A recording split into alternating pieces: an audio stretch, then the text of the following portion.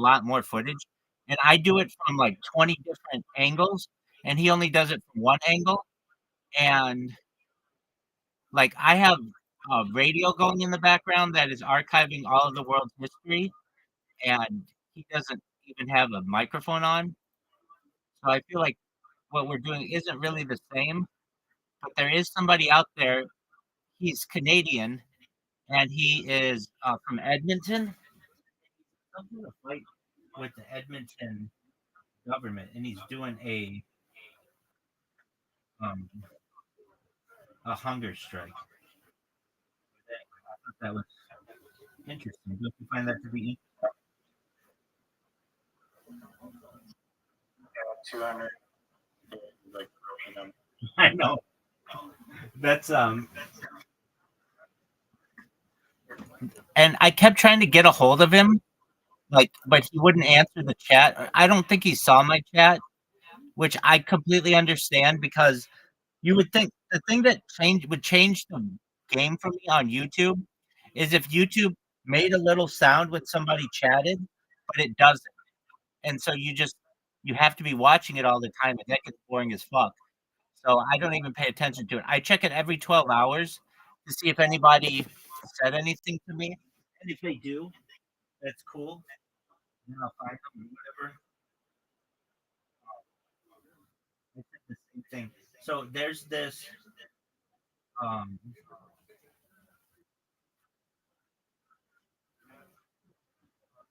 there's this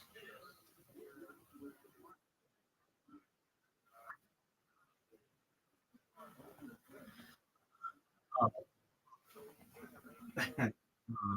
I think it's Old School, or no, it's Step Brothers, the movie with Will Ferrell, where they're eating dinner at like as a family.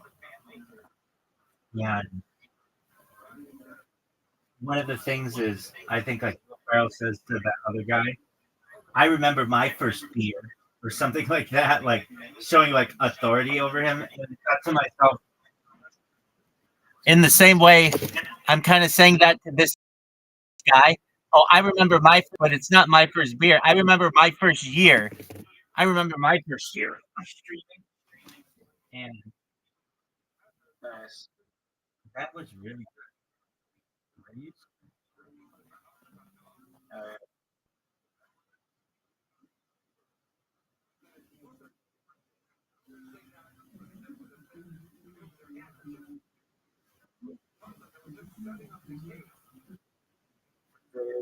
Completely just clear. Leary. I don't trust you, bitch.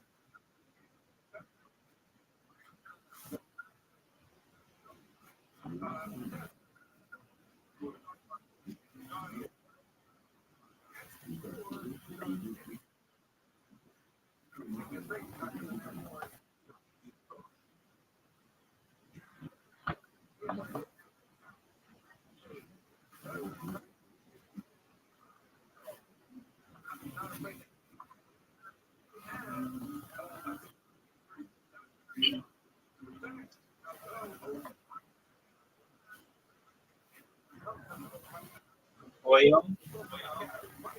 That's some kind of Japanese word. I mean, apparently,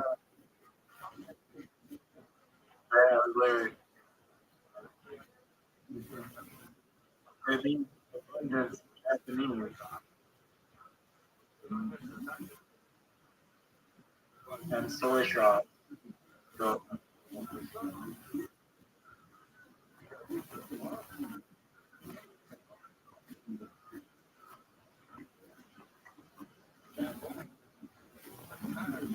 No way. It fucking works. Oh, what a great word.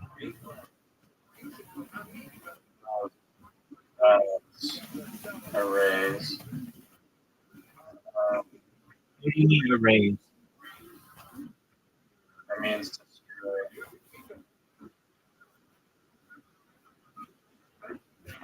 What are you saying? You're saying it was a raise It means to destroy.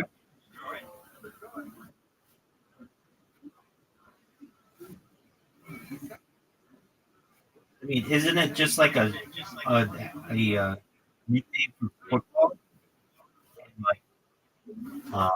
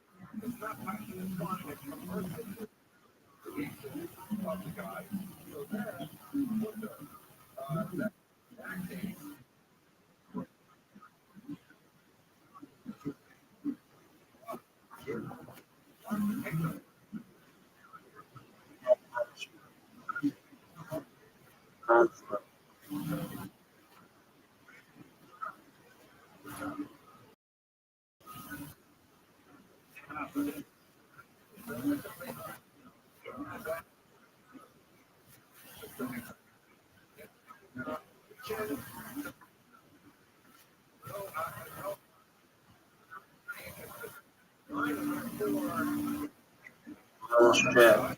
Rothschild.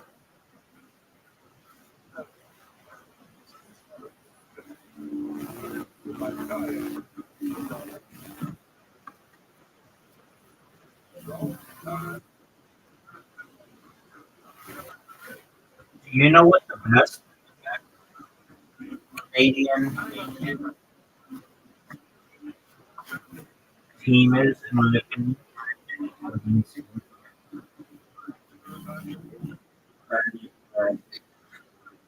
do you think, Jeff?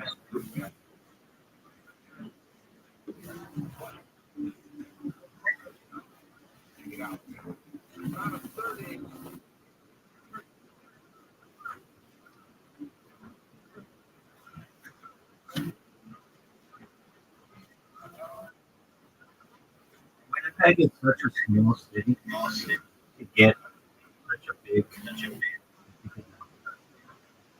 a team, but they fucking respect that team so much.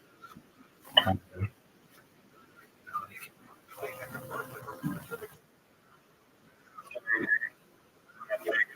Yeah.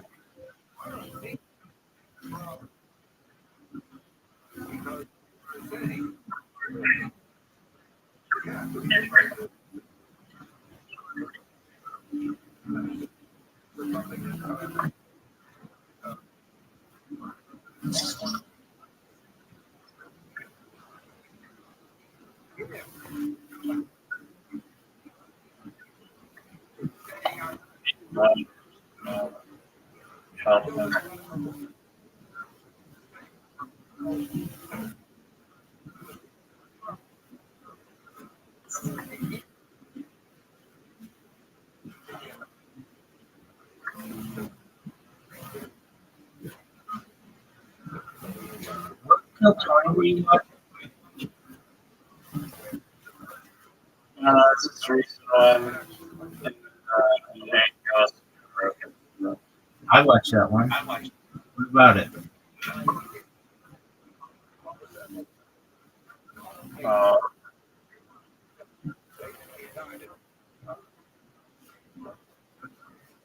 thing. I got that they're like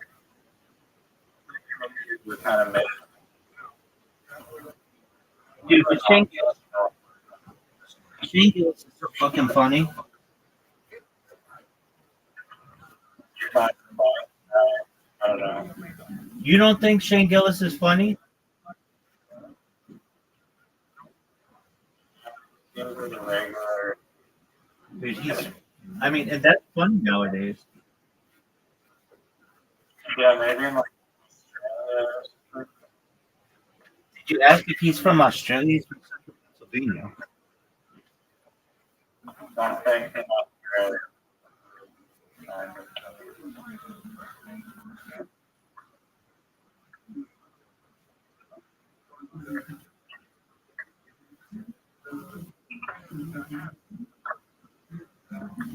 You really fucked us with the math in the corner. Well, there's no real thing to do about that. No exciting.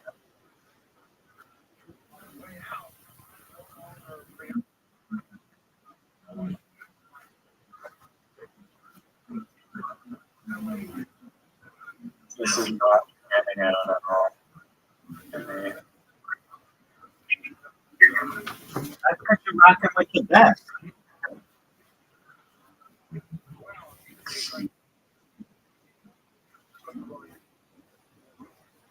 You have no idea, Kaiser, how much I say to my cameras. I am the funniest person in South Australia, without a doubt. That's not saying much. I know. And I hate to say it, but that Chelsea girl, you can find that bitch anywhere in LA.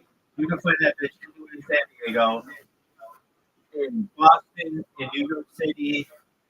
I'm sure there are a bunch of women in Atlanta funnier than that bitch. I'm sure there are a bunch of people in Boston funnier than her. I don't know why she is. I mean, maybe she's really funny, but it's just like anybody who's competing with Zoo. I don't know. Says a lot more about that. Right. He tells you it's a little cocky, and I like it. You know, he said, he's like, I'm going to start opening for people. And I'm thinking to myself, like, you're going to say one fucking thing. You're gonna say like, yeah, God is like has down syndrome and you food on the stage. Like,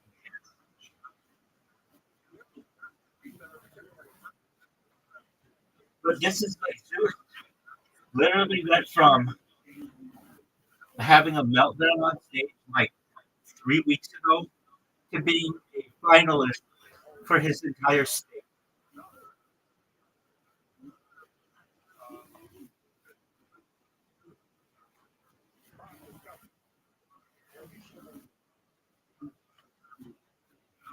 Yeah.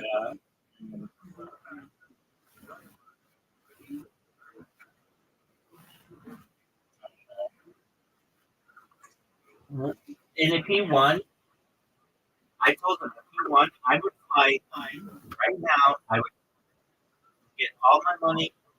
I would sell everything that I have if I need to go to Australia to give those judges a piece of my fucking mind and tell them that I'm the funniest motherfucker in that whole country. If you let Zoot win this bitch, all you have to do is watch my fucking streams.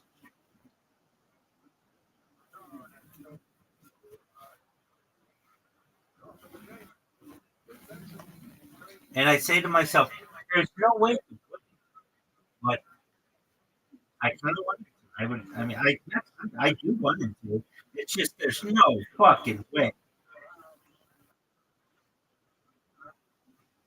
I mean, you can really make a living. Really, but you throw stuff or not enough legit. We'll see.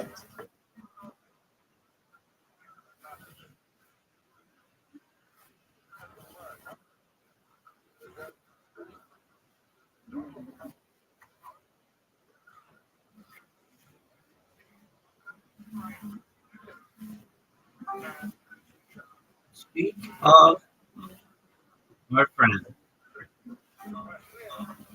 You're just a fucking. He says he watched my stream, or maybe he was listening.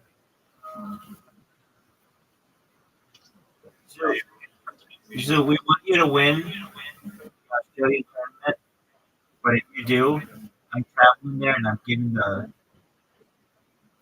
going to give the people a piece of my mind.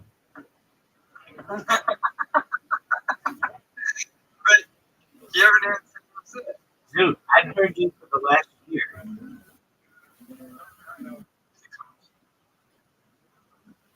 I mean, but I've been friends with you for more than a year, and I know how funny you are. And it's like, but I do say I want you to win. I absolutely want you to win. I will be absolutely shocked though if I'm shocked that you that they haven't booed you off the stage. Yeah, absolutely.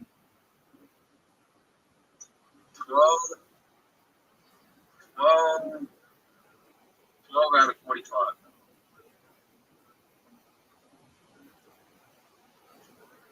What's 12 out of 45? What's 12 out of 45? I know. That's incredible. Do you want to? Do you know what this competition is? It's like Australia's Got Talent. You're like the Jack Vidju. So you're the Jack Vidju of 2026.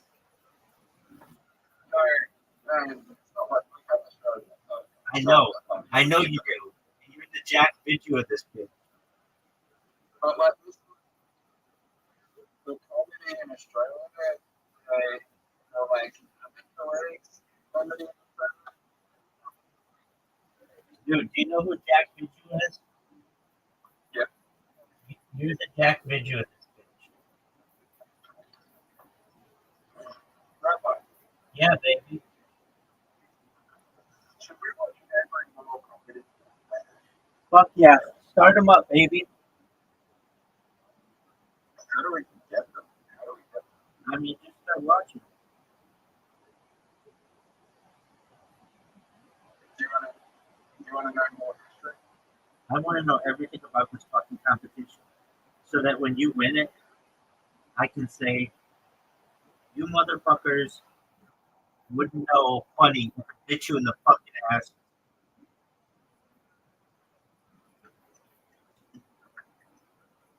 So, What year do you want to start? 1993. Competition started in 1992. Okay, well, but take me to 3 years before. The competition. Well, then we start. The competition didn't start. Didn't exist in 1993, 1994, 1995, but it started in 1996. There we go. We started in 1993. Now continue. In 1996. Yeah. In 1996. I changed it. What do you, dude? Do you know that the term "suit" means like a joint? Yeah, but that's not where I go. That's not where I go. I know you get it from some anime thing. The argument is Jordan's the of the tribe. Okay. Where everyone knows that class. All right. Well,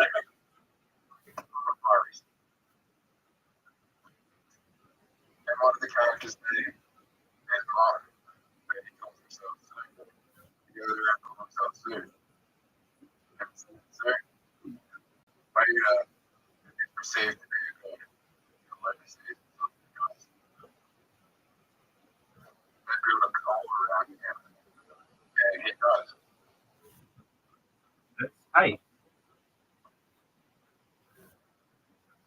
After he does that, build a culture around him. He's received.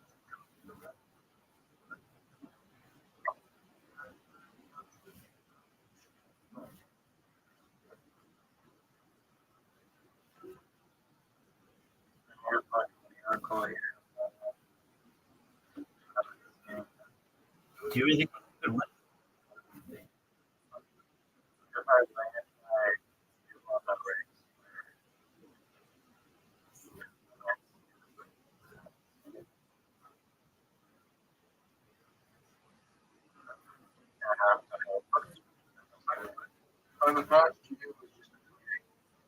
Australia, Victoria, and the local comedy.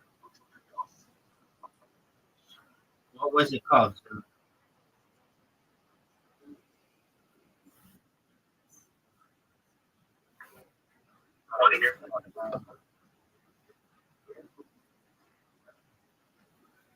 Shoot, baby, what was it called?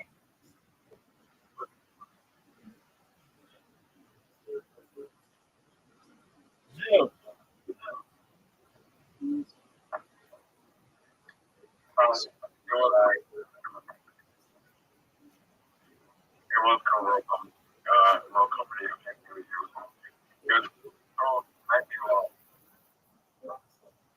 So that's cute. Originally, the name was called Nightcrawler. Okay.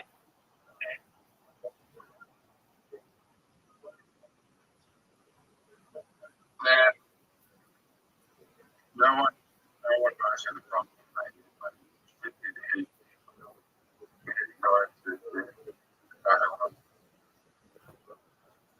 just on this game, as in land, I took up, and then a lot of one of the year after that, Harry Casby comes up, Australia wins. Second time. Dude, so when you win, you're gonna be the what number from South Australia to win?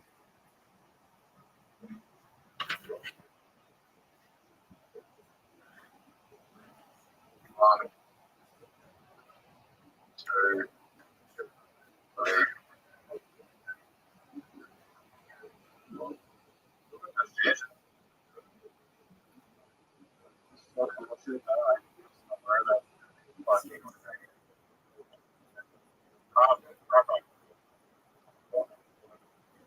What up, baby?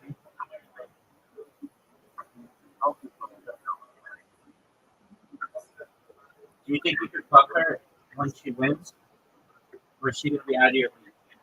I mean, that girl's already out of your league, but still. She's got to be, she's got to be, I don't know. I don't know. I just don't realize that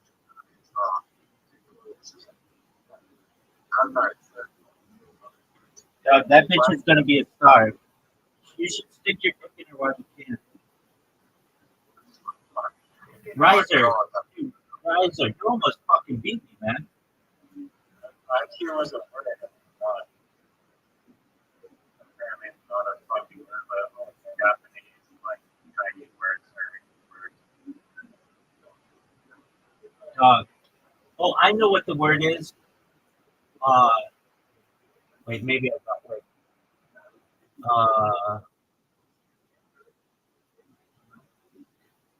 It's not yoga, but there's some word like that that should count. Oh wait, Zen. Zen. How is it Zen a word, Riser? I know, makes no sense. Dude, I agree with you on that one. So, Zoo, give us odds. What are the odds? Like Japanese word. Right, but think a lot. Toyo, Riser, or Zoo. What are the odds that you win on Friday?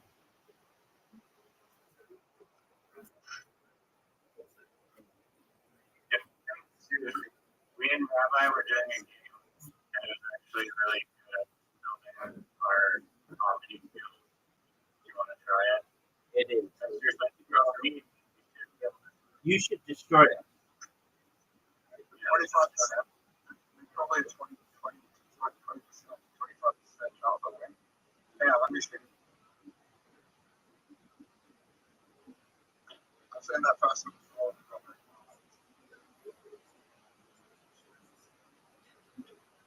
I'm saying that person. No chance. No chance. Okay, okay. Got a chance. One, two, three, four, five, six, seven,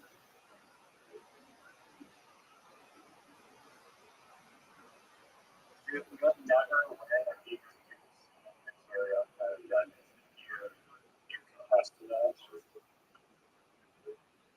Yeah, but you're gonna get some doesn't have more than 5 years or something. It takes the rest. We'll have to really play from here. There's no, you admit it that your team is not going to be like already free. So you gotta tell him.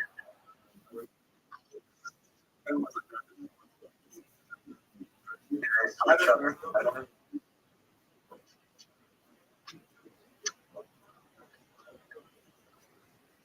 So how about in 5 minutes right now?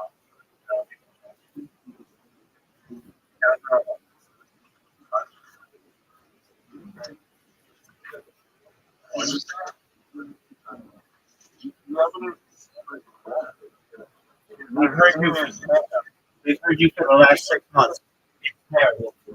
It's literally, dude. To be honest with you, it would be booed off of Tony. Yes, he would. Your delivery is been trashed every time. Every that I've seen it could be a lot more quality. I will say that. The materials, though, there's moments, but they're even far between. If you want I'm telling you this as a friend. I've seen a lot of comedy, and you have a rare opportunity of two Australia, South Australia, funniest people in this call right now. I'm taking it. Dog, you never know. Brandon, it might be fucking funny. Miss Aquarius and our other friend. Yeah, Miss Aquarius could fucking sound. Like, that would really make life living. Australia. You went up on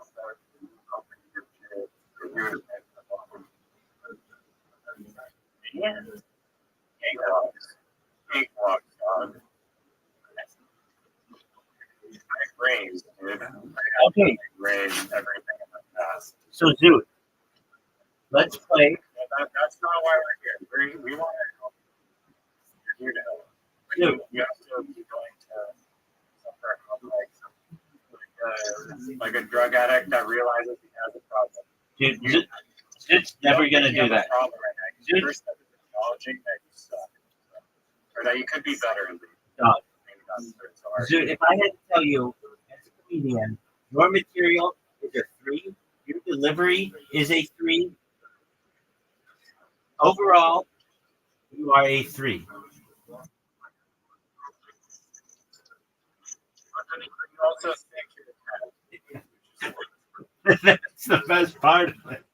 That's the best. It's South Australia.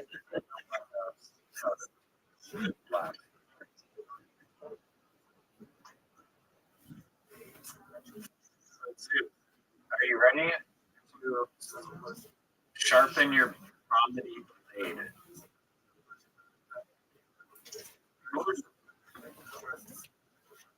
What did you say?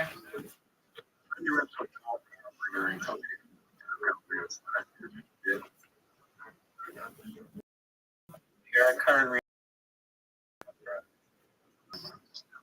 That's not you're not psychic, unfortunately. You know, if you're paying them money, obviously they're going to like your own. Honestly, Dog, we get the joke. no, there's a punchline.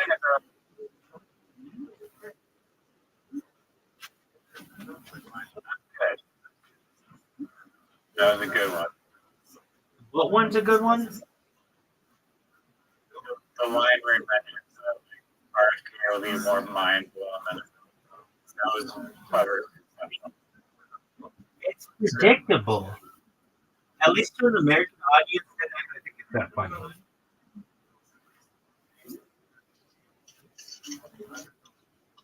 Okay. Well, do you want to work on comedy criminals right now?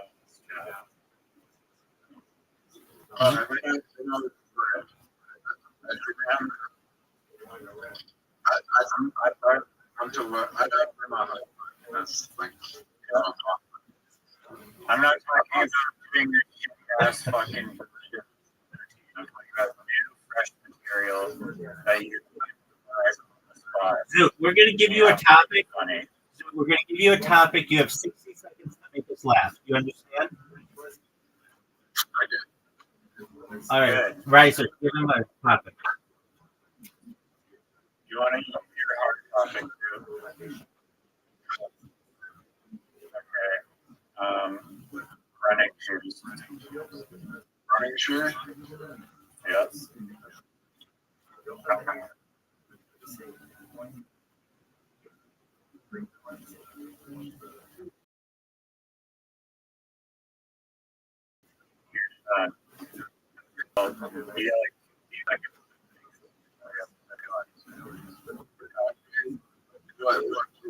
Spade run this.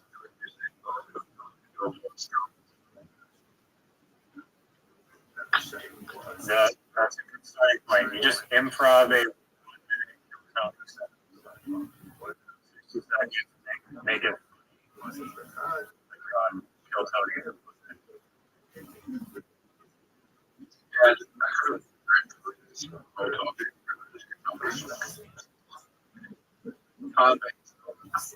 Make it fucking serious, dude, or you're gonna be on the streets like for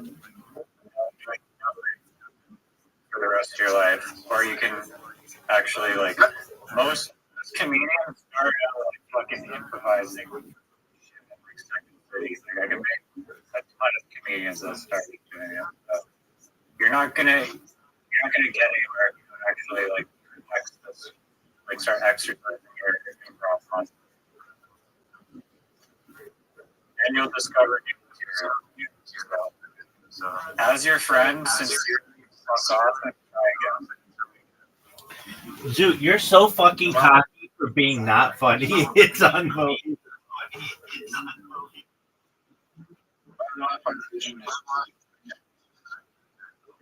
All right. Well, this It's pathetic. It's the most pathetic, like, cookie cutter bullshit. That's not funny, also. that's what I told you. He told me this. What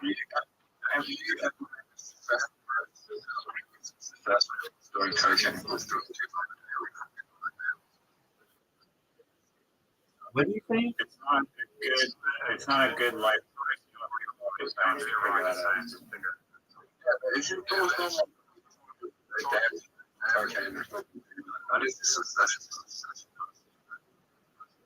Not necessarily. Dopamine trap where they like their brain.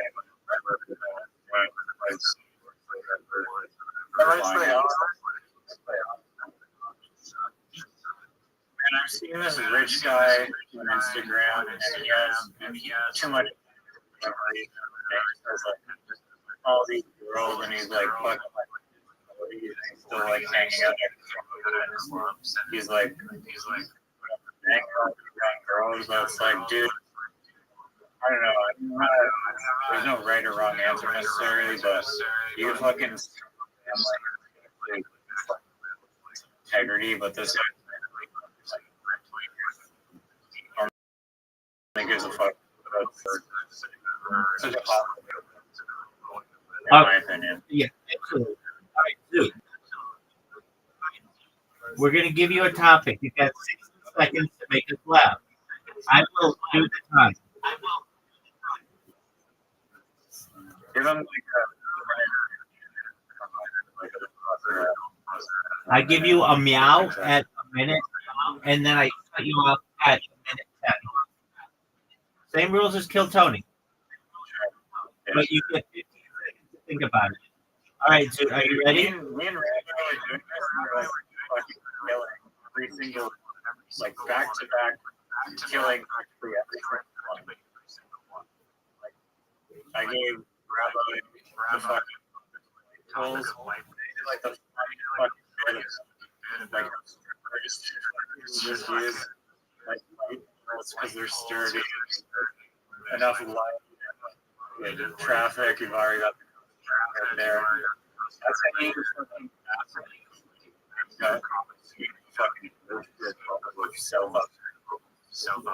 All right, Zoo. Here we go, Zoo. Go. Running shoe.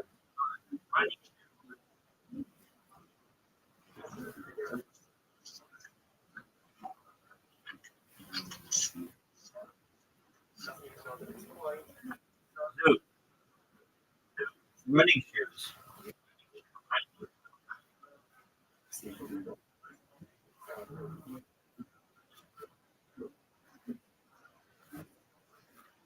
Zoo. Running shoes.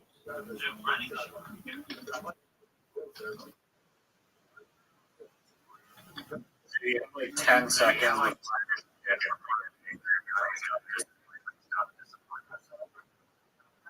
Why does Sonic the Hedgehog have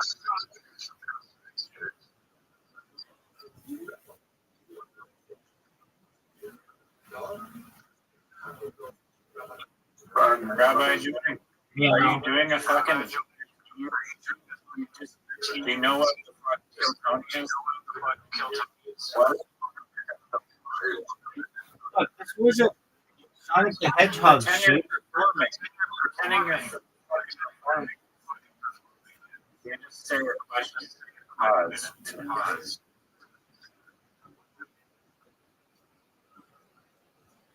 All right, Zoo, let's try another. Right now, you are ranked the second funniest person in all of South Australia. That was just, that is a fucking, that is worse. Kiltony performance. Try again. Try words for an entire minute. Like you're performing on stage. All right, You understand? We can give you an example. Please, we're trying to help yourself. Zoo, we're going to give you another topic. Are you ready? All right. The topic is salt. You have, yes, you have 15, hold on. You have 15 seconds to think about it. And then I'll tell you when you start. So you can think of whatever you want. All right. In 5, 4, 3, 2, 1. Go.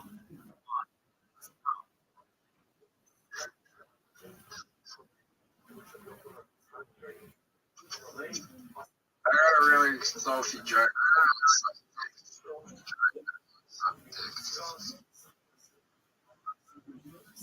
Don't get salty. Don't get salty.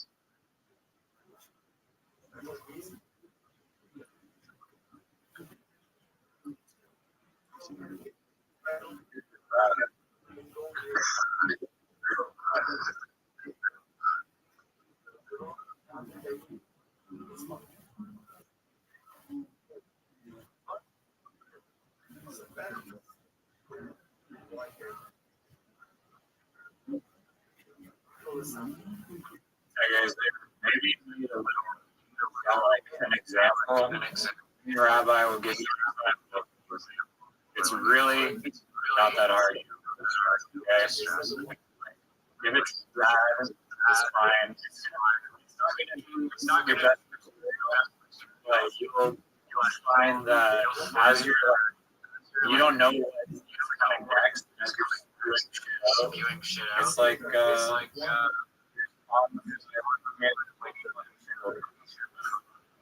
gotta, whatever that was, I hope you know.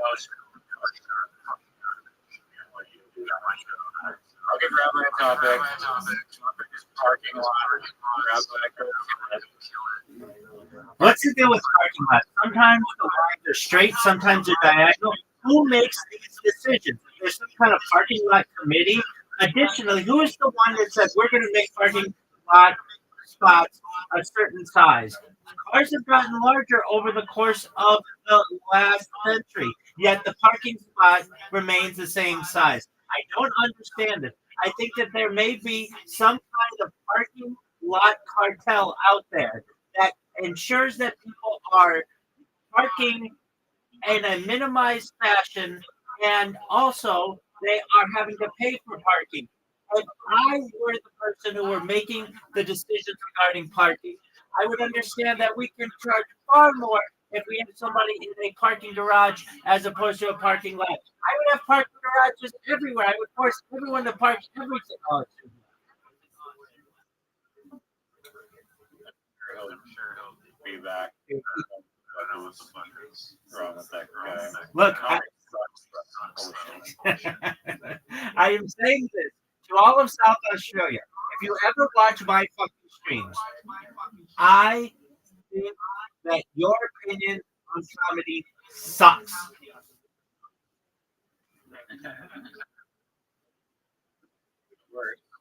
The worst. There's Chelsea who sucks cock dicks and has three ways with bitches and bathrooms, and there's Zoo. That's it.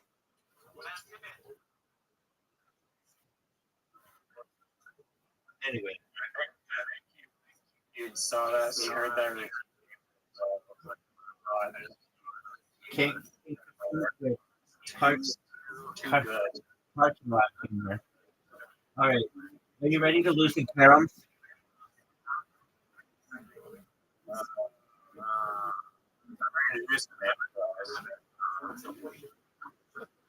All right. Are you ready to lose in carom and improv?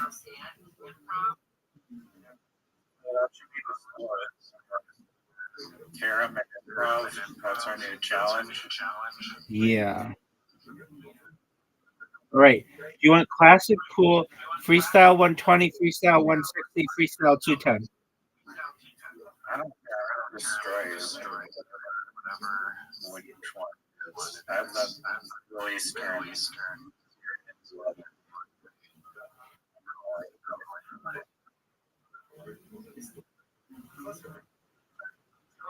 We're waiting on you. All right. Your word is You lose while I was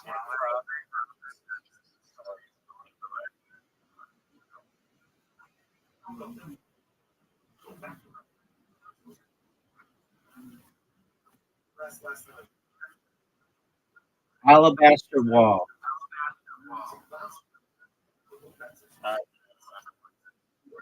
It's like, okay, you're stucco wall.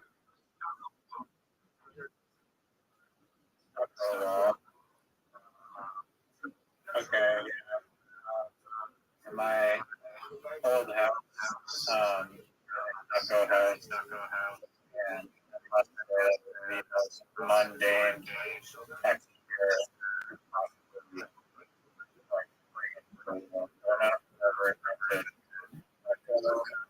Probably could be a challenge.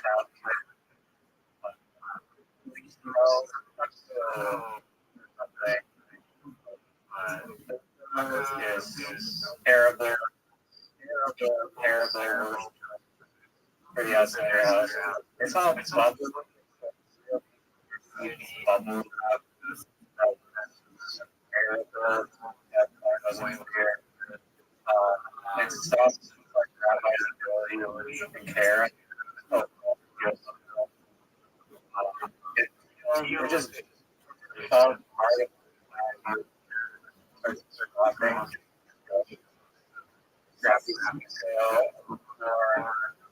if you go up the ladder and stucco is just not like disintegrate because material how the hell any because it's like house a brick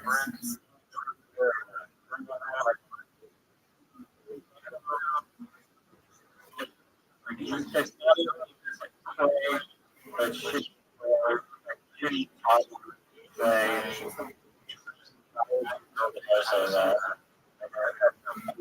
could boil it down.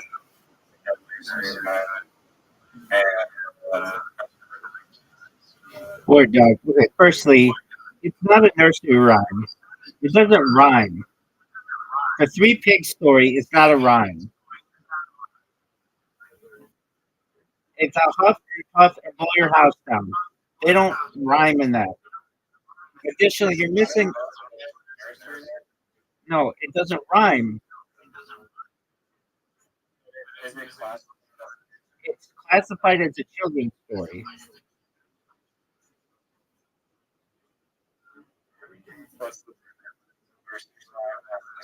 Yeah, like Hickory Dickory Dock. The milk sucked on my cock. That's a nursery rhyme.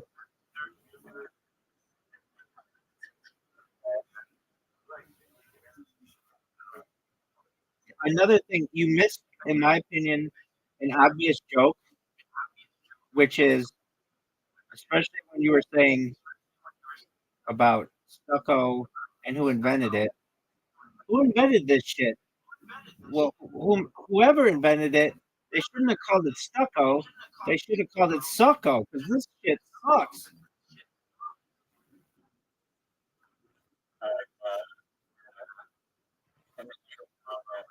I got you. I got you. No worries.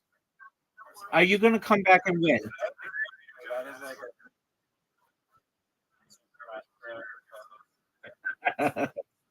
Oh, dog. Do you recognize what you just did? Dog.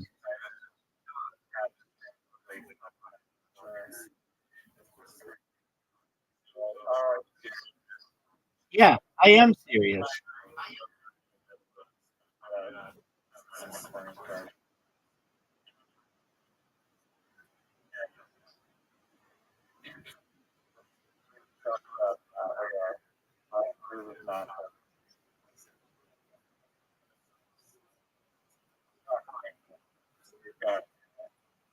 Yo, dog.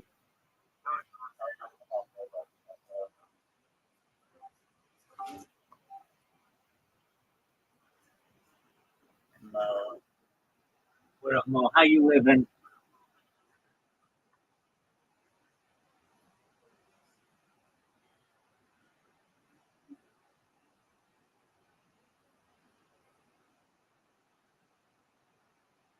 Riser. I just sent you the invitation. Do you think the red one being 50 is too much of an advantage? I feel like it. I feel like it should be 30. Are you gonna accept my invitation? There you go. You're over here admiring your cum stains,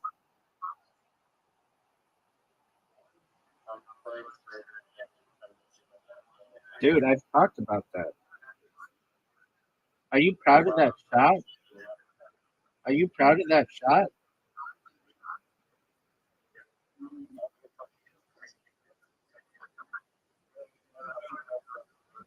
Oh no, I fucking fucked up.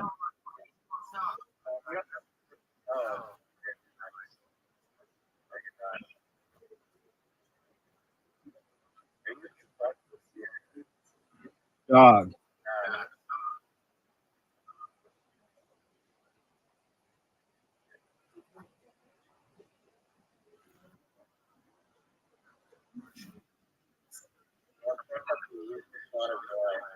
dog.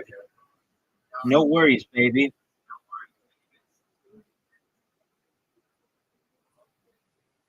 Dog, are you seeing this?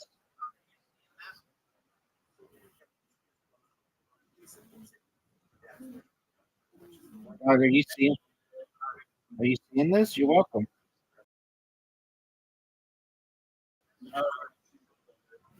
You know that?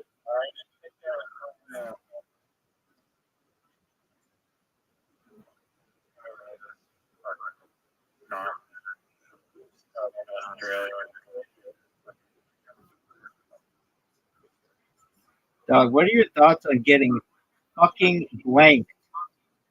You got blanked, son. You scored 0 points. I've got a fucking phrase for you. It's known as blank.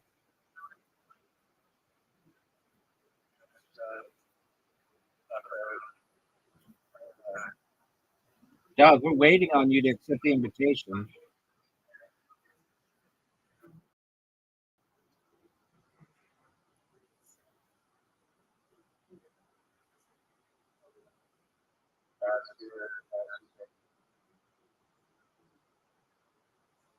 Because you just put your shit in the corner. What the? You've lost your touch, dude. You've lost your touch.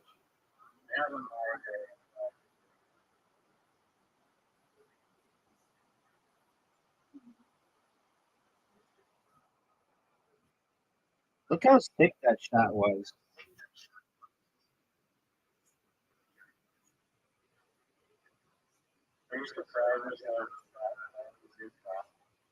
No, that's exactly the Zoot that I know.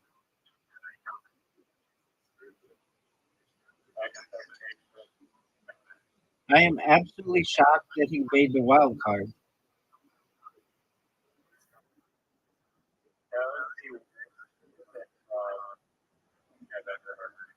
Oh, he didn't even. And we gave him like 5.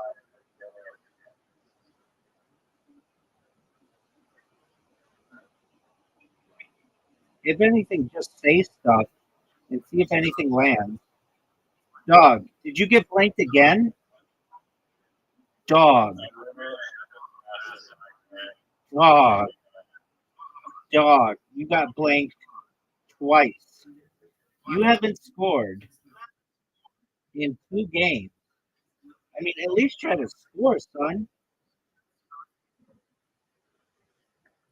Do you need me to tell you all of the rules?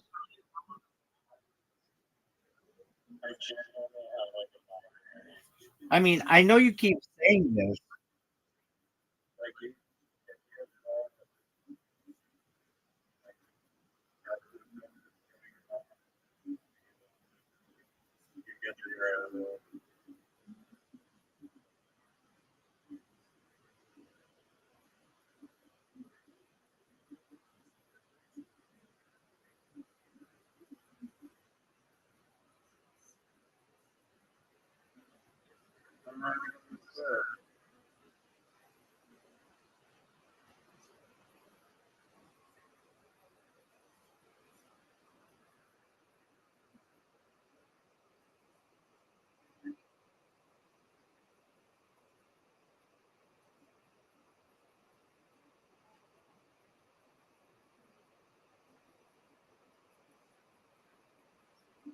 Dog, 3 fucking games.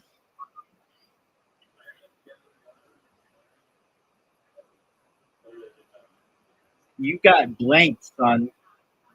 3 games. This is incredible. This is an incredible streak. Of all the streaks in the history of humankind, this one is unbelievable. This streak is phenomenal, folks. If you're watching this at home, masturbating violently to how amazing this performance is, you wouldn't be alone.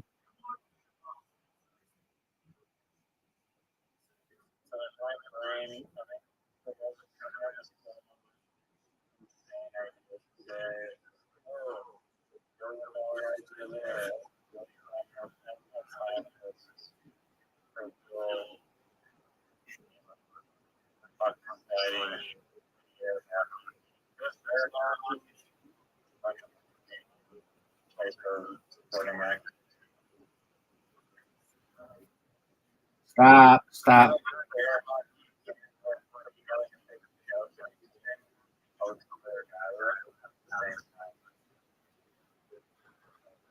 Now let's see your comeback.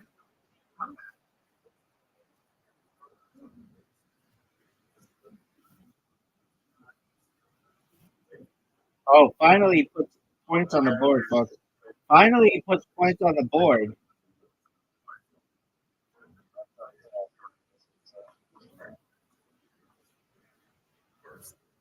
That's a miss.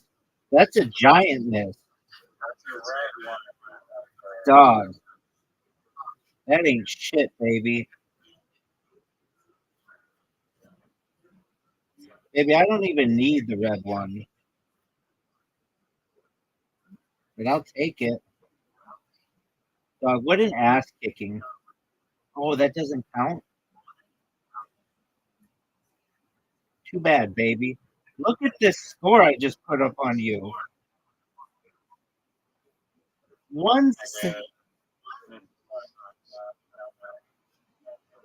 I mean, Riser, are you going to try?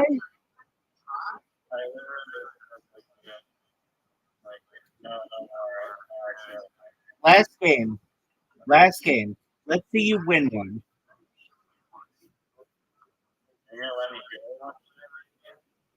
You can go first, baby.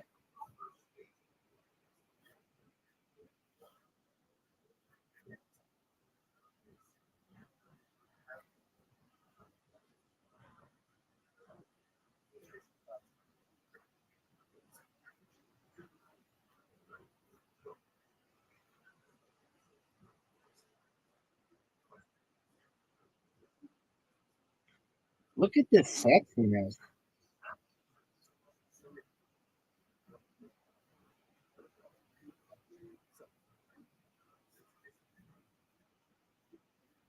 That was a major miss, Riser. Maybe one of the biggest misses in the history of humankind. Riser, what are you going to do? Are you proud of that shot? Riser, are you proud of that shot? That's a miss.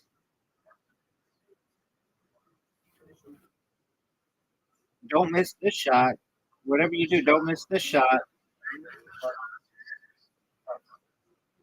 Dog.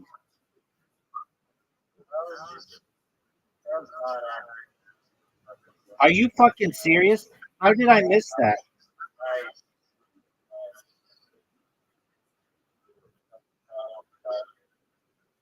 You're going to miss this shot.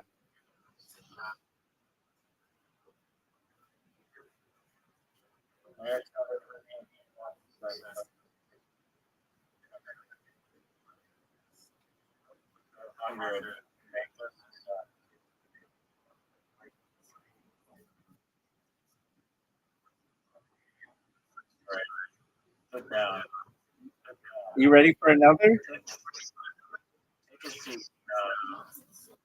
Okay.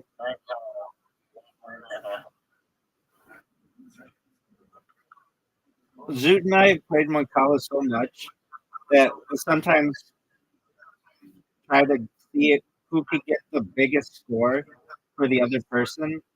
And we've come to the conclusion that you cannot only get 0 points. Like somebody has to score,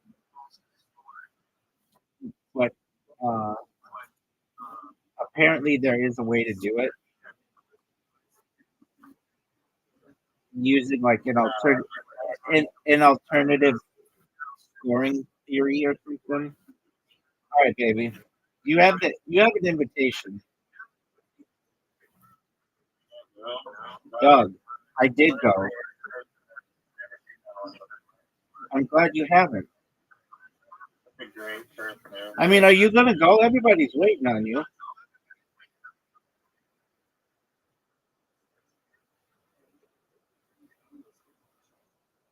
You have no idea.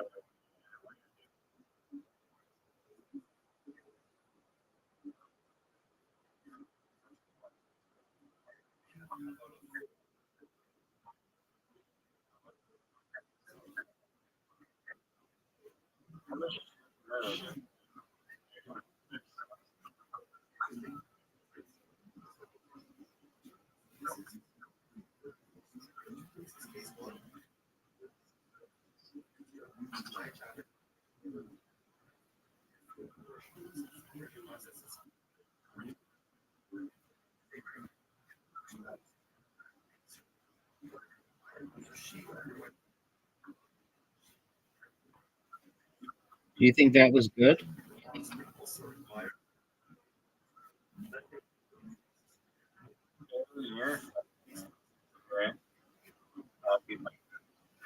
And what do you want me to do about it?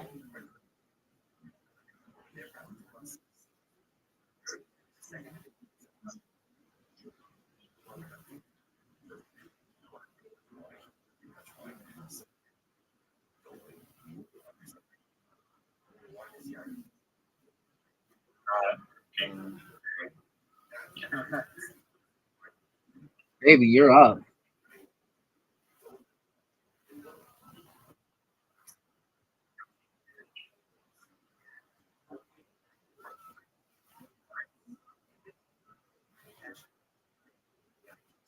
And more of my fans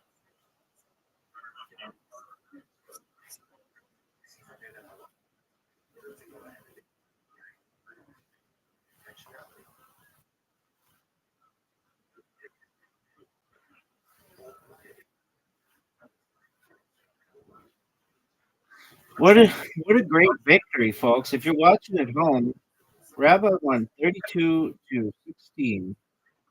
You ready for a reload? All right. I mean, you're pretty much getting your ass whooped tonight. So look for this. Are you fucking serious?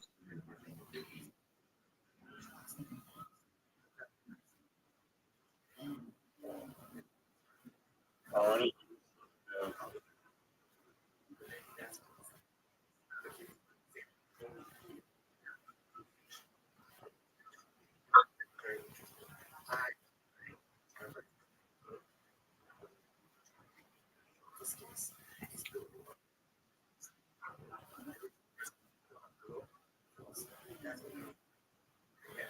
Big dog.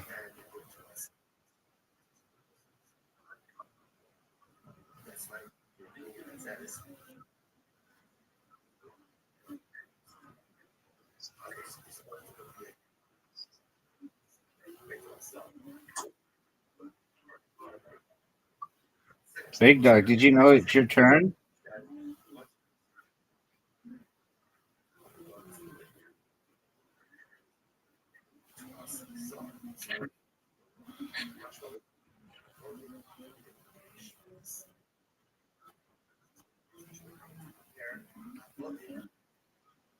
Folks, if you're watching at home, the score is 12-3. Riser sucking a big old cock. Go.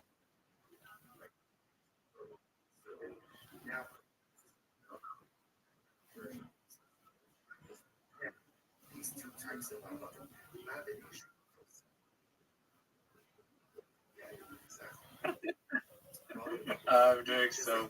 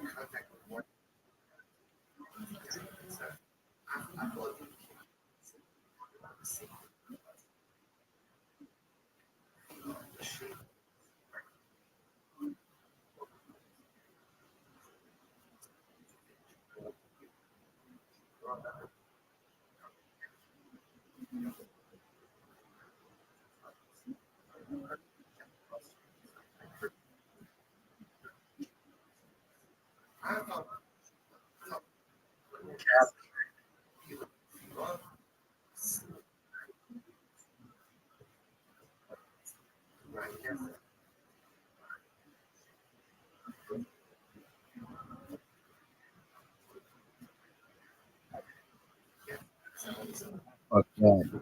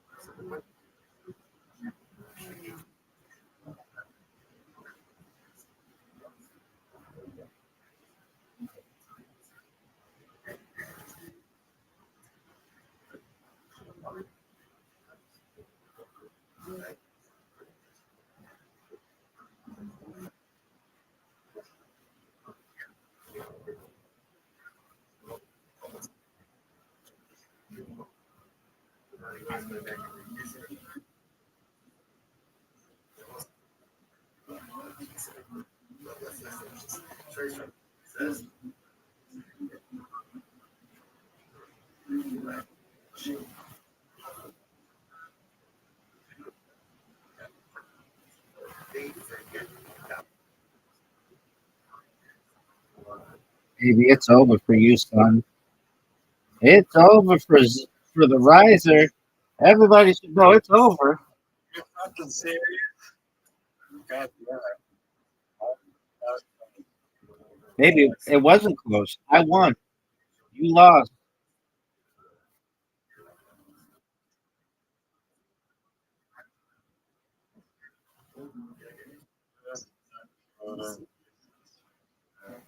Dog, what do you want me to do?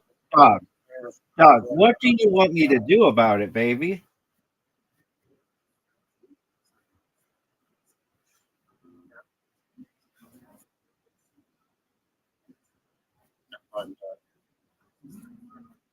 I mean, what the fuck is this shit? You give me three wins in a row. Do I have to give you the win? Do I have to give you the win, son?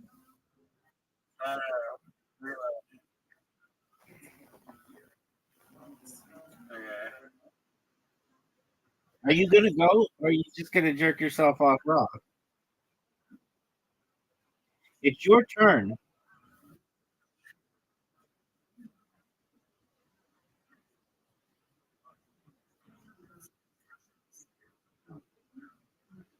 I need a rip.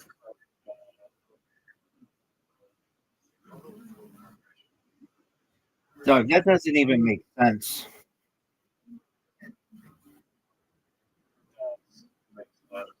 Are you gonna go? That would make sense. If you would go, that would make some sense.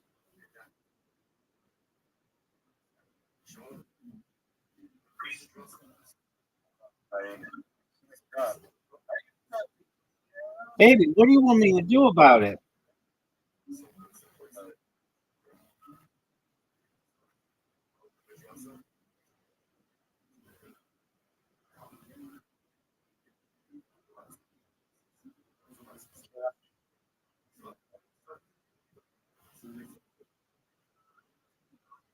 Got the next best.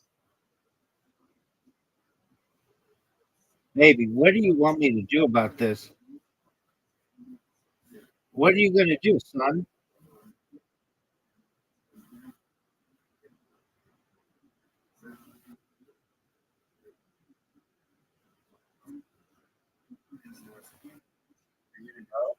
Baby, I went.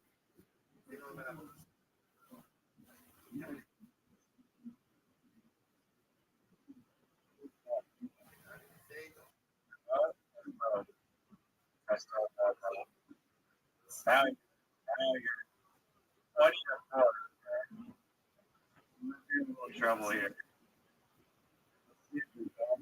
11 people.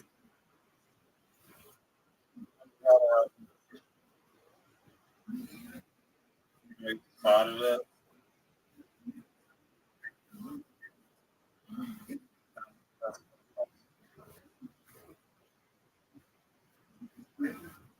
Nice. Thank you. Really fantastic. Dude, STFU. You're the greatest. STFU. There wasn't anything I could do. You're up. You're done. Nice. Nice.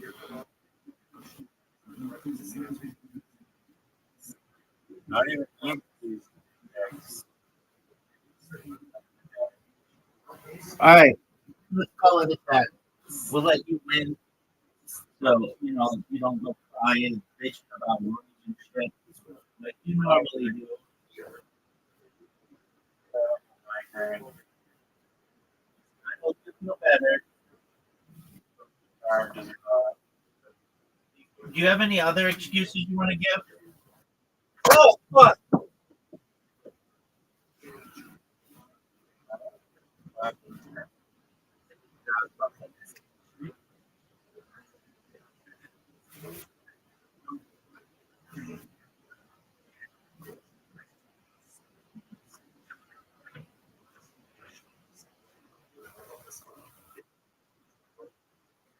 Yo, dog. Are you proud of the way that you play? Are you proud of the way that you played?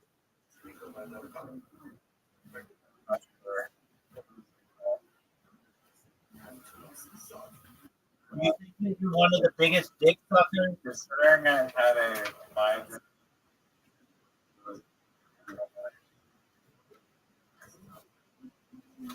just an elite person.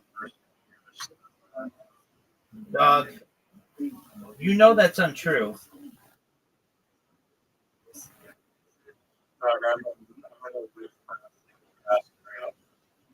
Who do you want me to ask? Who?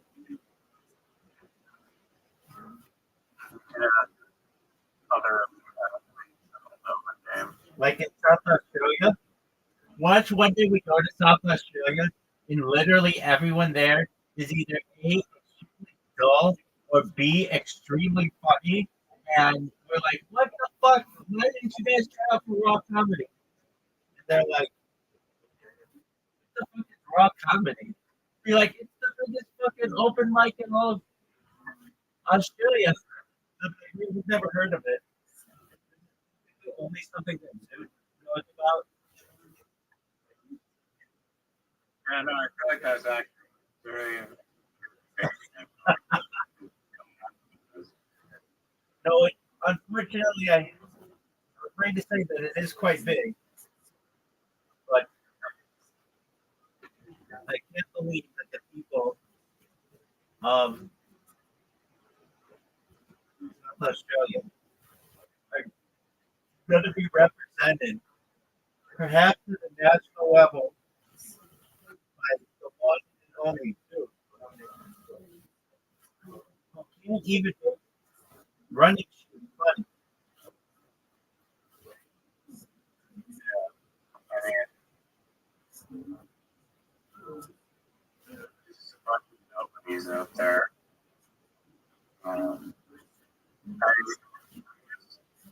I had a fun thing about parking. It was very tailored to how there's a weird street about how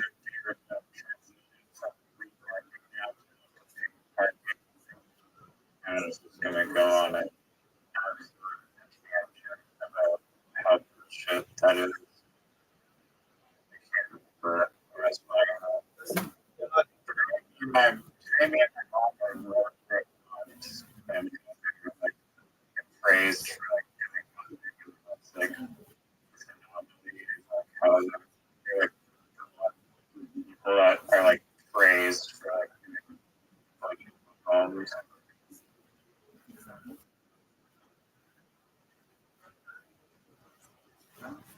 Not in the but just outside performing a task. Shit. Doug, I have a question for you. Are you ready? Yeah. I mean, this might be one of the greatest questions you've ever been asked in the history of question asking. So please prepare yourself. What was this? I'm trying to. I can't even remember what it was. All about parking. Yeah, there's this big thing, at least in like a neighboring city, where people are putting QR codes on random shit, including like giving people fake parking tickets with QR codes on them, and just having people donate, donate to their like Venmo or their Cash App, and if your city ends up starting to make people pay for parking, you can just go around downtown and put on their cars just like a thing that says new traffic rules. You got to whatever. And then you make it look like your official ticket. Then instead of paying the city, they pay you.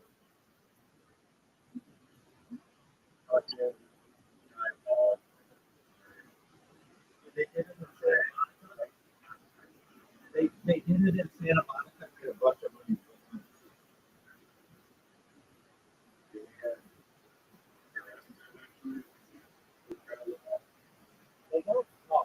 don't know if what they did at the time was technically illegal. I think it was because they,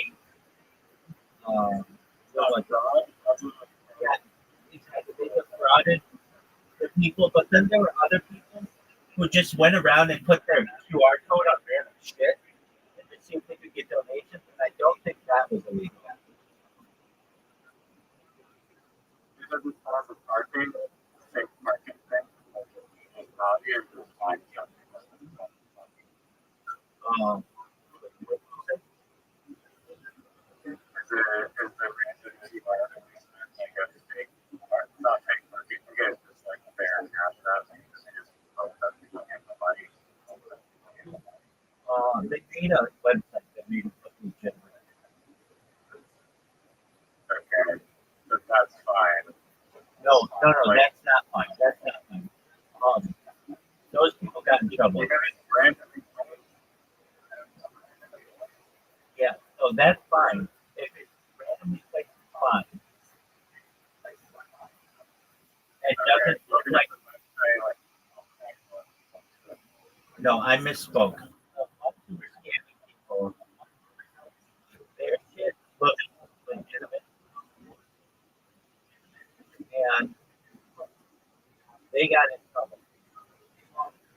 But the people who were just going for donations, they just went to their cash app, and it would just say for like incidentals or whatever, like whatever they wanted it to say.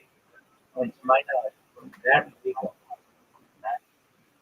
I think, I mean, if we have heard about this application, isn't it legal to keep our code on your law? Make it look like we don't impersonate the government, basically say like a fake parking out there.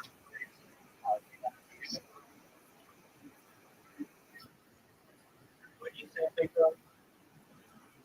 Like, say you have a say you have like your friend mod that is connected to her.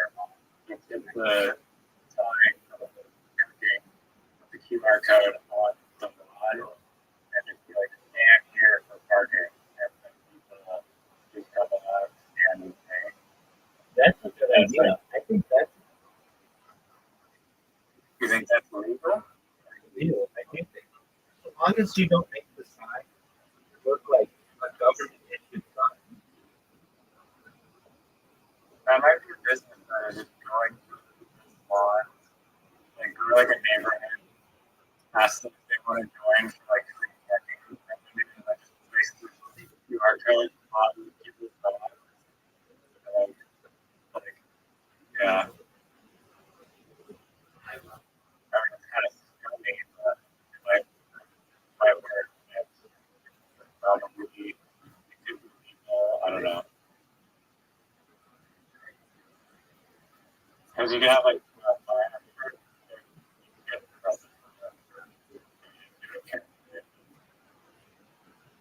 Right.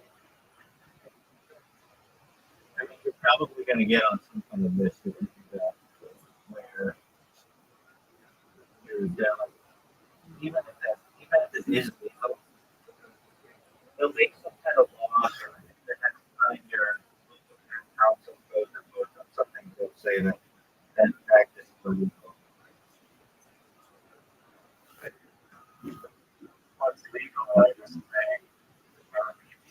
But also part of the revenue comes to actually just talking about money, like doing everything I can turn it over. I do understand. Like, and it's voluntary. So I think if you don't charge them because of the fact that it's voluntary, it might be okay. But I don't think we can rely. There's no law that we can put it through our code.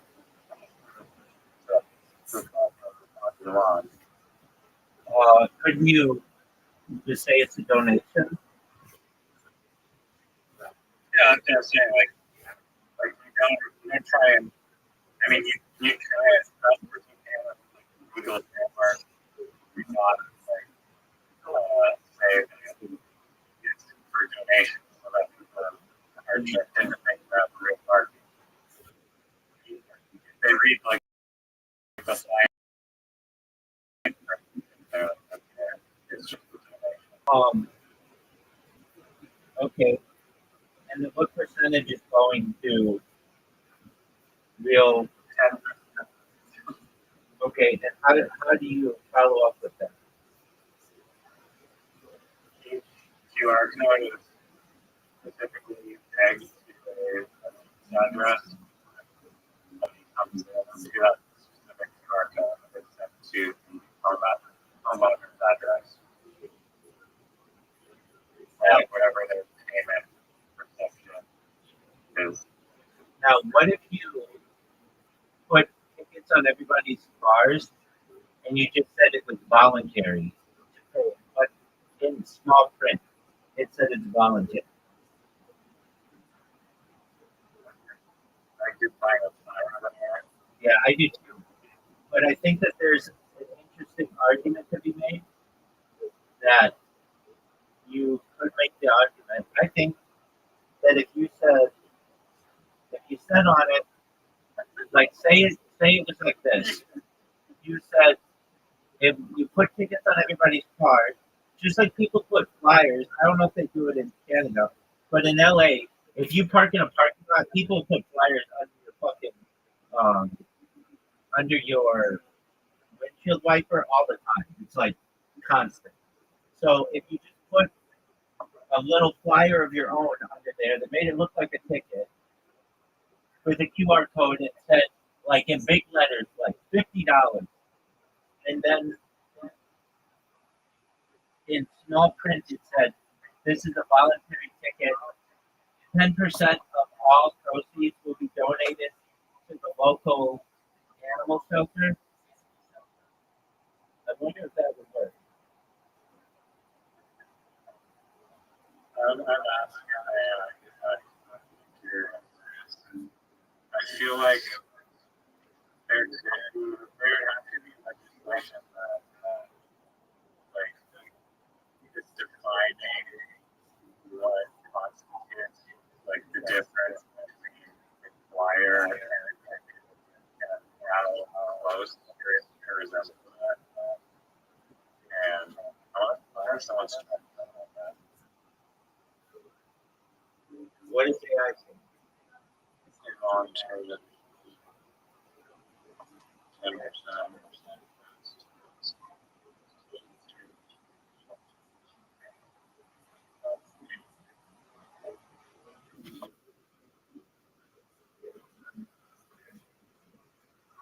What is AI saying? I'm just finishing. Dog.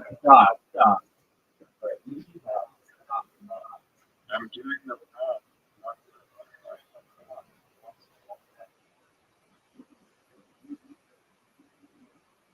in California, for tickets, official parking tickets, but are actually invitations for donations and made for voluntary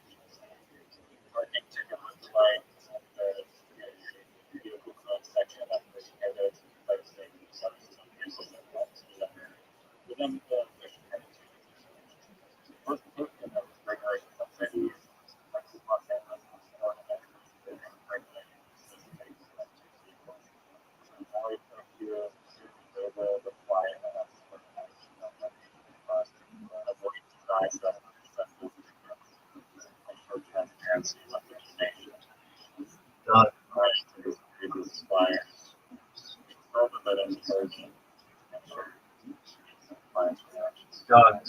All I hear is just put on it and it says like solicitation attempt in small print, and then just litter a major city with those things. That is like can't necessarily. They can trace the QR code to you, It's going to take a lot of work. And you'll get random ass people who are just like, okay, I'll do this. Nice, famous, like everyone has your own bank account. Probably connected to you in some way. No, you don't. You don't need a bank. You don't need a bank account for Cash App. I mean, it's probably banking system. No, be connected to your Cash App account, and then you can transfer that.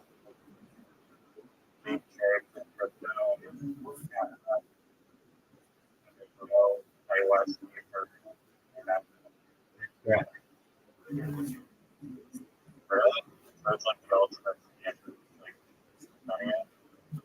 Yeah, that's why you use so much for like to pay for sex and stuff.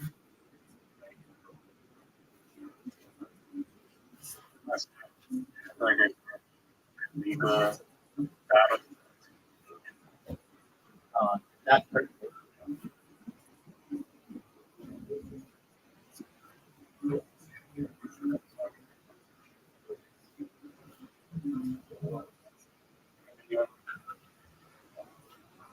that's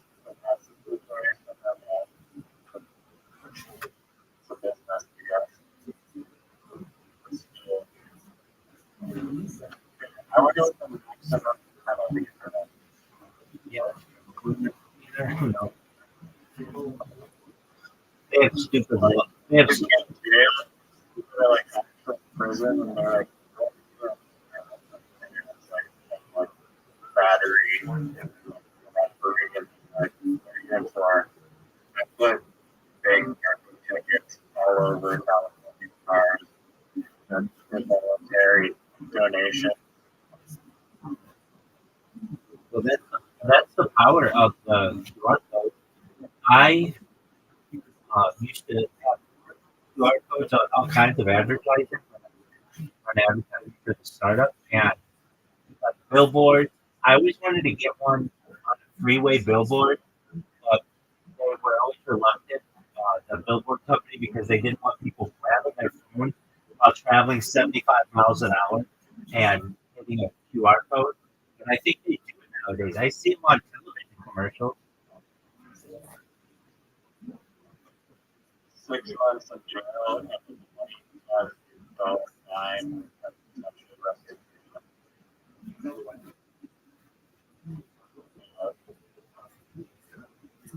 Yeah, I think that's barely like the maximum downside is 6 months in jail. And likely because there's an animal sheltering zone, probably like a month in jail. Probably. I think you would be screwed on the rest. How bad you get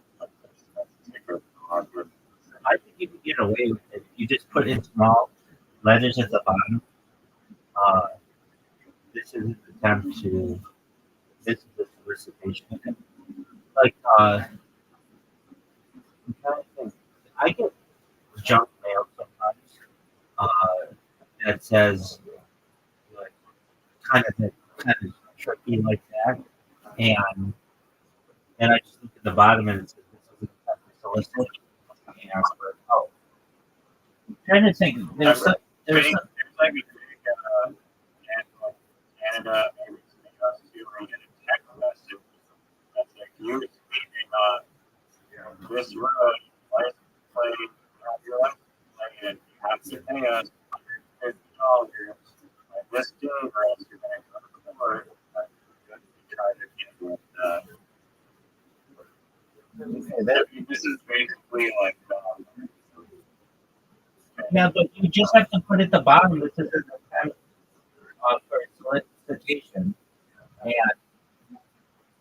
or this is a solicitation attempt. And I think you can get away with it. It's like our spam. I know spam emails are regulated. Our spam messages illegal. yeah, they are.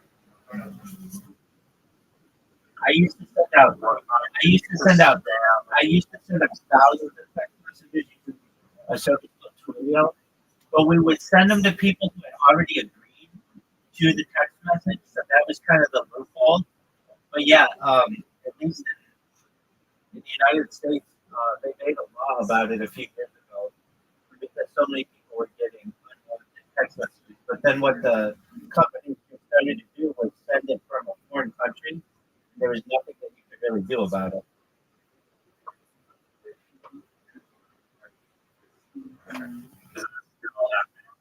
Yeah. I mean, wouldn't the same be true for emails though? You send them from. It is, but what happens with emails that go to your ISP and they'll make a complaint that way? With the phone, it's a little different. They have to go through a service, and basically, there's no KYC on the service generally. So you just go and start up with another.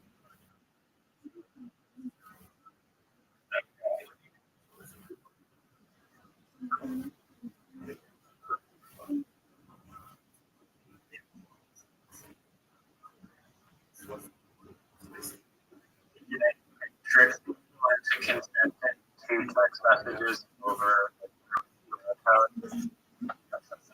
Yeah, the QR code and like No, the way they do this. Oh, yeah. Now I remember what it was. Okay, so they have these advertisements on the radio that say something like, "What is the closest planet to the sun?" Text 1234 to, or text the answer to 1234, and you will have a chance to win a free 4-day, 3-night cruise in Cabo San Lucas. And so you're like, oh, cool. But what you don't know is that there are like tens of thousands of people who are texting that, and they just and then at the end of the commercial, they say, by texting 1234, you are enrolling in text message standard rate supply. And so you're basically giving them your approval by enrolling in one of those types of systems. Does that make sense? I don't know if I'm describing it clearly.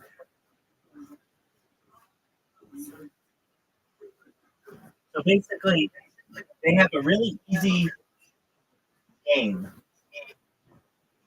that it doesn't have that hard of a question. And so you get people, especially like kids and things, who would think that they're going to win a contest. And they text 1234 with the answer Mercury. And it turns out that they are just enrolling themselves into this text message system. Does that make sense?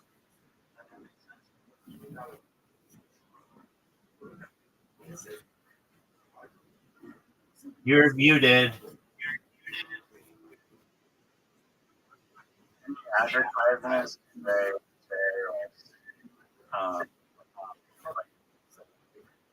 whatever the line would be done about like you're agreeing to like this or whatever. I don't know. It's strange. It's like a whole word actually like I agree. which is the best. Exactly. They also do one on the radio, and I know this one specifically because I used to talk to the radio company about it. They're iHeartMedia, but like the biggest radio company and the biggest radio company in the world. And they used to be called Clear Channel. They own like as many stations in the United States as they could legally own in every metropolitan area. And they had this thing where every hour on the 20th, so like at 6:20, 7:20, 8:29, all the way to like 6:20 in the evening or something. They would give away $1,000, and they would say like, text the word "have" to 40404, and you would text the word "fast," and then it would say by, you'd say it really fast, like really quick, by texting you agree to the terms and conditions of this contest, standard rates apply, and they would get all these people in Southern California. I think they also say this is a national contest. They had some things that they had to say. But I remember our representative from iHeart came in one day, and I was like, "What are you guys doing with all those numbers?" And he laughed. And he was like, "What do you mean?" And I'm like, "Well, you're getting like tens of thousands of numbers, but for what? Is it just going into a database?" And he said, "Well, I don't necessarily know exactly, but I think that we sell that data to other companies, and it's seen as really valuable data because all of these pretty involved in text messages from our company, and so while all we have to do is give away $1,000, and in exchange for that, we get $10,000 if people agreed their agreed upon data." And what they would do is they would say to a company, "Okay, you're gonna give away like $10,000 a day on the radio, $1,000 at each of these increments, but we will do a read. We'll read about your what's called a live read. We'll read a little like 15-second pitch about your company right beforehand." So a lot of lawyers would do this, and they'd be like, "Oh, sponsored by Sweet James Bergman," or whatever the big lawyer, superwoman, super lawyer. Now, there are some big lawyers in LA who are featured on these. And so sometimes a day they give a different word, and then a bunch of people text in, and then all that information is already pre-approved text messages, and then they can sell that to people. Does that make sense? Why is there no law that says you can't sell that data like something on your rating show such a text message? You're not sending for a random lawyer and a random officer. You just send a text message. The way that the game is set up is that you would agree to any text message that's sent to you by agreeing to this. Now, I get what you're saying. I get what you're saying. Like, who's to say they don't send you 50,000 text messages? You can always opt out of the text message by saying stop, and I think they say that in the ad, something like that. But it's a really easy way for people to be able to text messages. I can tell you, I used to send out thousands of text messages to washers, like car contractors who would wash cars. I would send so many out. They would fucking call and they'd be like, "I'm getting so many text messages from you. It's absolutely ridiculous. Please stop sending me text messages." And I would get a report. I could see who opted out text messages and what time they opted out. And it's very funny. Like, so what would happen? We'd have too much business. We had too many car washes that we needed to cover, and we needed people to cover them, and we wanted to make sure that people would cover them. So we would send out text messages to all of the washers that we had in an area, and sometimes it would be more if they would pick up one of those text messages. So I just know it was really there's like a programmable system. You put in what text you want in there. You can do up to I forget what it is. I think 120 characters. It used to be 64, maybe it's 128 now. And you could put emojis in there, and I would do a test one to like one of our office phones, make sure that works, and then once it works, send my bad boy out. And I'd send So regulations that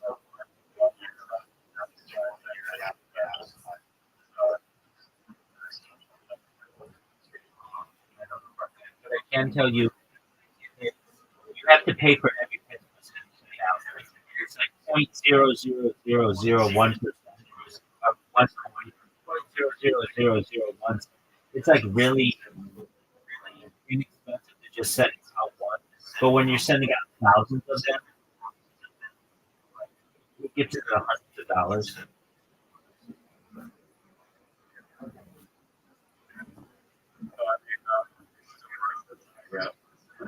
Yeah, I mean, it I depends feel how. like the black people probably should be it's like to opt out of it. They just don't take an opt out. When they call you, you can opt out. Yeah, you just say, oh, you're the person. And we would put that in. We put that in the message as well. That was something that was according. You had to follow the law. You're supposed to, and not everybody does. But you say you stop receiving these types of messages. Reply stop STIC, and that's how you write it. You have to send that out as a No, no. It's all in the same.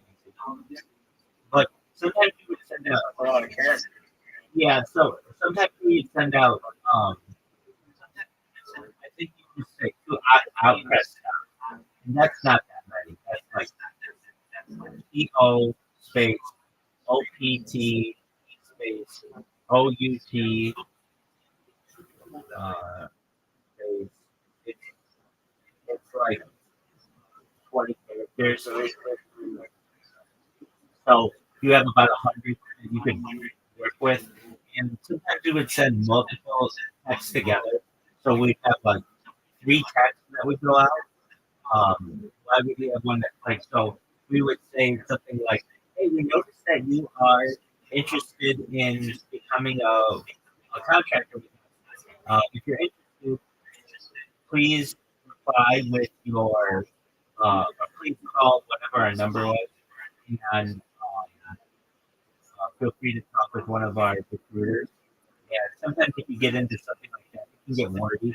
So sometimes it would be one, maybe longer than one message, or we'd say like, "Hey, we have jobs available in these different areas of the city or the county or wherever they were." And when you get into like how much the job is and what its zip code is and all that kind of stuff, and there's a list of them that can get pretty wordy. So sometimes it would get into 2 or 3 text messages, but then at the very bottom it would say to opt out, uh, to opt out, then stop, or something like that. Or I think it would say stop to opt out. STOP space EO space stop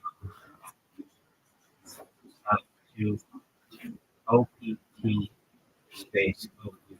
That's 20 characters. Now that's the legal. That doesn't mean that you still couldn't just send it out and nobody was going to do anything to you. It was a It's strange that the business such a that something like the ride share area called ride and basically it's like you can call the driver that I'm going from Vancouver to this area and then you know e-rider and everything and pay like daily bucks and then you get a ride from it. So it's simply like it's a different model or like the different model. Uber really driver and takes the life of the day. one, the website does connected with the driver. The driver is dictating the terms. Other people are reviewing those drivers and each other rating, which is it's not like Uber where for a driver reflects on Uber like a terrible driver you're getting want to get rides. So it seems like you're more ride model. Well, it was legal. It was absolutely legal, arguably legal until 2020 when they changed the law. When they changed the law, it went specifically after our business. We were the first company sued under this law. And the reason why Uber and Lyft weren't sued, they were sued as well. But then they got an exemption, and we weren't able to get the same exemption. You can look at it if you want. It's called California 85. But it said it changed how you define an employee and a contractor in the state of California, and they made it much more difficult. Yeah, like Assembly Bill 5.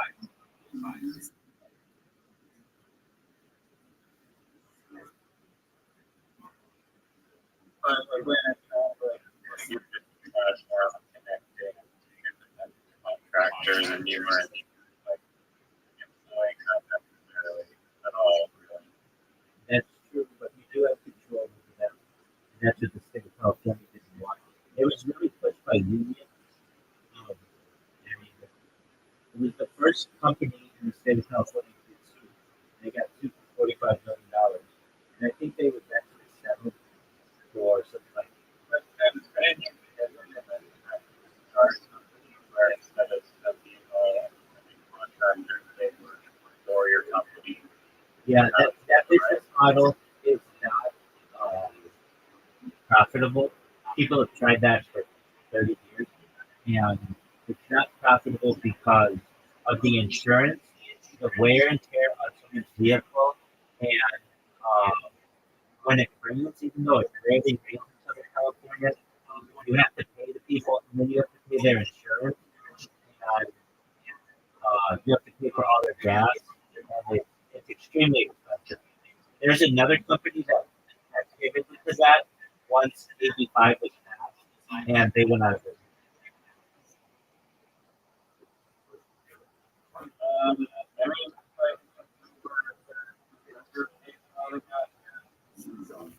Uber paid for that.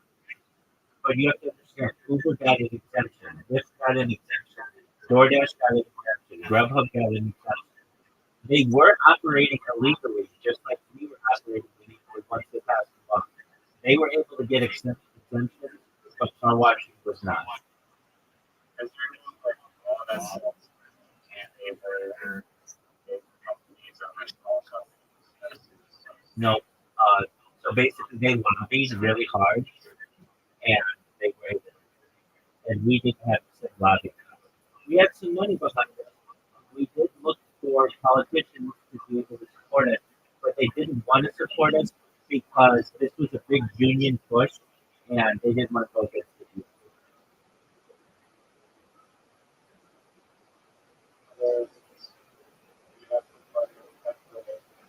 Like each employee wants to be on a salary. I thought typically like those are not paid on salary, paid bi-weekly or hourly rate. Yeah. I mean, there's still like work It's an hourly wage, it's not a salary different. But you have to understand that you have to meet a minimum wage then. We didn't have to meet a minimum wage. If somebody didn't want to work, they didn't have to work. You have to ensure with a company that size that you get like thousands of washers. That then they all have health insurance. They have dental insurance, vision insurance, Then you get into once you have more than 50 employees, there are all kinds of federal laws that you have to meet, including what's known as FMLA, Family Medical Leave Act, which allows the employee to basically leave for like 6 months unpaid, but still be able to have job protection. And um, then you also have to buy them all vehicles. That's a lot of vehicles for them to be able to have. That alone would put a place out. You'd have to have thousands of watchers, and then you have to make sure what happens if they get into an accident. Now you're going to get sued by someone because their washer hit you. Or there was a company that did it, and they went out of business. It was not feasible. Just overhead alone. And then people, once you get to someone's house, they want you to wash their car for cheap. And it's not, it's like it would become like $300 a car wash. It's just not really realistic. Especially with how many car washes are in California. Southern California has the highest amount of car washes, brick and mortar car washes.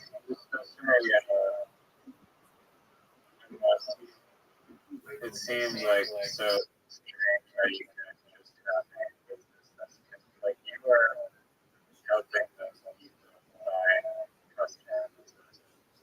Absolutely. There was a way around it, and I had thought of it, and we just couldn't pivot just fast enough. And but what it was we were just going to be the platform. And let's say you wanted a car wash. You could name your price for the car wash. And so you could name your price as like, I don't know, you'd have your car wash for $30. And if somebody wanted to, they could wash your car. But basically, there was an issue that the state of California had that we had fixed pricing for cars. Basically, like $20, $30, and $50, something like that. Like every other business. Yeah, exactly. So basically, you want to give the independent contractor as much independence as possible. So one way that we can do this is by allowing them to choose what prices they wanted to be able to work for. And so that was a way.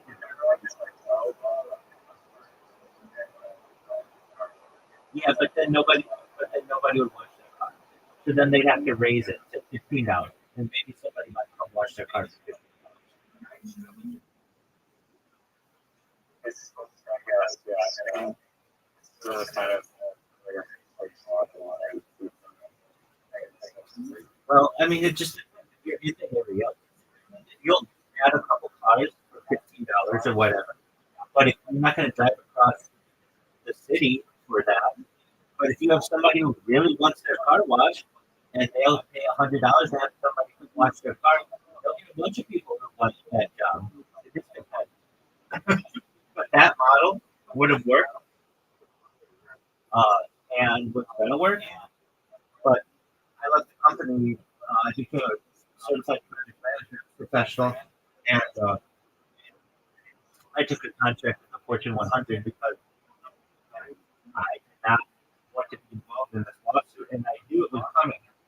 I left something like June 28th, and they got sued July 13th. So I left like 15 days or something before.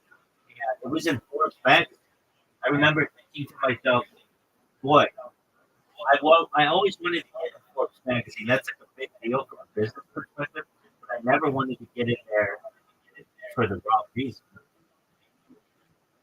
and then parents also It is so expensive. I mean, nobody wants it. It was everywhere. It was a very high profile lawsuit. I did not want to be involved with that. So actually, that's not the because I was the top employee. I was the manager. So I did not have a boss decide to make the list. So I would have been. Yes, I was. Yes, I was. You don't understand. At least in the state of California, yes. Directors of a business are liable, just like the ownership would be liable. So I was the managing director. I was it was an LLC, but that doesn't necessarily mean that I can't be at fault for that. That just means that they can't go after the ownership's personal assets. But I could have gone to jail for a year for that, and I didn't. But that's not why I left. Actually, it was coincidental that I left. The reason why I left in actuality was I got a call. There was a I want to, yeah, it was in May. We have an Orthodox holiday in May, usually falls in May. And I needed 2 days off. Now, I know I've told you this story, but no. Basically, I had arranged by coming back to the business that I would get all of my days off paid. And I turned my phone off after the holiday. I got text messages from the owner of the business saying I was taking too much time off, and that he needed me. And that wasn't true. He didn't need me. I certainly felt like I failed in business plan, but I recognized that this guy was going back on his word, and um, he, I was making a lot more money than the boy, and he. The first year that I worked there, I worked 6 days a week. So I worked Sunday through Friday, and I did the Sunday for free just to get the business off the ground. And I knew he wanted me to go back to the schedule because he felt that if he's going to be paying me over $100,000 a year, he wants to get every dime off. And so I, within a month, started looking for another job. I actually like immediately started looking for another job, and that's why I left. And in my letter to him, why I left, it was I had my lawyer look at it, I had my rabbi look at it, from a biblical colleague, and they,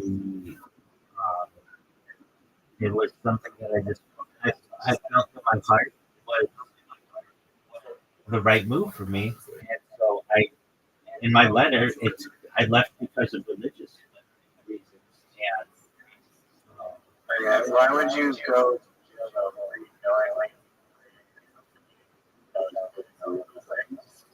yeah, so it was arguable. Yeah, I had an issue with it. I'm the one who told the owner of the business, "Hey, they changed the law. We cannot operate starting January 1st, 2020. The way that we've been operating for the last 5 years. We need to change." And the owner of the business felt that he was still operating within the law. And it was just like basically a thing. You had to argue it, and it was something that would be argued in court and was eventually argued in court. It would be very rare to go to jail for something like this, but it was a possibility. And I recognized that once the law changed, that if I were a juror, I would probably side with the plaintiff and not the defendant. We would have been the defendant, but it could have gone either way.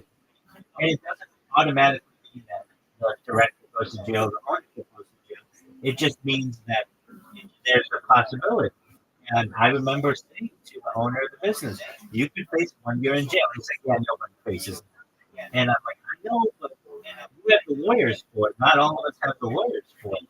And he's like, and we had a good lawyer. We had a very good law firm, but it was basically like if this case is decided against us, then the punishment is definitely going to be fiduciary. Like, there's going to be a lot of money involved. There's going to be damages, and there were $45 million in damages, and also we were facing a year in jail. Yeah, but that's not why I left.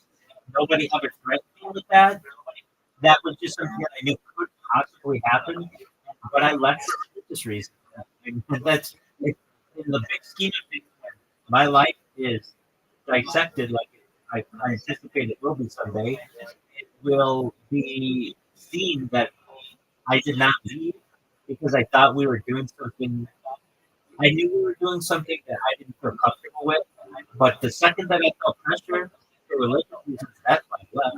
But I was also recognizing that I could not continue to work in this environment much longer because we were already being threatened by the state of California that we may be operating against their new AB5. And so I got out just Are they allowed to be ambiguous like that? well. It was, they're not. The state of California did not feel it was being ambiguous. So there's a bigger message that your senior person made the. Well, but we were changing our exactly, but we were changing the business model to that model that I talked about, where the car person who wanted the car wash could name their own price. And if we could have pivoted faster from an application and from an application standpoint, we would be. I feel that we would have been operating legally. So it was kind of one of these things that okay, perhaps we're in some people's opinion not operating legally, but we're changing that model, and we just need to change it. It wasn't something that you can just change overnight. To change it up takes a lot of programming, and then to change it in your API, it's a lot of programming. It's not just an iOS device. It's not just an iOS app. It's an Android app. And then you have to teach the contractors, hey, no longer are the washes just $20, $30, $50. Now you're gonna have to perhaps counterbid against people to be able to do washes, and you have to train people how to do that, and that's going to take time. Probably would have taken 6 months. And I felt like a technical, we're like this guy you could easily sort of program with this like very probably not here, but bread and butter, whatever. it's really not that easy. You would think so, but it's not. Even just Hey,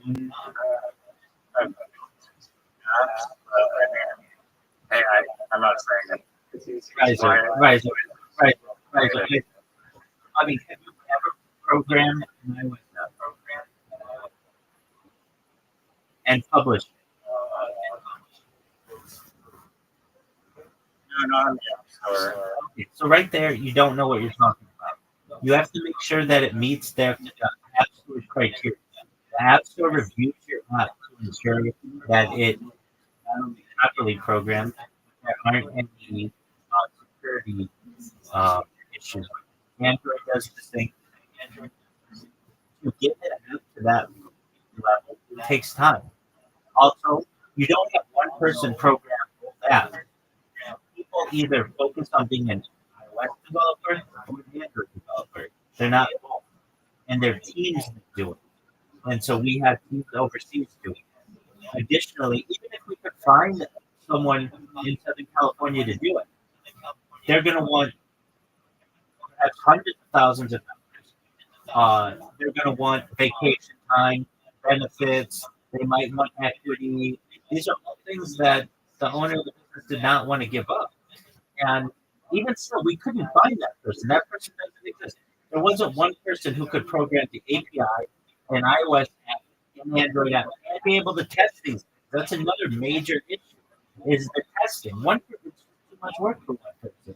We had international teams that would provide us with the apps overnight, and those were teams of at least 6 different people from both platforms, and then we had someone who was writing the API as well.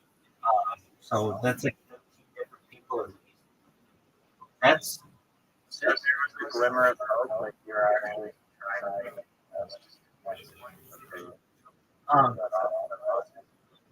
Oh, I mean, once he threatened me about being able to take off religion, I was done.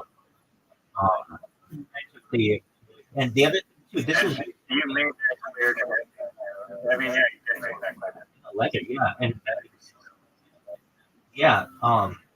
There were some other Like before you came back, you're like, yeah, I'm working for you. absolutely. He said done. That was the first thing that I told him, and he said done. And then he started creeping back on that as the year went on. And nobody wants to get back from basically a really celebratory time to a bunch of text messages that say you're taking too much time off when you know this is what you agreed to. And I knew he was going to do this. I knew this guy like the back of my hand. He also owed me a significant, but I was able to get every dime, but he wasn't paying me on time because he didn't want me to leave. And so what I did, the other thing is, he didn't show up to work for 6 months. Once COVID hit, he just never came back to the business. And I think this was his strategy. I really do. He was going to say, look, I'm just the business. I don't necessarily know what's going on day to day. My employee, my managing director, meaning me, he's the guy who was running this stuff. So if you're going to go after anybody, go after him. And I could have seen that happening because he didn't show up to work for 6 months. This is the guy who would come in at least a few times a week normally. He went from that to nothing once the So pandemic. he knew it was Oh, absolutely, 100%. And so his strategy was this: if I don't show up to work and I get sued, then I can just say that it was my employees doing this, and it was during a pandemic or whatever. They didn't come to work, but I had no idea. I didn't know anything about this, so don't come after me. Come after the director.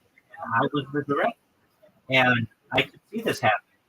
And you know, yeah. I mean, I dealt with this guy for over 3 years. I knew his personality. I knew how to operate. Almost 5 years at that point, and I did not trust this guy any further than I could throw him.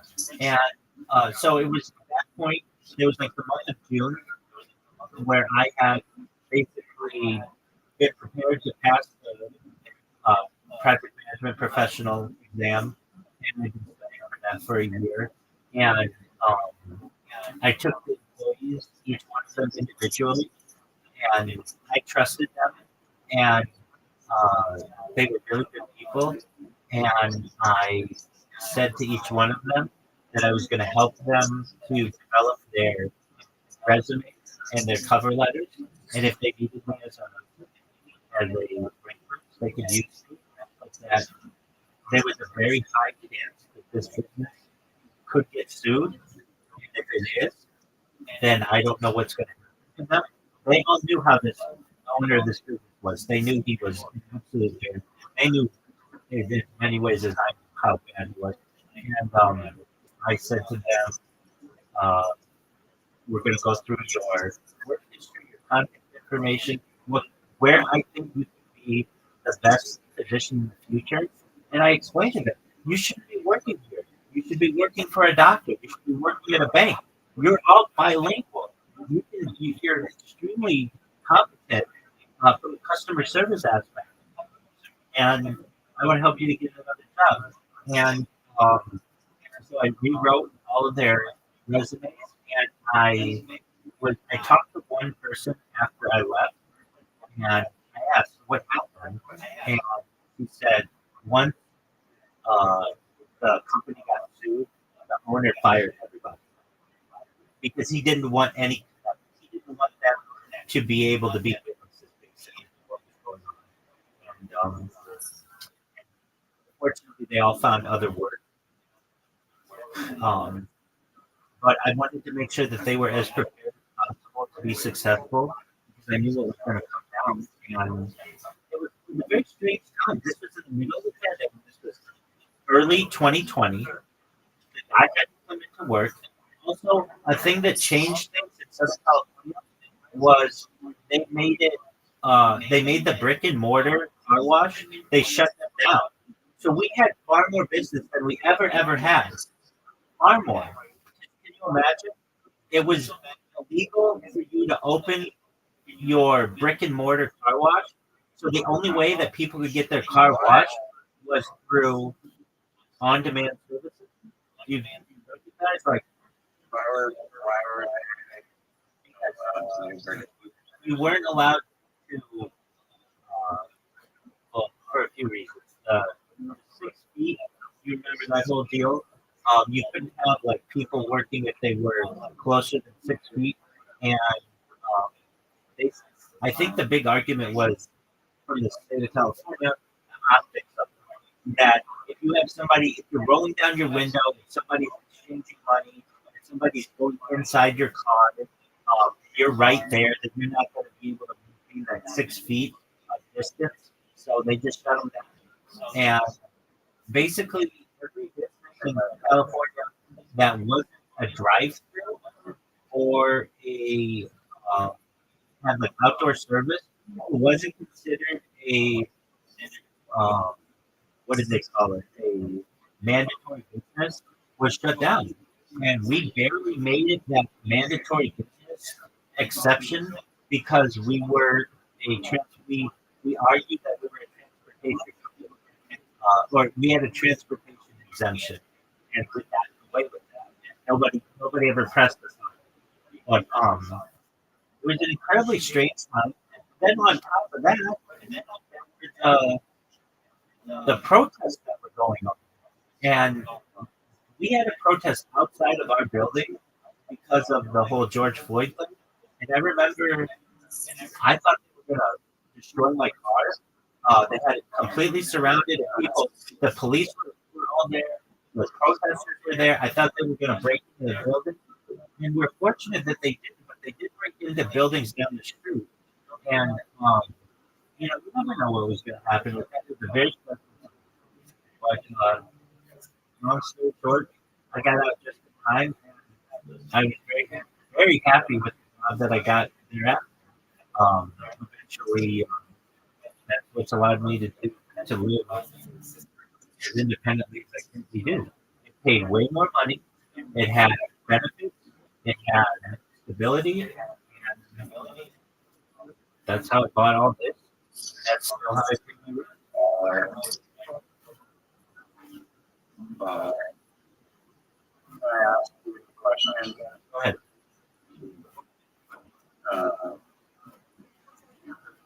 I love your stuff.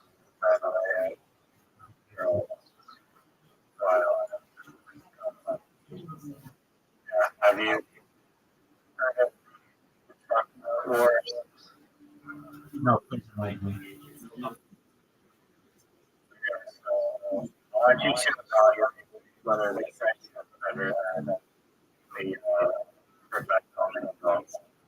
Also, I worked up for the pro league. They all look like traditional golf courses, but they're like slightly curvy, like they have some undulation. Like, it's not like a fake park, which I feel like for many projects, like the whole thing, why are we not doing that? Anyways, like this. And do you know what truck nuts are? Like, you hang your truck. Yeah. That's the whole. So I feel like the community. Essentially, what happened was in Texas, in like the early 2000s, there were two guys, and they basically allegedly, like, guy,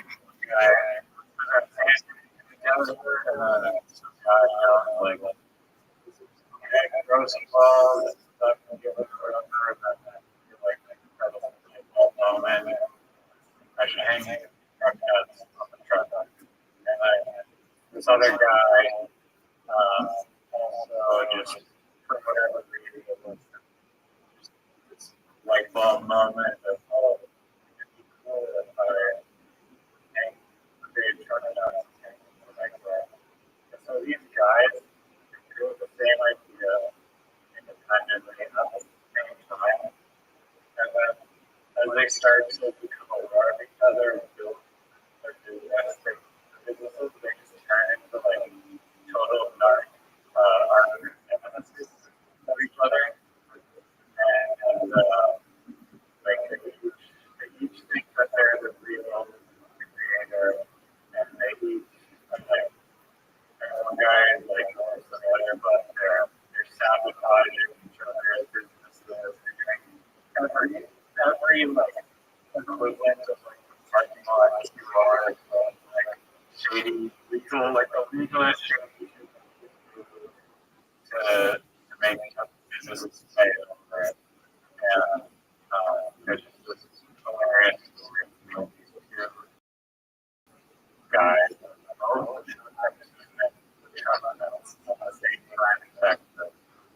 Just go on this like great battle, like each other. I feel like it'd be like an amazing I agree. I'm surprised that there aren't more business-related movies. I really like them. Did you watch the one called Flamin' Hot?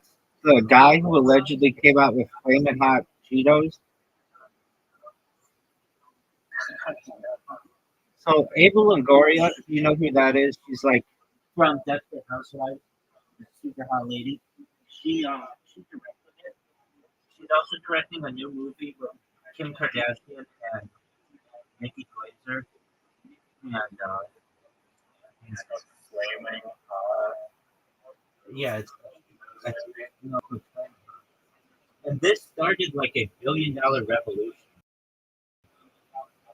So what is the story? But this is not technically how it happened, allegedly. But, all right, so there was this janitor at the Frito-Lay plant in Plano, Texas, who was uh, a janitor, and he, I think, they had something like they had the Cheetos that were not like like they considered like maybe they like make too many Cheetos in a given week or something. And you could buy the excess for like cheaper if you were an employee of Frito-Lay. Are you following me? yeah. Okay, so what this guy would do is allegedly he would buy the excess and then take it home, and then he was like a Latin man, and when it felt the Cheetos were just not spicy enough, and so he added like some spices to it, and really liked it, and he gave them to some people, I think associated with Frito-Lay. Now, you should know Frito-Lay was owned by Pepsi Cola at the time, and eventually the CEO of Pepsi Cola came to the plant, just like visiting it, and met with the employees, and the janitor guy allegedly said to the CEO, "Hey, I have a really good idea. We should make like spicier Cheetos." And the CEO was like, "Okay, well, talk to the plant manager or whatever about it." However, there isn't any evidence that this conversation ever happened, but this is how it kind of goes in the movies. And so they do all kinds of pushback on this. They're like, "No, you're just a janitor. You don't, you're not like in the process of this." But he's like, "No, like I really think this is a good idea." And so he, I think, got a job eventually as like a quality assurance person, and he didn't know what that meant. Basically, they were just like, "Look, you can be doing more here than just be a janitor." And he got a job as quality assurance, and then he would bring Cheetos in like these plastic bags, like these clear plastic bags, and have people try them. And then I think also they were like selling them to people almost like their friends or whatever, and people really liked them. And then the people at the Frito Lay company were like, okay, we'll give this a try, and they test marketed it, and they test marketed it in like a bunch of different places, and amongst the American public, they did do really well, but amongst the Latinx community, they skyrocketed. They were super, super popular, and the people at Frito Lay said, hey, we might have something here, and then eventually they started selling that, and now there's flaming hot everything. There's flaming hot pajamas. There's flaming hot Doritos. There's flaming hot, like onion rings. Like they put that flaming hot shit on all kinds of stuff. And it's a movie about that. And the guy who invented flaming hot stuff did not make any money off of that idea, but he did become like a motivational speaker for the Frito Lay company, something like that. And it's a really great story, right? Yes. I mean, Well, here's the thing, though. That's not how it technically happened. Apparently, it was executives at Frito Lay who came up with the idea, and the marketing department felt that this was a really good story that they could basically say that this, like they could go along with this guy who said that he invented them, but apparently there was like, let me get the exact story for you. It was like not as innocent as it. What's the deal with the Frito Lay company saying that they developed the Flamin' Hot? Dude, yo, yeah, no, yo, what? Something, what up with this? Your voice, yo, yo, yo, yo, yo, yo, yo.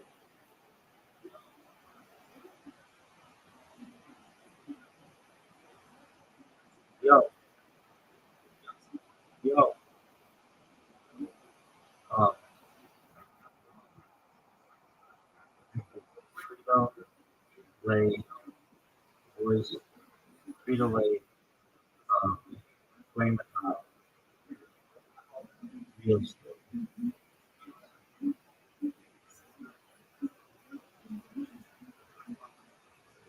All right, the story of Richard Martinez inventing Flaming Hot Cheetos as Frito Lay janitor is widely disputed and not supported by company records. Frito Lay's official staff, based on internal investigation, Martinez did not create Flaming Hot Cheetos. The company stated none of our records show that Richard was involved in any capacity in the Flaming Hot test market. The snack was developed in 1989 by a team of employees at the corporate headquarters of Plano, Texas. Specifically, Lynn Greenfeld, who was tasked with creating the spicy snack. The product was tested in 1990 and launched nationally in 1992. Montanez's account claims he took Cheetos home after a machine malfunction, seasoned them with chili powder, inspired by a Mexican street food, and pitched the idea to CEO Roger Enrico. However, this timeline is inconsistent. Enrico did not join Frito Lay until 1991, months after the product had already been tested.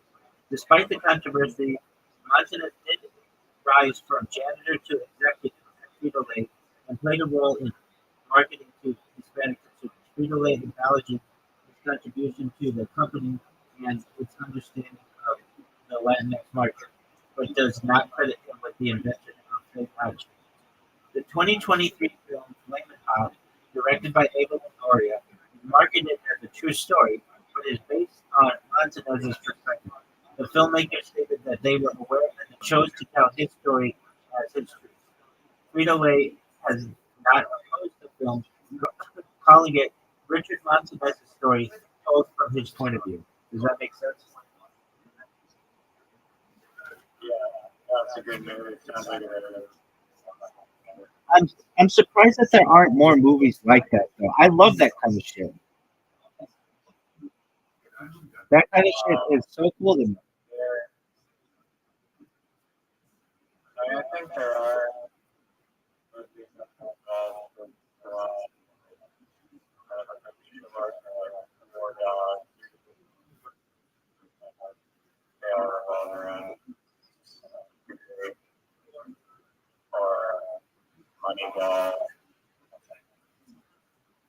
Um, there's something going on. They ask you, you know how you say like knockoffs, like props, directly related to the janitor, reality, and claim it not, and then the company just not allowed, stole his idea. Right?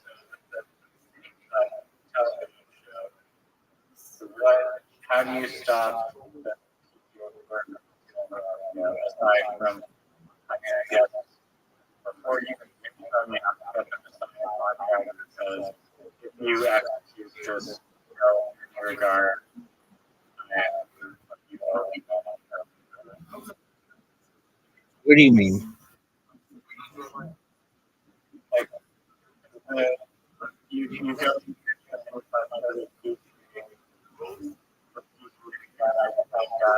okay, thanks for the idea, and do a show,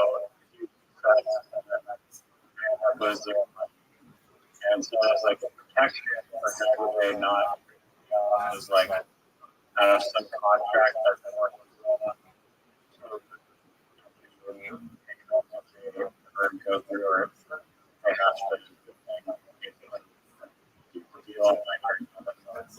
Okay. Um, I mean, so you're just saying, how do you protect your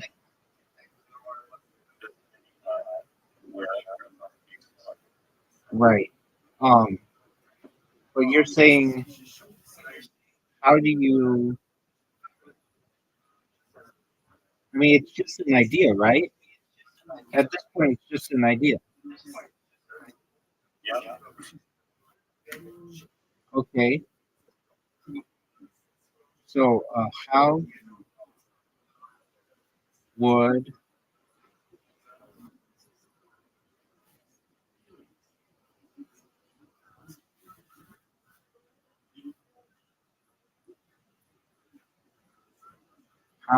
I? get people to sign a contract if they steal the idea. How would I?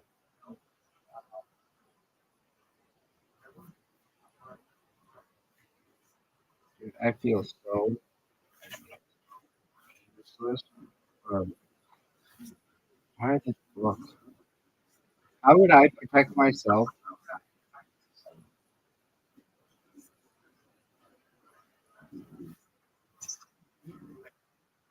How would I protect myself if I were to?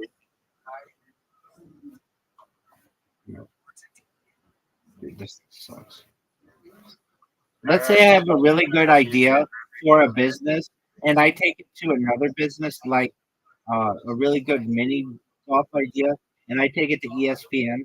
How do I stop them from not ripping it off?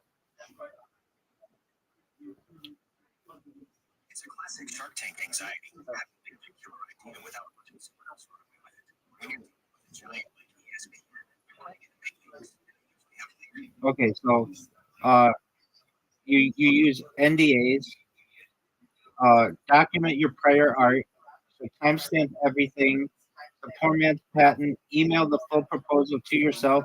It provides a third party timestamp of your concept existence. Copyrights and trademarks. You can't copyright an idea, but you can copyright the specific written rules, the architectural drawings of the course, and the trademark name of the business. The black box pitch. Don't give the secret sauce in the first meeting. Pitch the what, not the how. Sell the execution. Work with an IP attorney. Look for a provisional patent application. Does that answer your question?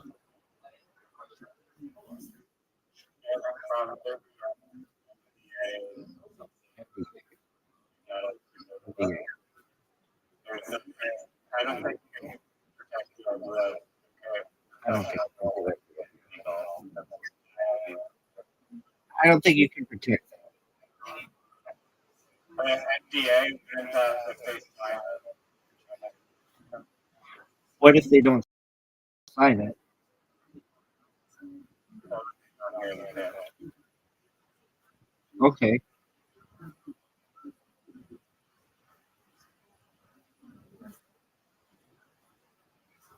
basically not the contract. They have to sign it or that doesn't reveal the IP. They're not going to do that. I mean, I can tell you, I've worked with ESPN personally. They've taken me to lunch.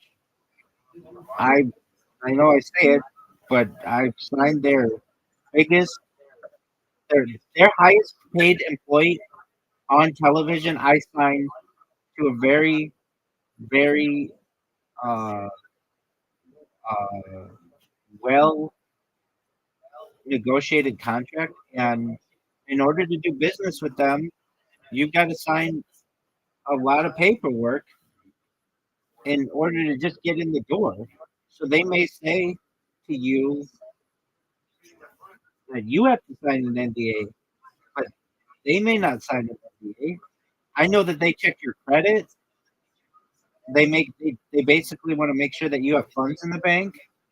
So if they're going to do anything with you, they want to make sure you're vetted.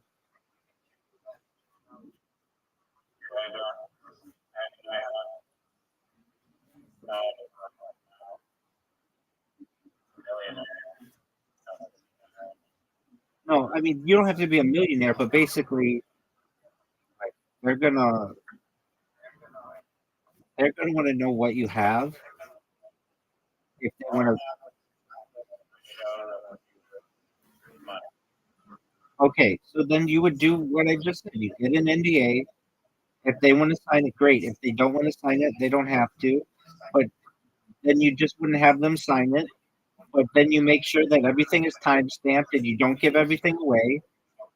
It's all the stuff that we just said. How do you not give away things?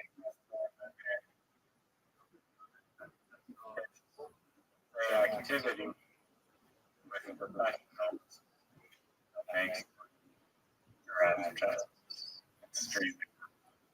How do you not give away anyone press protocol? Well, that's the thing. That's the thing. You can't patent or trademark that idea, but your rules. So you would have specific rules. So you could go in there and you'd be like, "Hey, we've got this idea for celebrity golf. I know that it's already been done, but I have better rules than the other guys. But I can't tell you the rules right now. If you're interested, then let's get to negotiation. I already have the rules patented, and then you could give them whatever your special rules are. Does that make sense?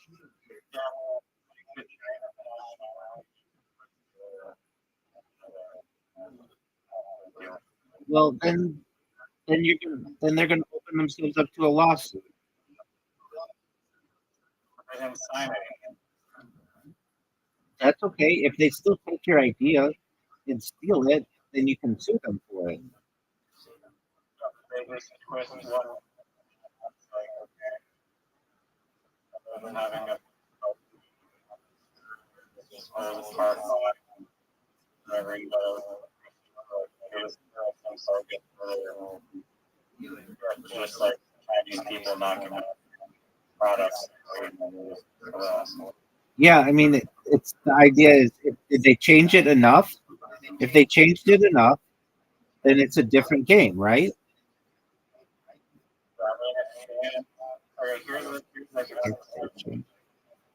If they change it enough, if they, That's the unique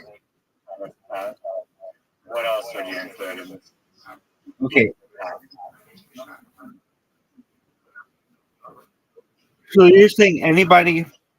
You're saying anybody in the? I mean, I don't know. Television, professional, for many putters, and many tours designed by fans. Well, look. Has anybody I mean, patented the idea of having professional golfers play against mini golf players and also allow fans to send in course ideas?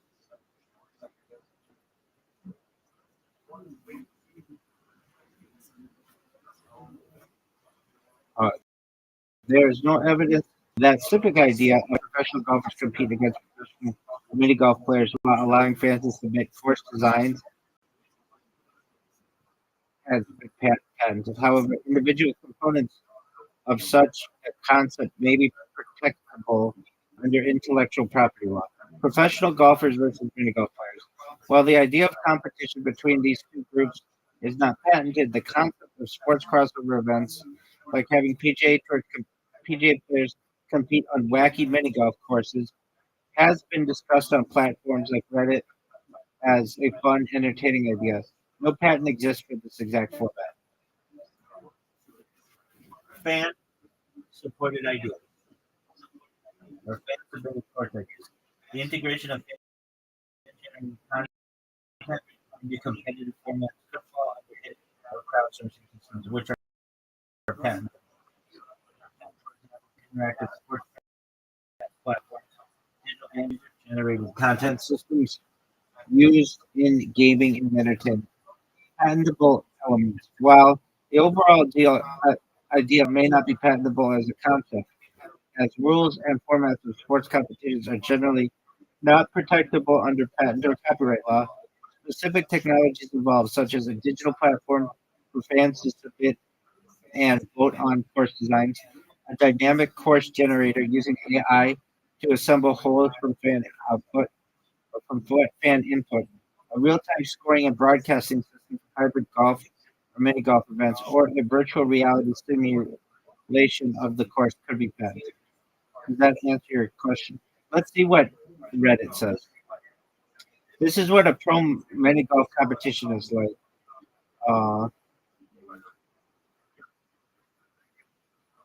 Oh, it doesn't go.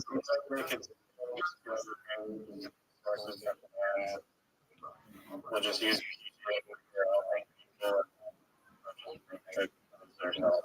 Well, here's the thing. Let's say you crowdsource this idea. Who's gonna like somebody submits their idea and you read it and you steal their idea? Let's just say that person can't sue you.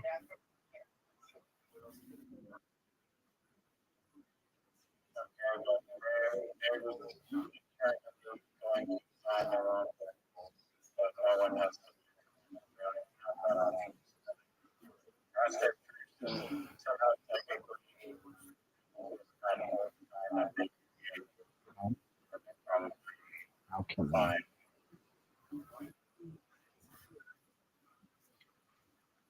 Just, I mean, if you're really that interested in it, you would get a patent attorney. The patent attorneys are some of the most expensive attorneys that you can get. They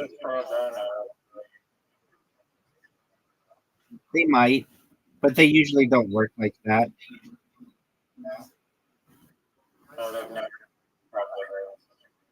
They hear great ideas every single day. That's why they're patent attorneys. But that doesn't mean that they're going to do it for free. But it's not out of like you probably could get all the paperwork done for $5,000. So it's not like $500 million. Yeah, but you're gonna. I mean, you definitely could do it on your own, but What do you have here that's special? No, you basically have An idea that already exists, which is mini golf, and having a crossover in it, which already exists. And your idea is just to crowdsource people's ideas, which already exists. Now, if you have like a,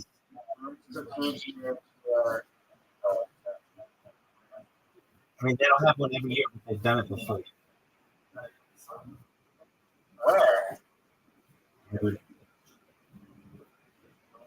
When did the PGA Tour host some kind of event, mini golf event?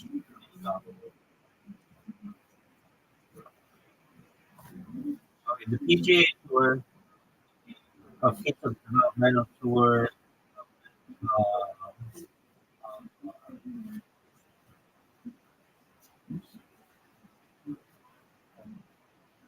okay. Uh,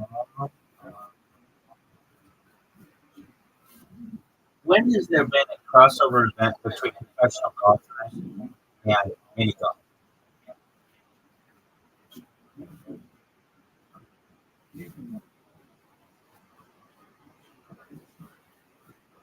All right. Wait, hold on. What was that event with Scotty Scheffler for Golf Channel, where they did all kinds of things for like they were like skills challenges.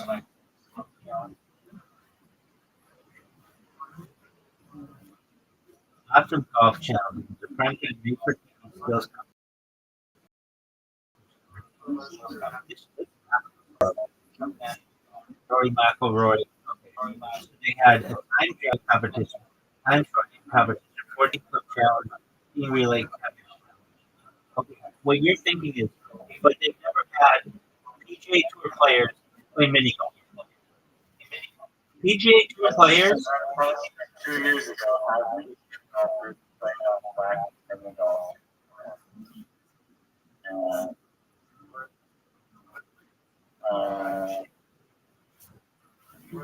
Have you seen the show?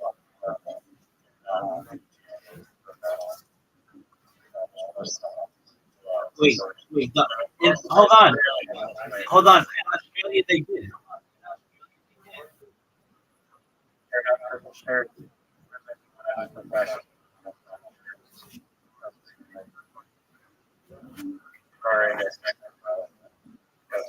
I get that. You're thinking that because somebody's on the PGA Tour, they're good at mini golf.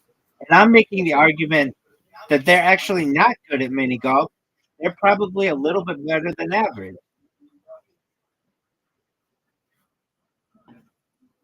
Mini golf involves But those players, those they play on are not they're like they're long games, but they can't they're like they're not crazy like scored like golf shit like have there ever been or has there ever been a pro golfer versus a pro mini golfer crossover event? If so, why not? Who do you think would win?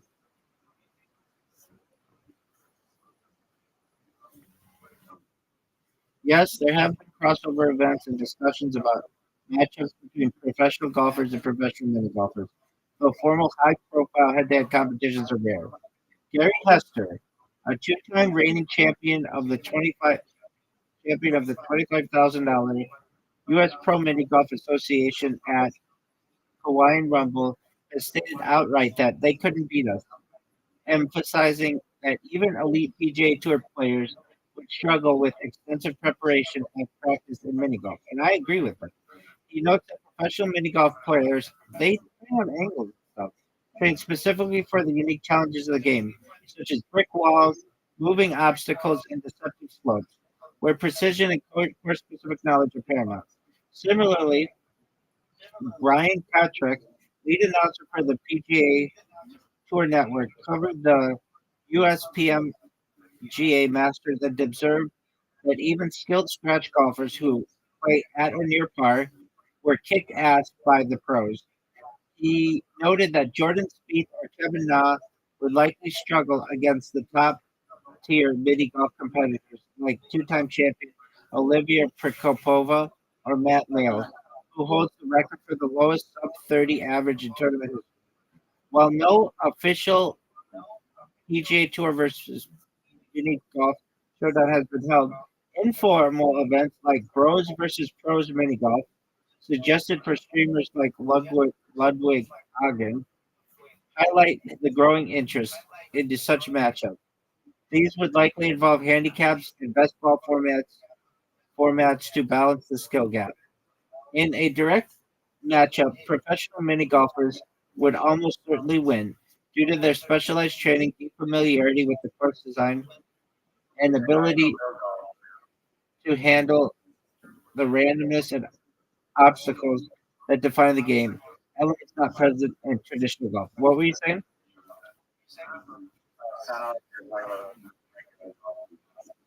No, they're saying that mini golfers would dominate regular golfers. Well, I think those mini golf groups, at least based on what I've seen, they're mini golf pools, very abstract. There's no like thoughts on those that are really You've never seen a windmill? no, they're like the one that I thought just looked like a regular course with like a sand trap.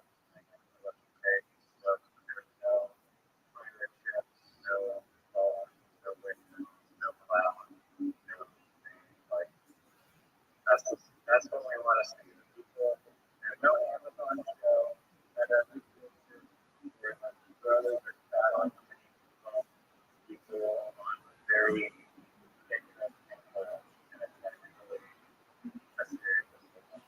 So you're saying, you're asking, did the Holy Moly Golf Show ever have a clown or a windmill or any kind of classical miniature golf obstacles?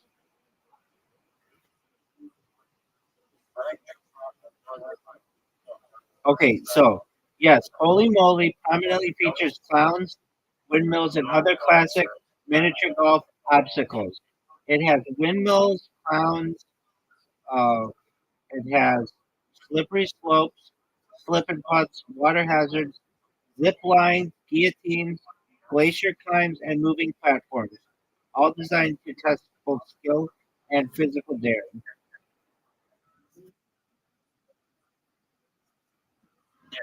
and as I heard, was not from the non-golf entertaining. Okay, do you Way more interesting when the best people. do you know how expensive that would be though to get the best people in the world to show up? The people who are already cause they're event. But that doesn't mean that they have to show up Why do the NHL players go up to the All-Star? because they have paid incentives to do so. So,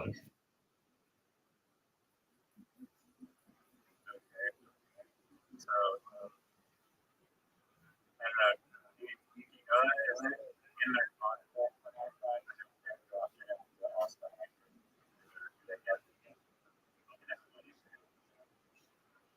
Do professional players get paid extra for the All Star game, or do they have to do it voluntarily?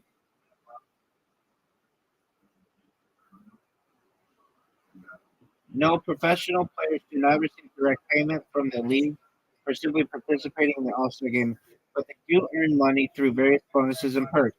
All Star game bonus. Players on the winning team of the MLB All-Star Game split an $800,000 bonus pool, which averages to about $25,000 per player. This bonus is awarded only if they play and are on the roster of the winning team. Then there are fan vote bonuses where they can get $15,000. Here's the big one though. Some players have all-star selection clauses in their contracts. For example, one guy got $100,000 for making an all-star team, while other people get $50,000. And then there's the home run derby and skills competition. The home run derby winner receives $1 million. Okay,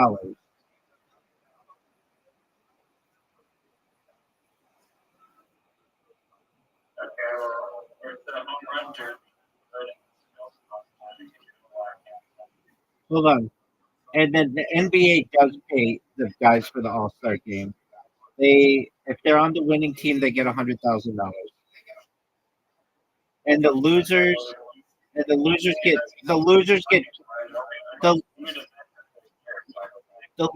$25,000. It's nobody's gonna watch it unless you market it.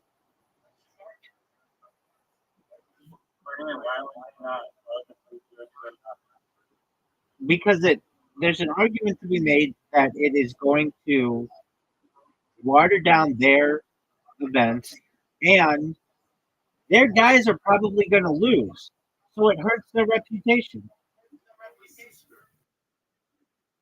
Okay, well, maybe.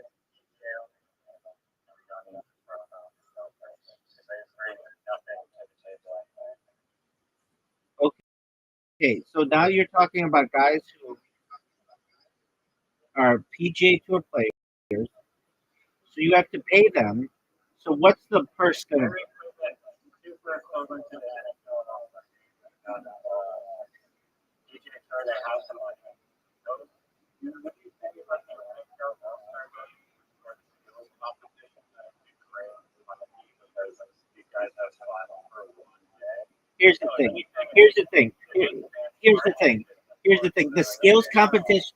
Here's the thing. The skills competition are hockey skills. The skills competition in golf are golf skills. Mini golf isn't really the same. There's not a single time where the guy has to hit it off a brick or hit it in a clown valve. That's not a skill that the PGA Tour promotes. That's a different sport. I get what you're saying. They're using a putter to hit a ball, but the PGA Tour is going to say you have to have the art of reading a green and knowing the hardness of the green, and perhaps if wind's involved, like all of that takes skill. Hitting a ball against a concrete brick through a clown's mouth and then through a windmill, that's not as much skill. And we don't want to water down our product.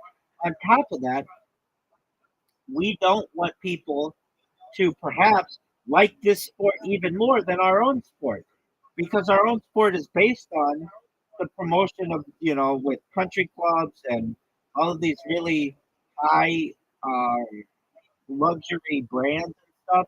We don't want to take that and then water it down with a clown and a windmill.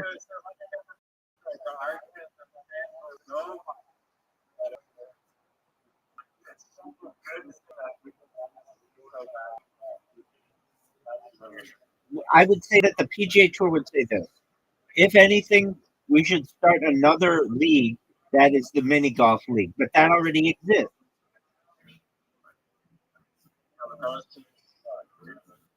Well, wait. Now you're saying that you just need better holes, right? Okay. So it's not going to be PGA Tour players now. It's going to go back to professional mini golf players. Yeah, but in order for okay, I understand the point that you're making.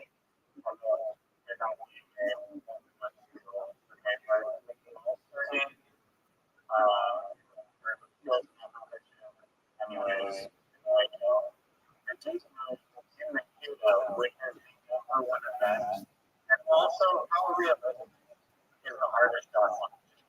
You walk, you should line and the back or like the top of the circle.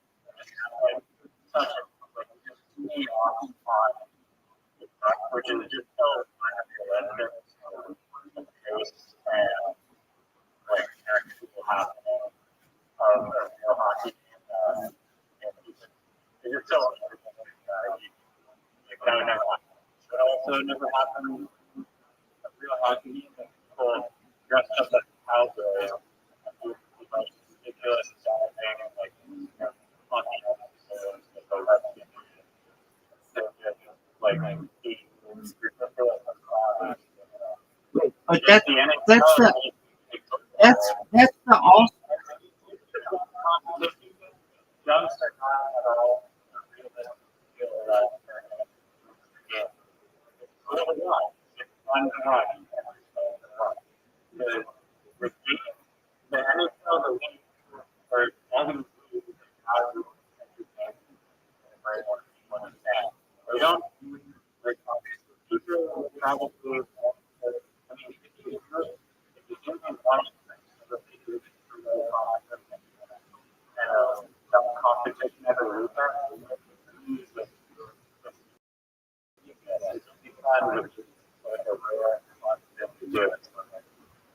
whatever Christmas, once a year.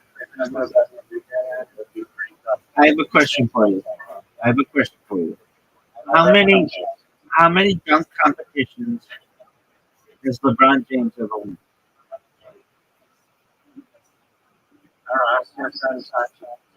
I know the answer. How many dunk competitions has LeBron James ever participated I'm not. in? The answer to both of these is 0.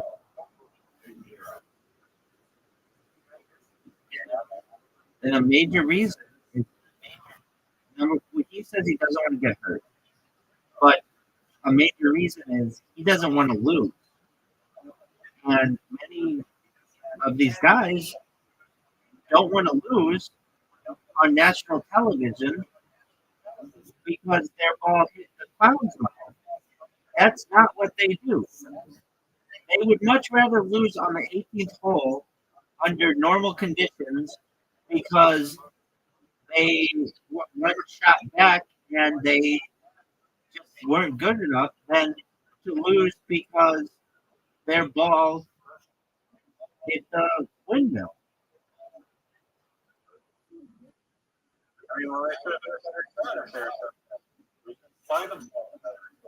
I get that, but that's what they do. That's what they practice. That's what they do. That's what they do. That's what they practice. They don't practice hitting it through a contract. Okay, so how could you?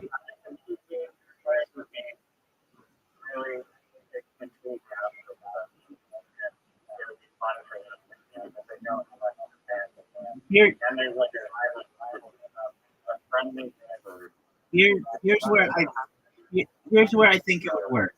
If you could get really big person, then you could get it. So basically,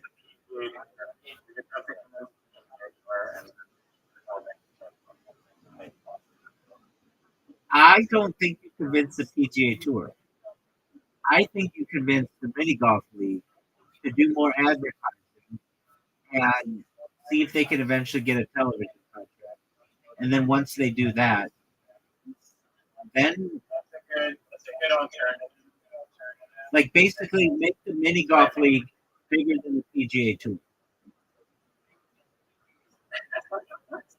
I'm serious. I think you could. I absolutely think you could. If you turn the mini golf league into NASCAR, you sold every square inch of everything for advertising, you could make a lot of money doing that.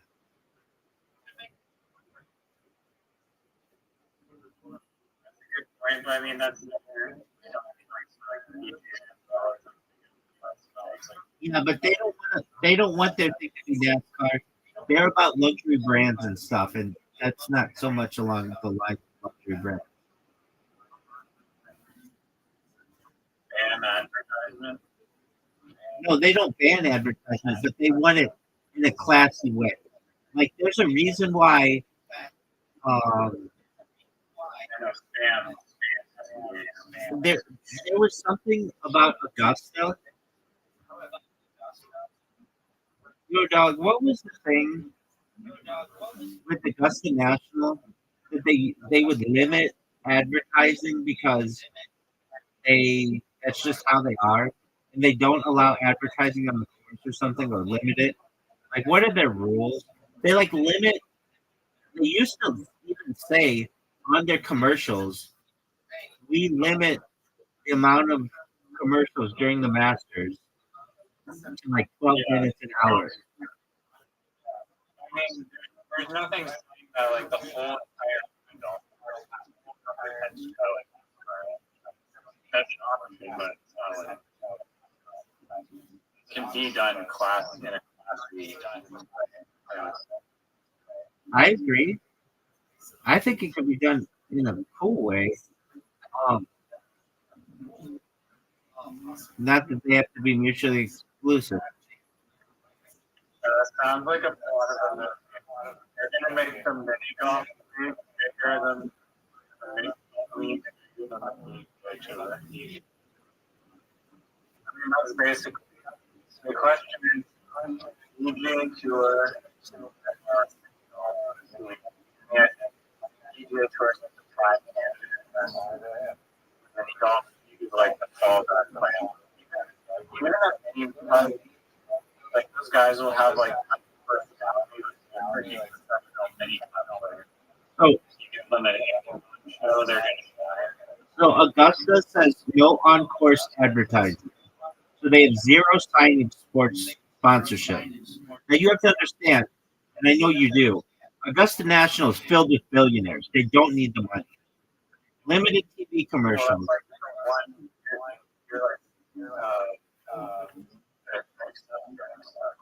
I understand, but they're basically the pace car. Limited TV commercials. They limit it to 4 minutes per hour when other PGA Tour events are 18 to 20 minutes. No corporate sponsorship on air. Again, Augusta National does not allow TV sponsors during the broadcast, even though it could generate millions in revenue. In 2002, they dropped all TV ads entirely to resist pressure to admit female members, demonstrating their willingness to forego income for principal. Control over broadcasting rights. Instead of selling exclusive TV rights, Augusta National allows CBS and ESPN to broadcast the tournament for free in exchange for control over production, announcers, and content. So they allow CBS and ESPN to broadcast it for free.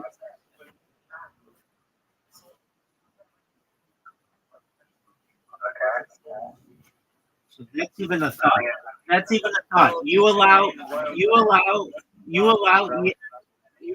ESPN, let's say ESPN2, to broadcast your event for free, and in exchange, you've just got corporate sponsors all over the place. And the big thing is, and we can't avoid this. How much is the prize money?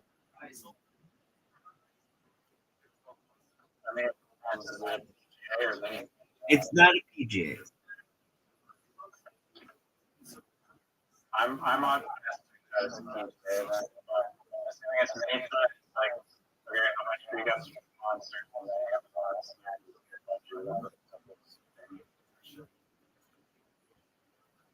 I mean, look, to get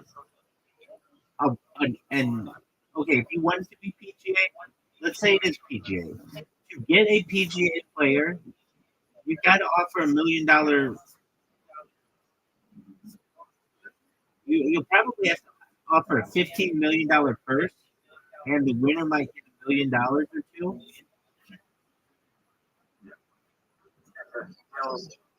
It is not a skills competition. That's something different. This is a mini golf competition.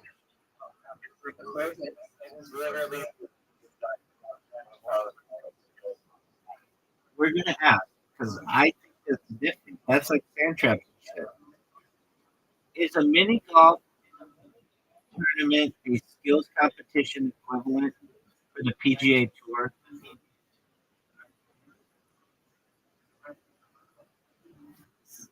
Mini golf tournaments are not skills competition equivalent for the PGA Tour. Instead, they are part of a broader ecosystem of lower tier professional golf tours that serve as stepping stones for aspiring players aiming to reach the PGA Tour. Skill level, mental competitive pressure, developmental pathway.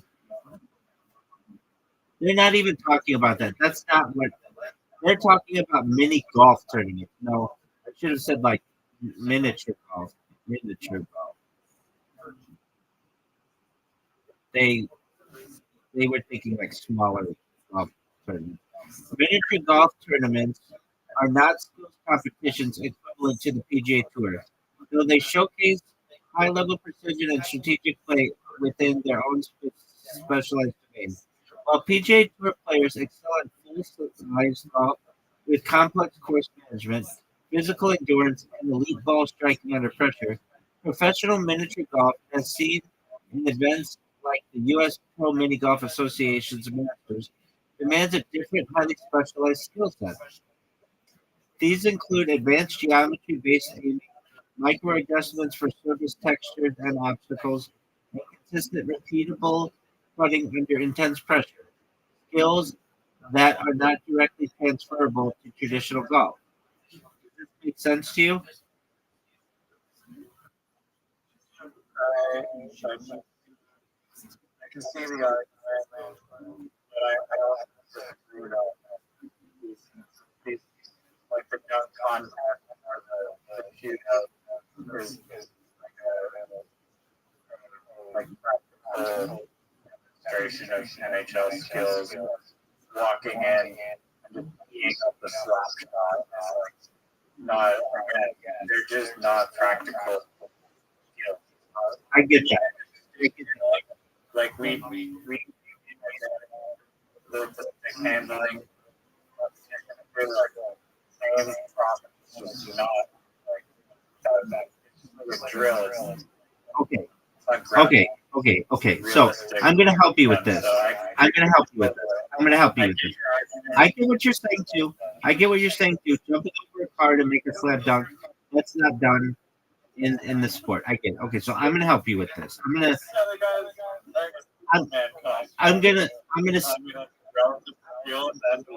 I'm not, and that's why I think it's kind of a bullshit thing. I'm gonna steel man this for you. So just one moment. Yo, dog, steel man this for me. I want a the highest rated idea for a miniature golf tournament. Would it be a crossover between professional golfers from the PGA Tour and miniature golf professionals, or would it be celebrities? How much of a prize would we need for first and a um, a purse? Would we do this like a one-time thing, or would it be a a series, maybe even like its own like league where you do this annually? How many holes would you have? Where would it be on TV? I want the best argument to be made. What would be needed to get this event to be as big as an NFL game?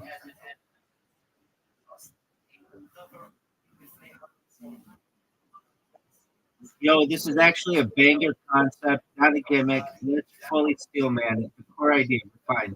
Elite mini golf becomes a new spectator sport, not novelty, not charity, not a joke. Think poker on ESPN plus UFC production plus top golf vibes plus March Madness bracket. The mistake to avoid, LOL, famous people playing putt putt. The win, skill, stakes, personalities, and drama. So who plays? This is the most important decision. Not celebrities only. Celebrities equals short-term pop, zero legitimacy, dies fast. Not PGA pros only. PGA guys are great. But mini golf is a different skill set. If they dominate, it's boring. If they don't, it looks gimmicky. The Steelman answer. Try tier format. You create contrast, rivalry, and storylines. A field. 16 mini golf pros, world champions, course designers, tournaments. 16 mini golf, 16 PGA Tour players, and 16 celebrities. Just a moment.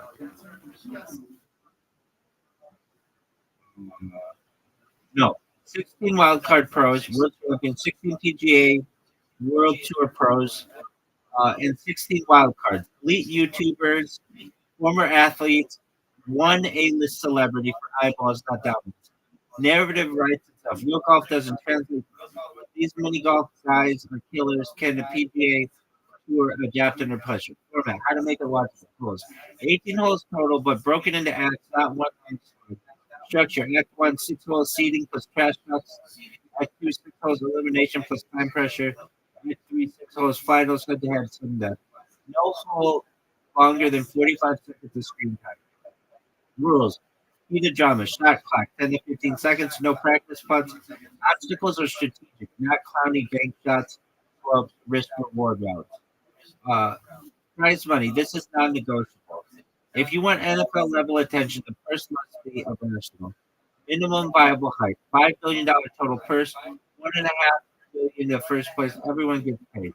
Why? It signals legitimacy, PGA guys take it seriously. Mini golf pros become overnight stars. The media respects money.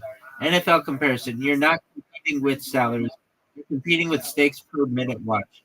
One-time event or league. Steelman answer. A seasonal league, not a one-off. Year one flagship event like a Super Bowl equivalent. Year two, 6 to 8 events preceding season. Point-based standings. Championship first doubles. This is how UFC, Formula One, and poker survive. Where it happens, underrated. Not a random mini golf course, not outdoors. A custom built arena, 5,000 to 5,000 to 1,000 seats, 5,000 to 10,000 seats. Indoor modular course that changes every year. LED greens, overhead cams, ball tracking. Think that Sphere meets Augusta for putters. Vegas, Dallas, Orlando, or LA. Broadcast strategy critical. Simulcast or it dies. Primarily ESPN, Fox Sports, Amazon Prime. Secondary Amazon Prime. Secondary YouTube plus Twitch. Free holes, alternative commentary. Screen live betting overlays, real time odds per hole. Fantasy mini golfers. Mini golf is perfect for betting because high variance, best outcomes, easy to understand. How it becomes as big as the NFL, real talk. It won't beat the NFL, but it can become Super Bowl adjacent in gravity. What it needs: characters, loud mouths, loud mini golf villains, ice cold PGA killers, narratives, traditional golf. This guy never lost or felt. This guy's never lost or felt.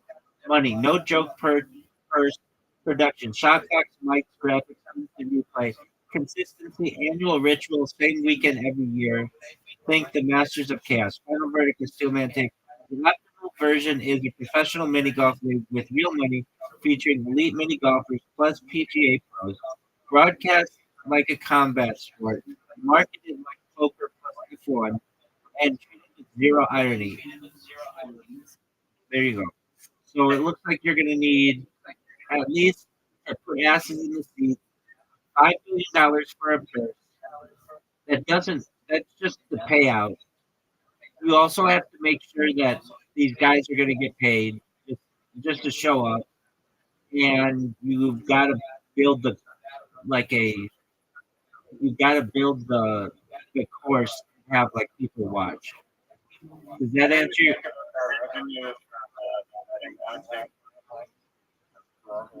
Yeah, that's a big draw. That, I agree with you.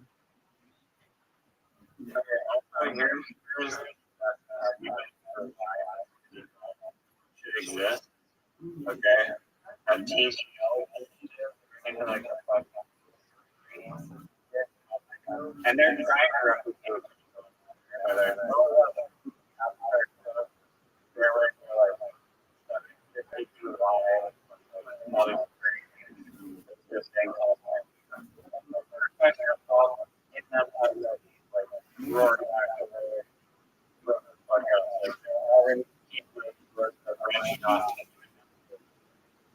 I mean, like I think the world of golf is trying to expand.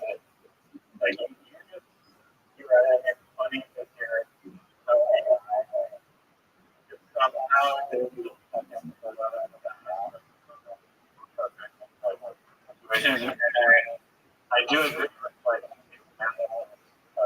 what it just made it was very solid plan, and I literally can picture that coming to reality. And that's not super big, but it's something. Okay, but that's under perfect. Let me ask you this: why would the PGA Tour be against this and not allow its guys to participate?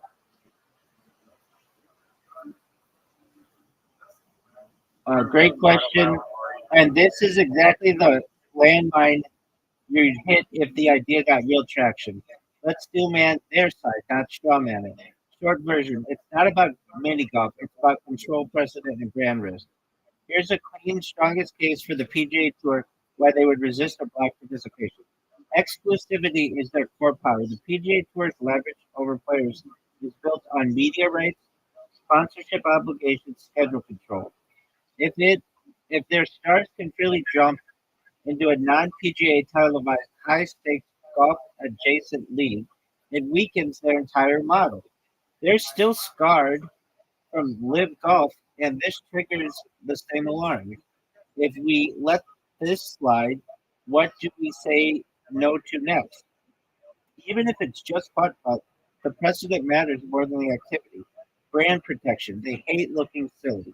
Mini golf reads as unserious to traditional golf leadership. Their fear. Viral clips of PGA Tour star missing a clown mouth ramp. Memes will take over prestige. Casual fans confusing the best golfer in the world with lost at mini golf. To them, that's brand dilution, even if the audience loves it. This is the same reason NBA once resisted dunk contests, boxing resisted celebrity crossover, tennis resisted pickleball cross promo. Institutions are allergic to irony, injury, and insurance risk. It sounds small, but it's very real. From the point of view, slippery surfaces, awkward stances, freak wrist injuries, no tour controlled medical oversight. If a $30 million a year player tweets a risk outside tour jurisdiction, sponsors and insurers freak out, and the tour eats the blame. Money signaling. This is the silent killer. If your purse is $1.5 million to win, that's a problem. Why? It implies market value outside the tour. It undermines tour leverage in negotiations. It shows players they can monetize without PGA approval. That's exactly what Liv proved, and the tour is suffering because of it. Just one minute. Live tour, yeah. So, uh, just one moment. Make it 30. Wait. So it shows that players can monetize without PGA approval. This is exactly why Live. This is exactly what Live proved, and the tour is now hyper defensive. Media rights conflict. If this airs on ESPN, Amazon, YouTube without PGA involvement, it competes for eyeballs, ad dollars, narrative space. Even worse, if it's fun, fast, and clips well, because the highlights, because that highlights how slow PGA broadcasts are. They don't want that comparison. Player autonomy is the real fear. The tour does not want players to realize, wait, I don't need 72 holes and 4 days to be valuable. A 90-minute high drama, high purse event is essentially threatening to this format. The key insight, this is important. The PGA Tour would not oppose this because it's bad. They'd oppose it because it might be too good. And that's what I said too. You how you beat this without going to war? If you want participation, you don't fight them, you reframe it. Option A, position it as an off-season skills exhibition. No FedEx points, no rankings impact, charity component, optics. for optics, explicitly branded as skills. This gives them cover. Option B: partner with the players, not the tour. Retired players, uh, Corn Ferry guys, DP World Tour players, rising stars not fully locked in. Once it's successful, the tour comes to you. Option C: make them look smart for saying yes. Offer the PGA Tour logo presence, revenue share, broadcast cross promotion, presented by PGA Tour language. Institutions don't want credit; they want control. Final truth: no sugarcoating. If this works, the PGA Tour will block it, try to co-opt it, and eventually copy it. That's not a flaw. It's the signal you nailed. It's the signal you nailed it. So Why would they need to copy? because they're going to want to control it with their own stuff. Yeah, but if it's already like, I mean, I guess they can't lose the content. Somebody, I think like they said, it's I know there's you go after. I don't know, like the PTO shit is allowed. Here or has a stake in the PTL and owns like 18%. So the PTL is by golf simulated for golf design to field, be underdog with everything that the talks format of the system. And so the founder brought the golf family engaging experience. So this is better than PTL golf after we play it land. And it's you can do it live at the same time. look, you're getting at the point where it's more exciting than regular golf. But the golfers, but the golfers who would participate in it are not as good as the mini golf players. You should go after the mini golf players.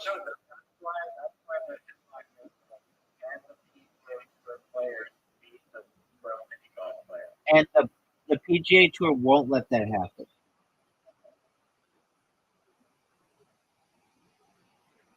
Well, there's still ex-pros like there's other ways to grow it where you can probably I don't think they allow the PGL money from it. Like you can look at your next generation of like consumers, like are they have these attention span to watch other things that like online golf? I want to just watch exciting and golf on like a the LED course that's like a bowling 5 years you know, just put on a thing. I get what you're saying. I think that instead of trying to get the PGA who aren't even good, and even if you did get them, nobody's gonna watch professional golfers versus professional mini golfers outside of sports fans. You're not gonna get some lady to watch it who watches cooking shows all day. That lady's not gonna watch it. But if you could get either you focus on the um,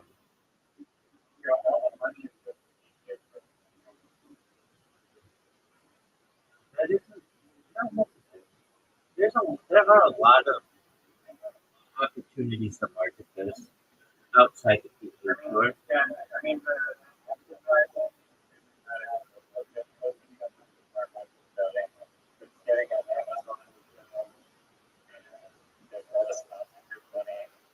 still is like a profit. So you're gonna run And into it'll keep growing. an issue where the PGA Tour is gonna say to ESPN, if you show this, then we don't want you showing us.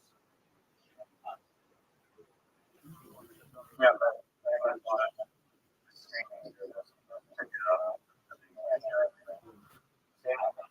will pick it up. Same with Amazon. They can fight. They can fight you. They can say that we won't have any PGA Tour programming on you ever. Fine, because there's a mini golf show with no tour players on it. Yeah, like I just said, they don't want the competition. They don't want 90-second, 90-minute, really exciting golf when their stuff takes 4 fucking days. They don't want the competition.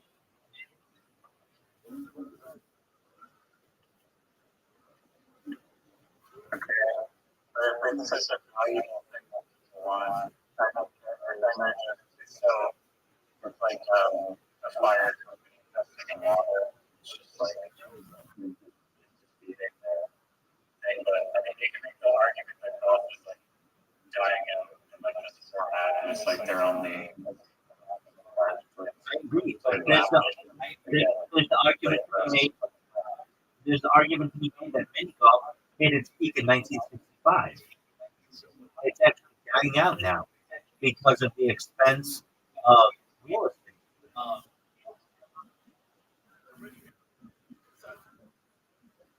There are, I don't mind that. People are so well, now the next think about I don't know what's for next year. Think about the mini golf aspect. People are gonna bore with that unless you make it really exciting. But the best thing you could do is just go to the current people who do mini golf and say, look, you have a really great product, you're not marketing it correctly. You need to put more advertising everywhere, which will get you bigger pots, which will give you the ability to maybe get on ESPN. They're already on ESPN and on ESPN2.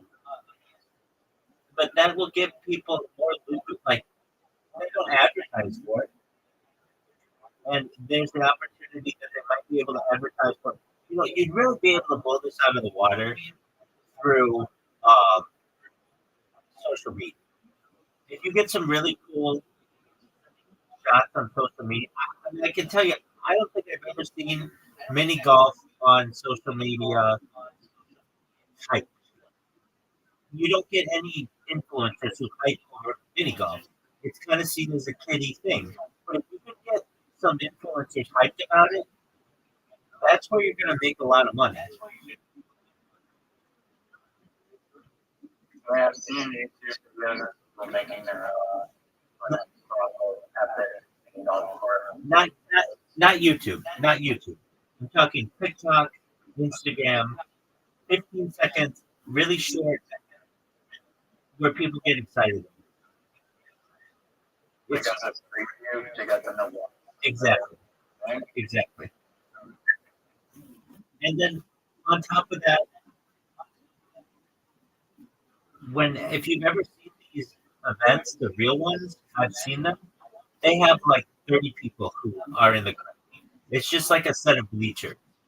You need to get with a stadium, and you have to say like, "Hey, we want to have this in the middle of AT&T Field in Dallas, or in the middle of SoFi Stadium in Los Angeles," and then you have to rent that out, which is really, really expensive. I don't think we started that. No. I'm not saying you do. I'm not saying you do either. But if you're gonna have, if you want to make money on this deal, you would. Yeah, no, I mean, it's possible. If there's a investor behind it, sell it out. Like what Cuban gets it on it. Cuban is a single person Dallas.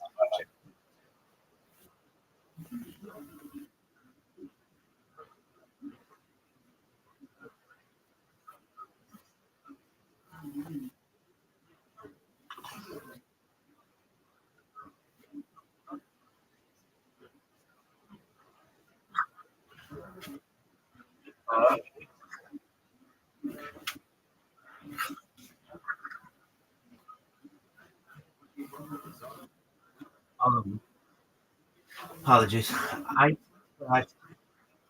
You hear what I said? please repeat it. Yeah.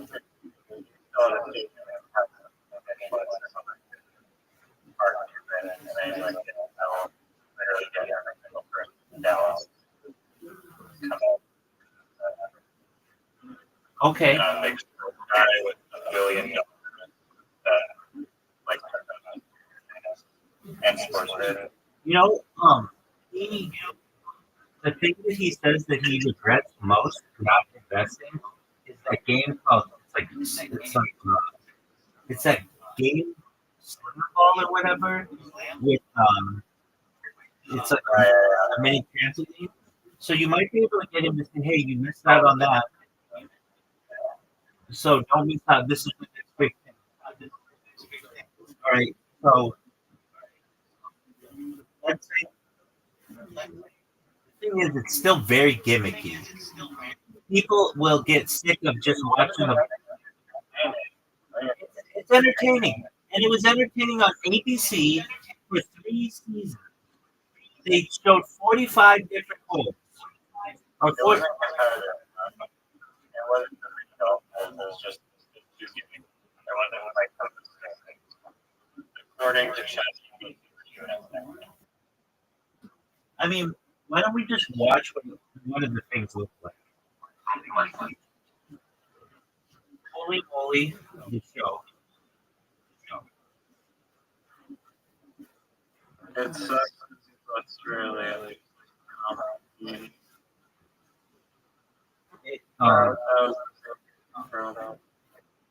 It was, but no, they did it in the United States. Oh, so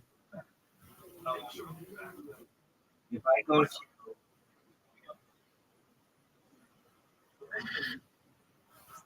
okay,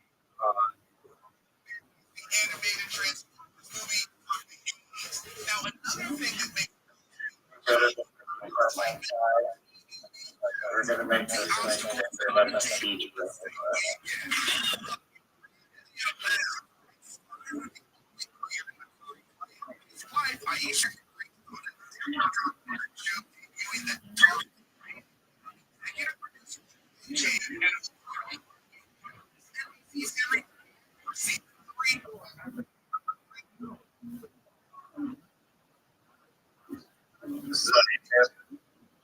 yeah, but I just don't. Okay, if I look at the Australian one, I'm looking at the junior one.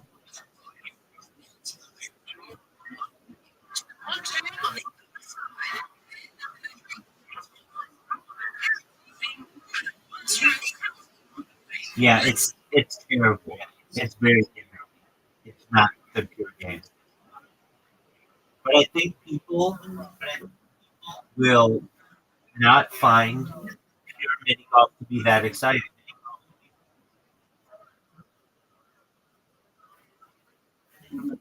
unless unless you really go with the heart of the game, which is just really good mini golf players. I'm not against Okay, so then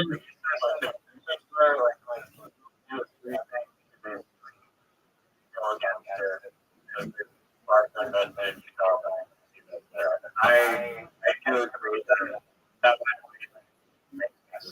you know, Steelman is for me why pro mini golf hasn't become more popular.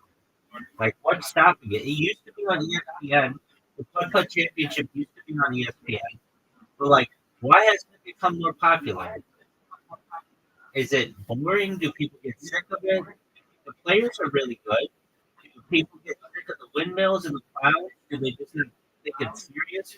Why can't you make it like NASCAR and have advertising everywhere and have bigger purses and maybe get on better time spots on ESPN?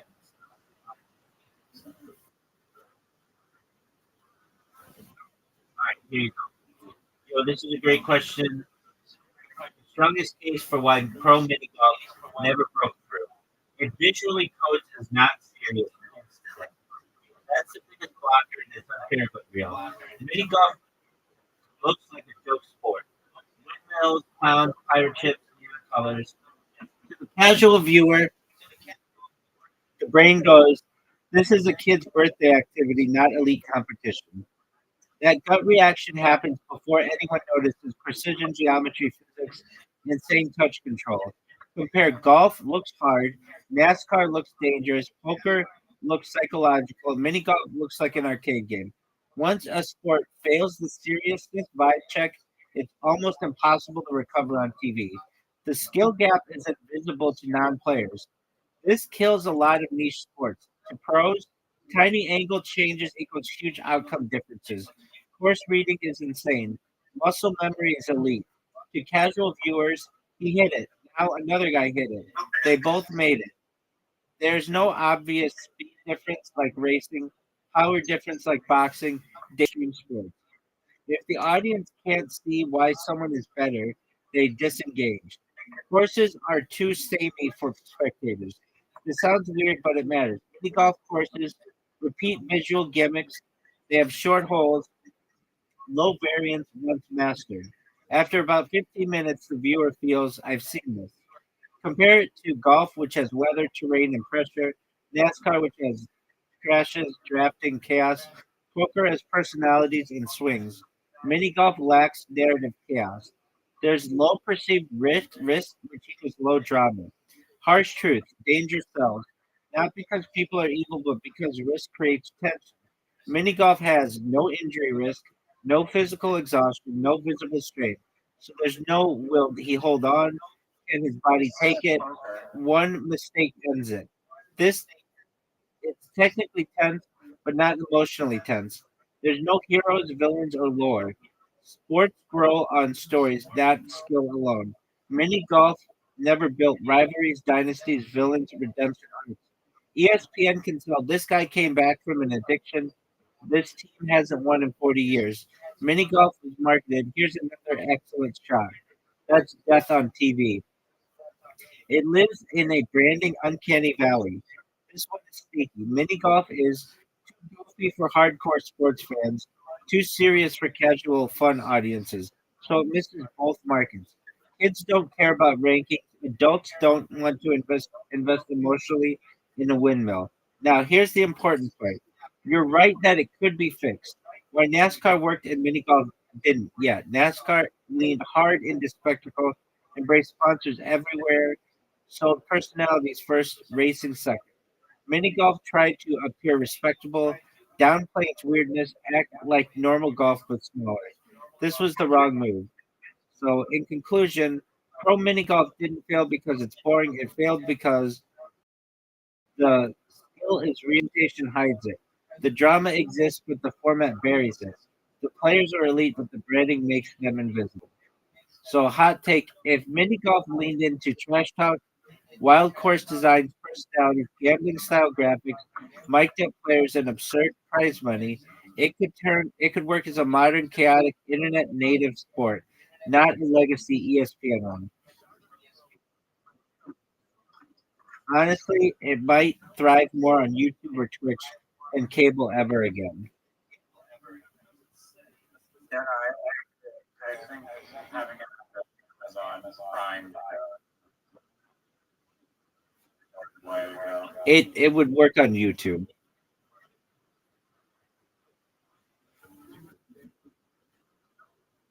I have taken off. Yeah, but it's not pushed. If it were on YouTube TV and they did some advertising for it, and um, you got some influencers to talk about it, and maybe even got ESPN to do highlights on it. I mean, that's the big thing. That legitimizes you as a sport.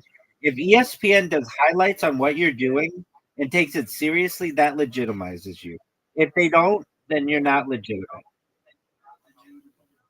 And like that's how golf like windmills and like weird like thing that have like a lot of moving parts.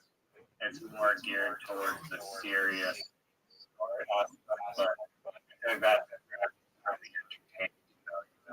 Okay, do you either want it to be holy moly, where kids are jumping in pools and stuff to be able to get their golf ball, or do you want it to be very serious? If you want it to be very serious, which it sounds like you do, then you I want the course to be really interesting.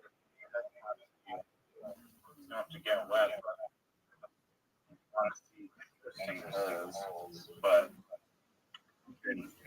good mini putt players playing really cool holes. I kind of don't. I kind of want it to be very plain. Have you ever seen a putt putt golf course, like the actual like company putt putt?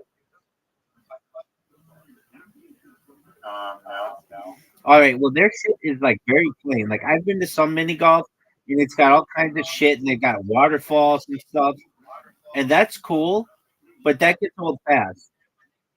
I just kind of want standard putt putt with the bricks and maybe some obstacles that are just like a diamond in the middle or like very plain putt putt. No windmills, no clown. Just So you know, like the Play-Doh golf, yeah. like those. That's like a middle ground between like what, like those ones. There's no like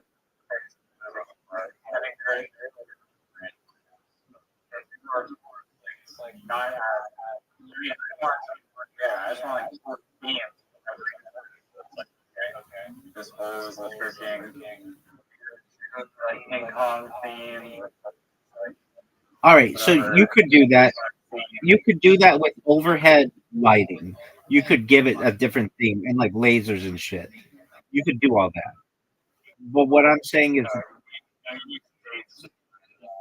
no, you don't. I mean, yeah, you. Well, here's the thing. If the more you do that, it's going to get really expensive really quickly, and that's what. Okay, I mean, it depends. I'm saying that I don't want that shit. I want really good players playing on standard holes. And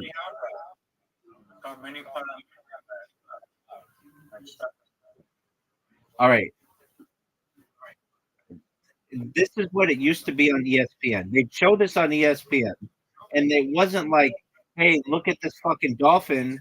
It was like, look how good this putt was from really far away because this guy read the angle. That to me makes it really interesting.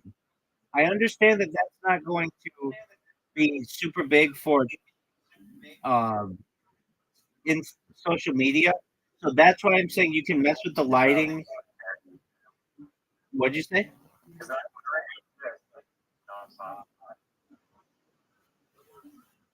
Okay, so you think it's going to be popular if you add a dolphin and a windmill?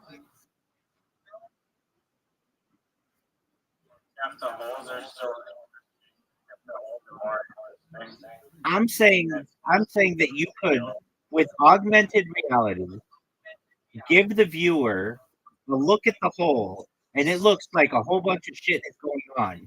But these guys who are actually playing are focused on making their putts. Does that make sense? Now you're just introducing like technology. Like because they have virtual reality golf like abstract already. So it's like why not just have the world championship? Well, okay. So I wouldn't do VR. I would do augmented reality. So you could put all kinds of fancy shit on the TV that gets people's attention. But when the guys are playing, they're focused on making their shot. That's way more. dairy cow theme. I disagree, and we're gonna look this shit up right now. I bet it's 10 times less augmented reality. Because augmented reality can be everything. It can make these guys look like they're playing in space. How expensive it's gonna take for you to build one space hole? Here we go. Agreed. Yo, dog, what's cheaper to do augmented reality? This fucking thing isn't working again.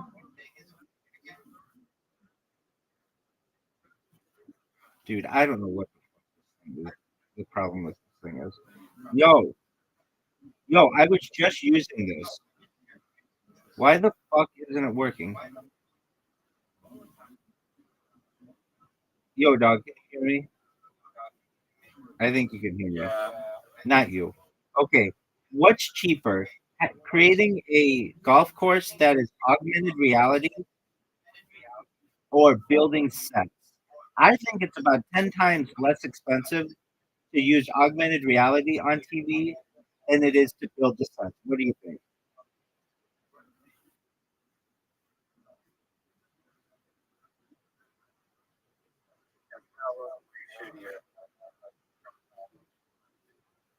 Yeah, I hear you loud and clear, and you're cooking here. Short answer, you're basically right. Done correctly, augmented reality is dramatically cheaper at scale than building physical mini golf sets. Not always 10 times cheaper on day one, but over time, absolutely can be. Now let's break it down cleanly. Physical sets, traditional mini golf field. Hard costs, custom obstacles, windows, ramps, tunnels, moving parts. Carpentry plus metal and paint, safety and durability. TV equals stuff can't break. Transport plus storage, setup and teardown crew. Repairs every event. A broadcast quality course, not a roadside putt-putt, is going to be about $1 million per course. Plus recurring maintenance and logistics. New courses needed to keep visuals fresh. So that means every time they host something at your place, it's going to be $1 million just for the course. This is why mini golf looks cheap on TV, because it is built cheap, not because it has to be. An AR virtual overlay course, broadcast only. Upfront cost, 3D environment design one time, motion tracking and camera calibration, graphics engine, Unreal Unity, broadcast integration team. The initial build is between $300,000 and $800,000 one time. But here's the kicker: marginal cost per new course, essentially software. New designs equals artists and engineers, not trucks and lumber, can iterate endlessly. After the first session, new course costs $20,000 to $80,000, not $300,000 plus. Be- Exactly. You need to build the 3D environment, motion tracking, the camera calibration, the graphics engine, the broadcast integration. So new courses would be 20,000 to 80,000. So it's even more than 10 times less expensive than building a set like you want to do every time. And I'm going to tell you what, it's going to look way cooler. It's going to look way cooler. It's going to look way cooler on television when you can have an underwater course and you can have a space course and you can have a jungle theme course. You're not going to be able to build that shit. It's going to take you a lot of money to be able to build that shit. And you can't change it right away. You could change something from being an underwater set to a solar system set in the press of one click of a button. With your shit, that's weeks worth of work.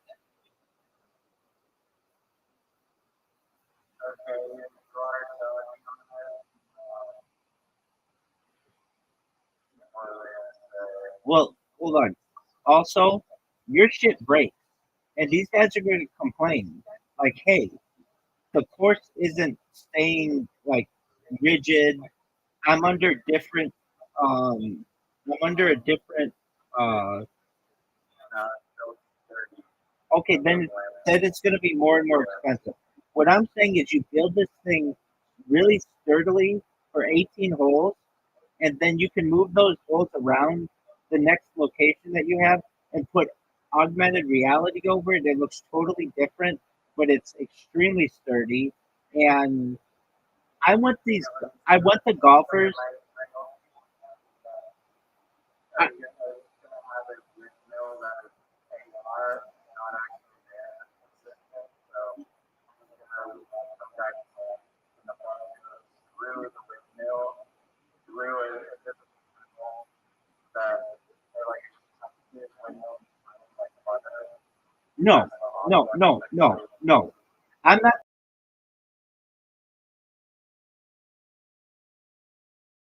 talking about moving. No, I don't want that. I want it to be everything is static. Everything is static. But if you want, you can have the course look like it's in a really cool place. But I want the golfers themselves to not have to worry about anything but getting the ball in the hole.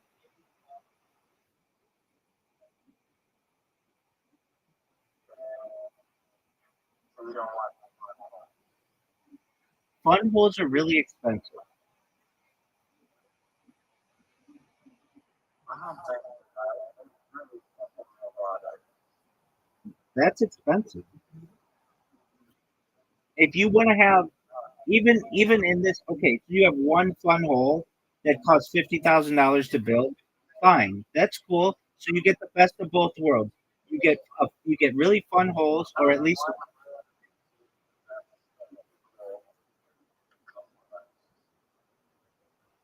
People, the news is like, okay, you can change the more specific air desert now and now or whatever it is, older website, but if they're still putting, best of both worlds. like Hmm. platforms, Get out of here with that. Get out of here with that. That's gonna look cheap and it's gonna be really expensive. it's amazing. Okay, that's fine. What I'm saying is this: you have somebody look like they're playing golf in Tokyo, and that satisfies your younger viewer who wants this to look really cool. But for your older viewer who wants this to be a real sport, and these two guys or women or whatever competing at each other at a high level, it's going to satisfy that as well. It's going to satisfy the angles of everything. It'll be very cool. It's like, okay, imagine, um, Why people love it are in my and you can make it look like there are options. second market for the world. If you're watching or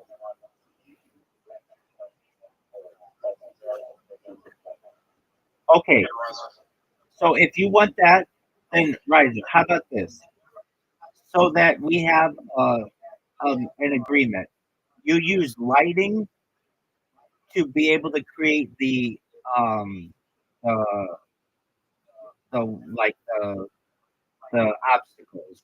So like when an area is green, you can hit, but if it's red, then you can't hit through it. And if you hit through it when it's red, then you have to take a penalty.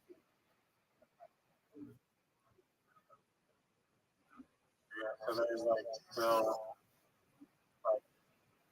some design. So it's just walk there, walk there, like how my stuff walks, but they are like, oh, that walk is here. A windmill. Exactly.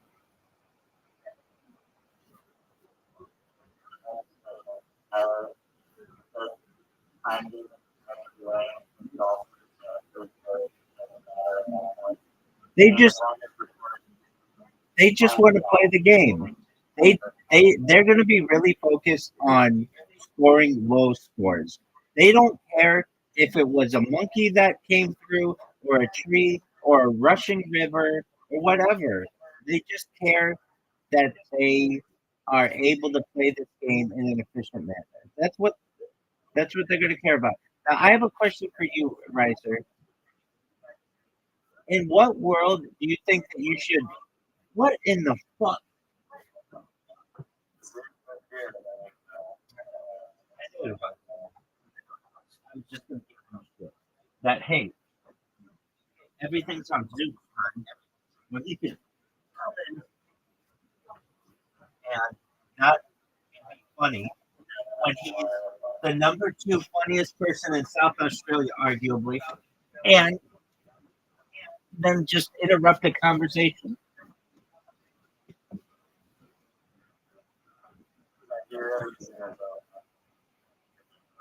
I agree. Okay, so uh, you get your thing where the ball is going to get rejected and stuff, and I get my thing that it's going to be financially uh, efficient or financially um, cheap. Yeah, but still, it's on camera. It's going to look cooler than anything. It's going to look like you're playing mini golf in space, and that's going to make it look really cool. No matter what you do, Riser, with your multiple levels, space, or whatever your levels are, you're not going to make it as cool as what we can do with augmented reality. It's just not going to happen. We'll be able to make asteroids fly through.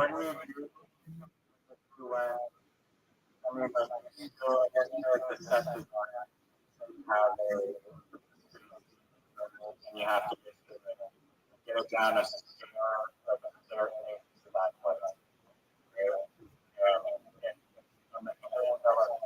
One of the stairs up to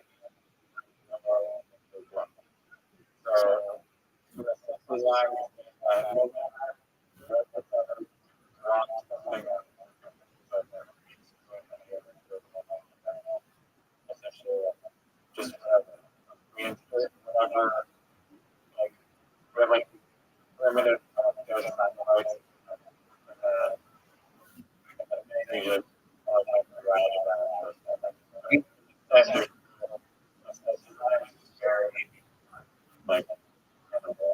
Yes, that's the best for the players because then it's really about the game for them, which is what they want. And then for the viewer at home, it's going to look like the thing went downstairs.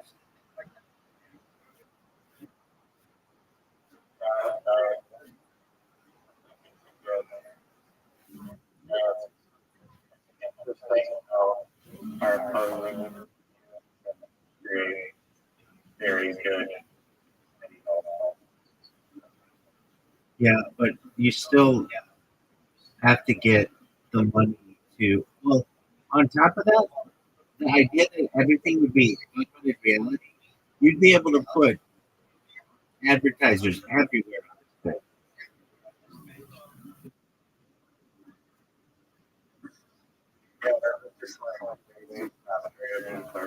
I think people would like it even more. If it's super busy, I think people would like it even more.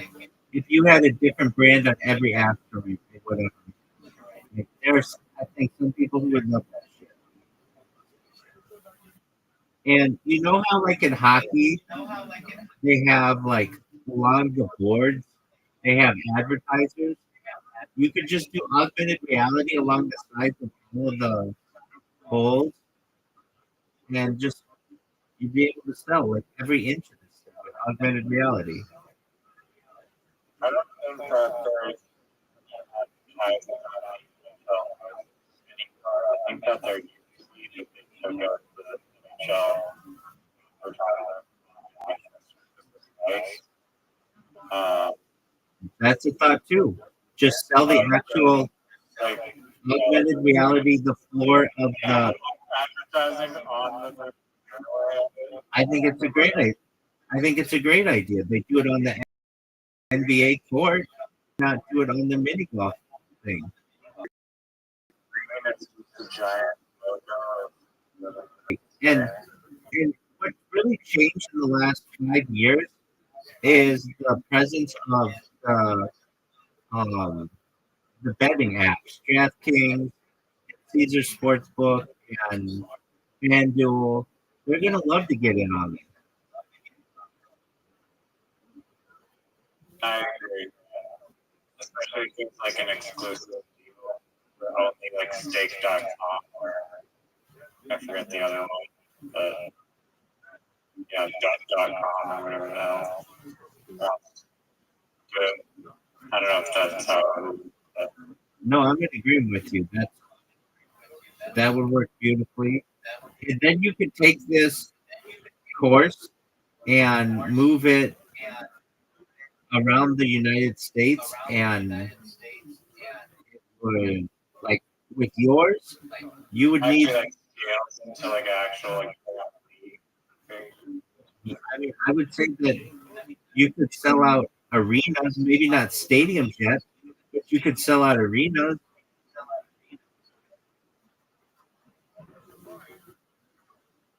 Like you basically say to yourself, our courses have to fit on an NBA court, and we could just do a tour of NBA courts and sell that. Yeah, I mean, I'm sure you. Yeah, probably need to be some. But I mean, it seems like what is the success rate of this? In your mind, go worthwhile.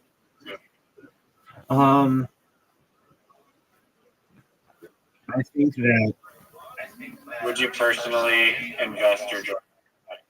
I would watch it, which is probably the best thing that I could tell you. Um, I would need really good personalities. So what it lacks is the team element, and teams are important in like carrying on dynasties and traditions and things. And so maybe you would make it a team game and have uh, teams from the major cities of North America. Like, what do you have? I don't know. Four.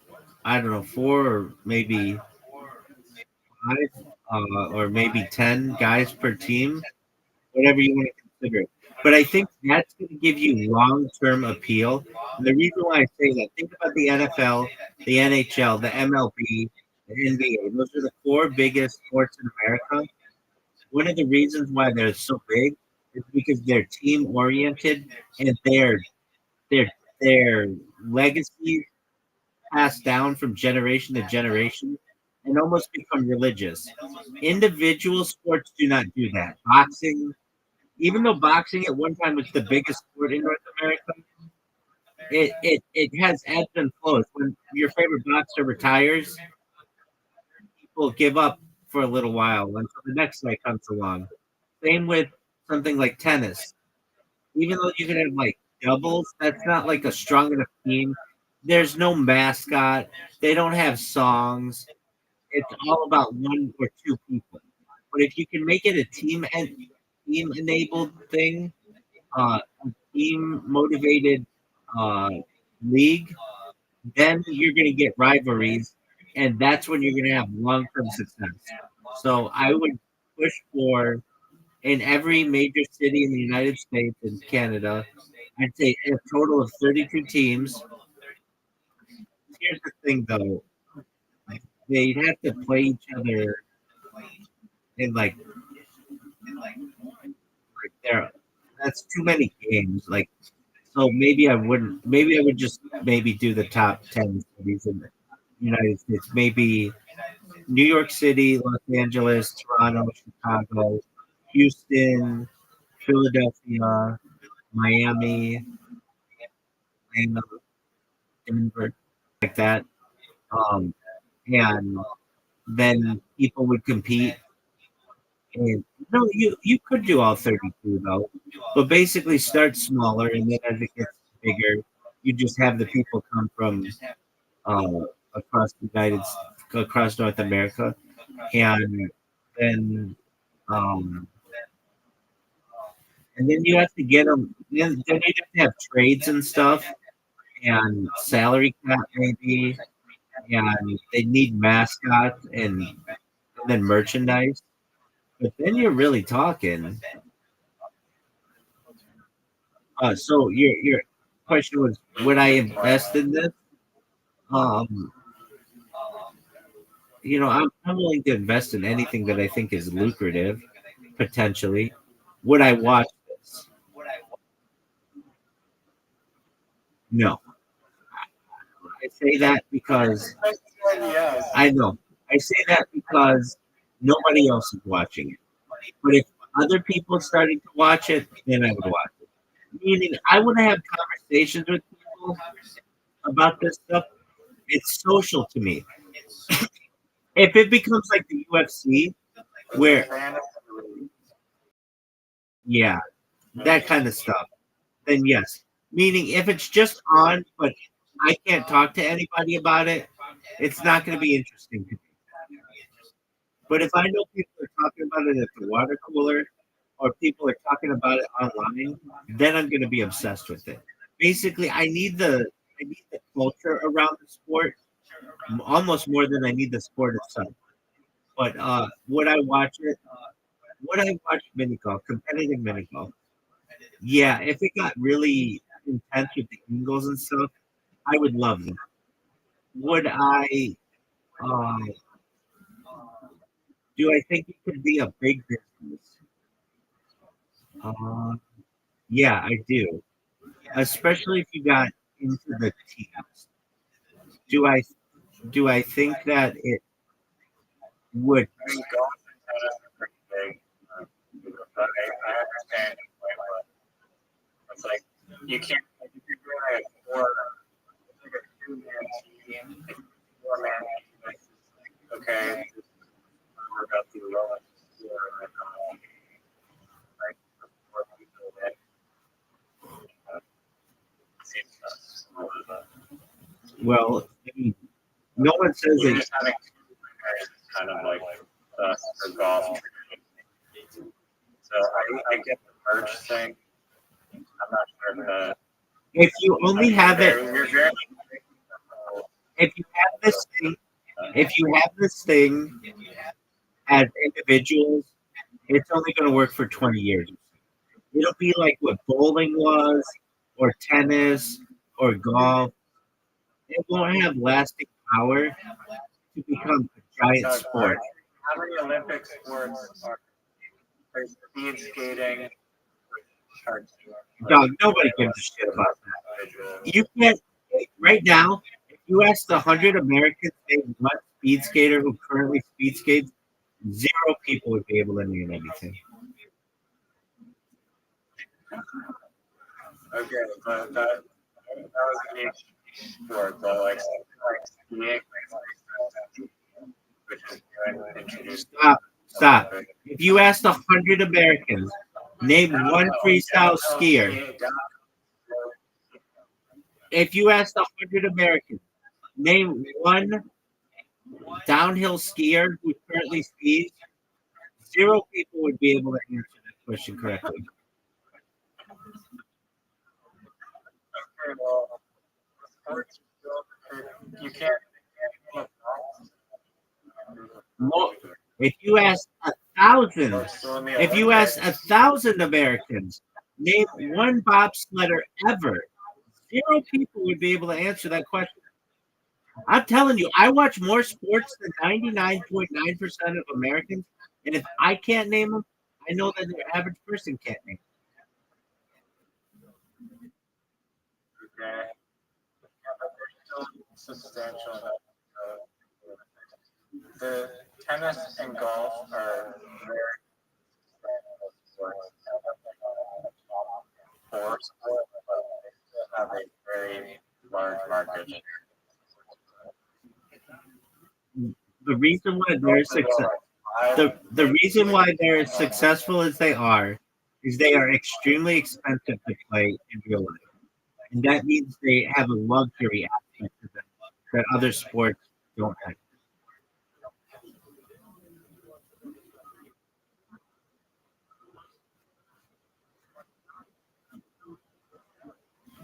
If you want to play golf, or you it, it's okay. Here we go. I watch ping pong, and I can't name a ping pong player, and neither can you. it's not big in our culture. I mean, I would say ping pong is pretty big in the United States. It's like it's like something that everybody has at their house if they're a middle class home.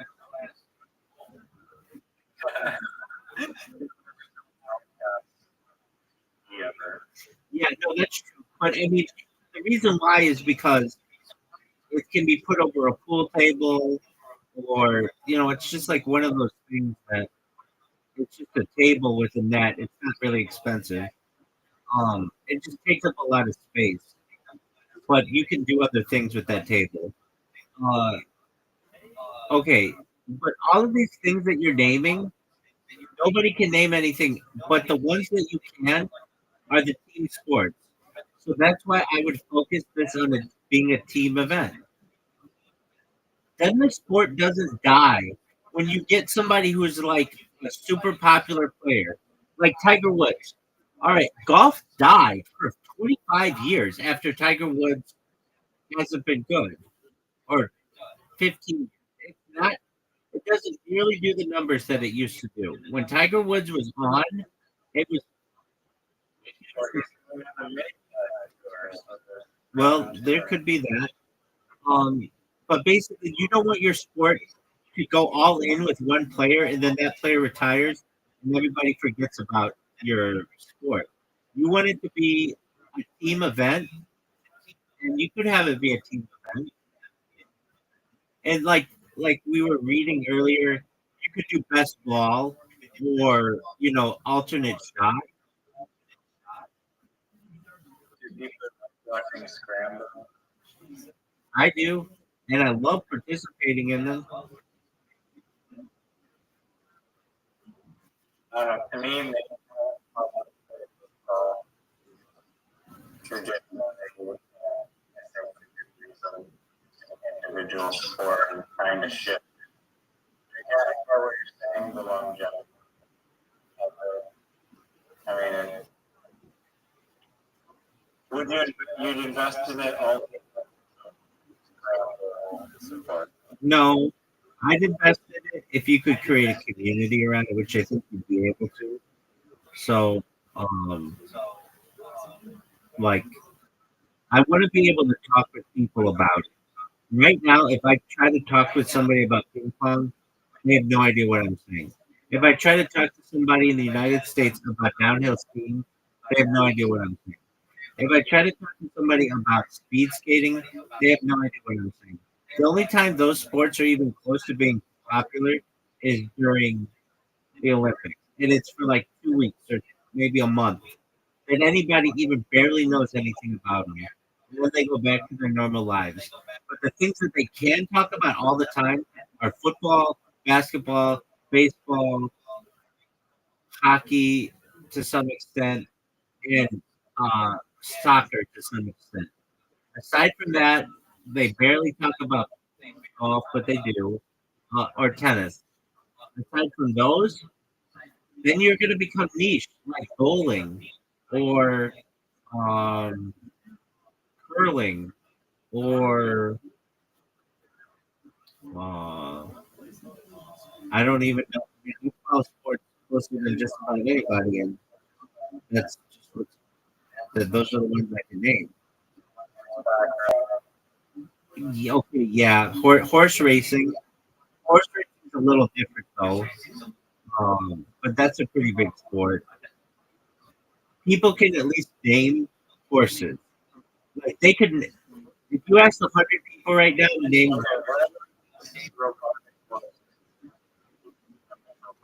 I think I love that idea.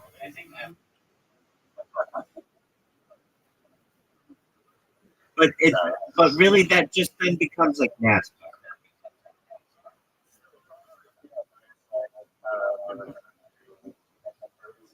NASCAR,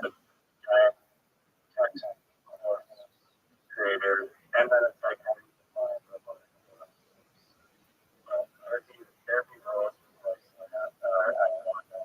Do you remember the show? It used to be on G4, whatever that channel was.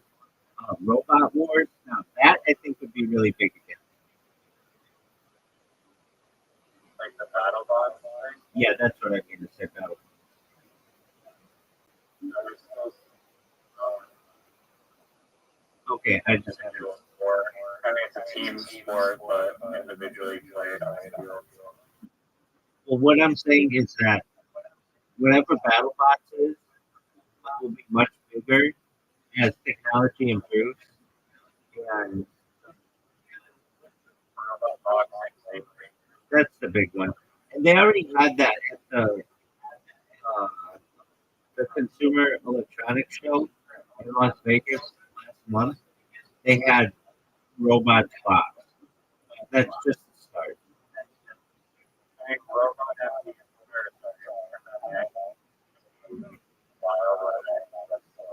I agree. They, they had a human fight a robot at the electronics show as well, and I think that could be really good.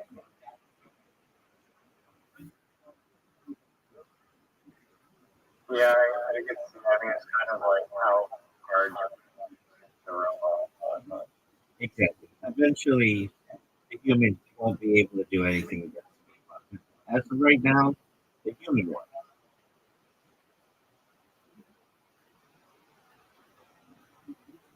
And also, how do you define the robot will win every time if it's properly calibrated? That's true. Good point. The robot league,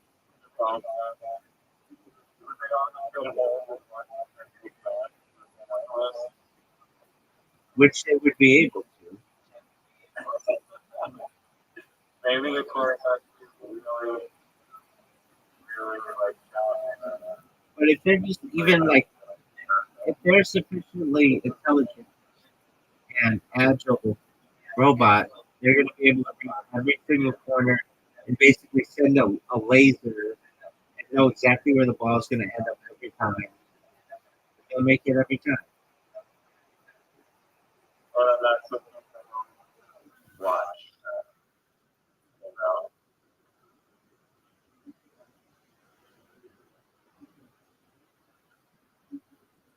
Do I think your mini golf idea? Do I think you can make any money off of it? No. Do I think that the mini golf association could? Yeah, if they played it up and added a little bit of money to it. Do I think someone like Mark Cuban could? Yeah. If he spent $1 million on the equipment for all of the to make it augmented reality, he could make it a big deal. But basically, what you have right now is just an idea, and it's not even patentable or trademarkable. So you're at a point where you just got a cool idea, but you don't even have.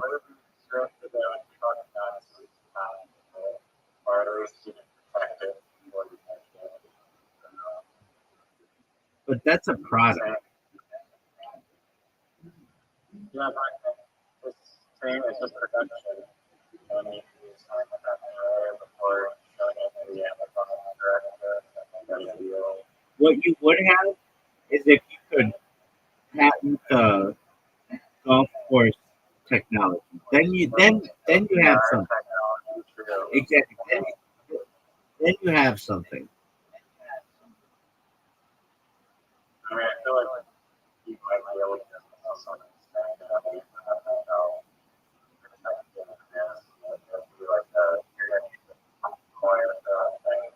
Well, you just need your shit to be better.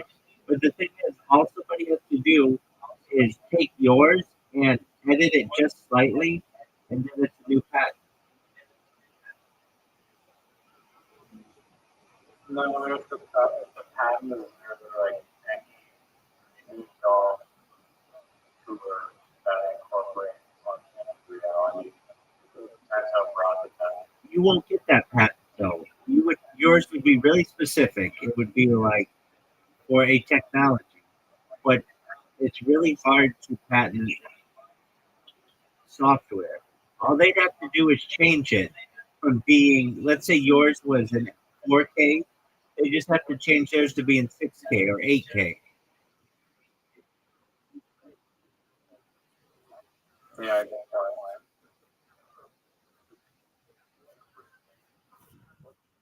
I think you have to go on Amazon online, have it outside. Nobody is gonna watch. Nobody's gonna watch this on Amazon though. Not enough people have Amazon. The only thing anybody ever watches is a live sport on Amazon is the NFL, and even then, it doesn't compete with very well against your network television. Your net television. Name one sport that you've ever watched on Amazon. I'll wait back to you. Aside from the NFL.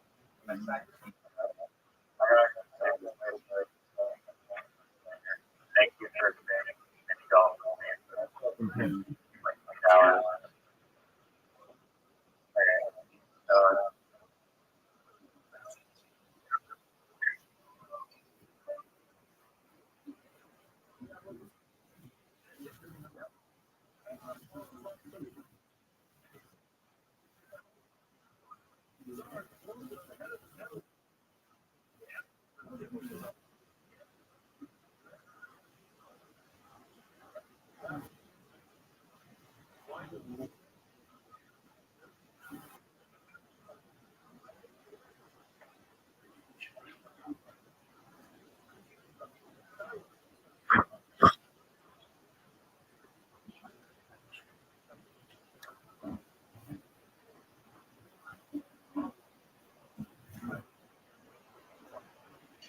What's up, morning?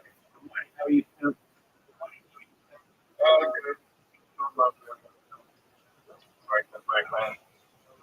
Alrighty, big man. Well,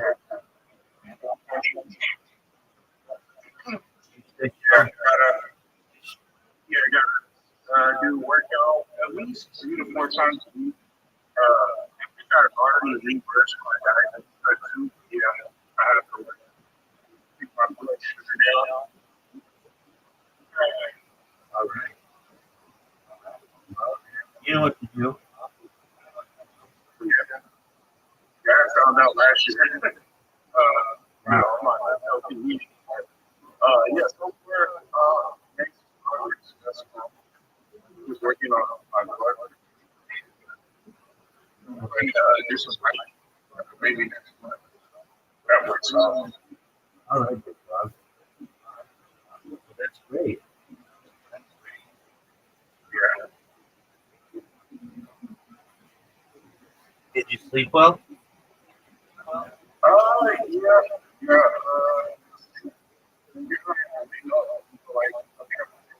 Later, but I went back to sleep. I think I got a good amount. I was like 6, 7 hours.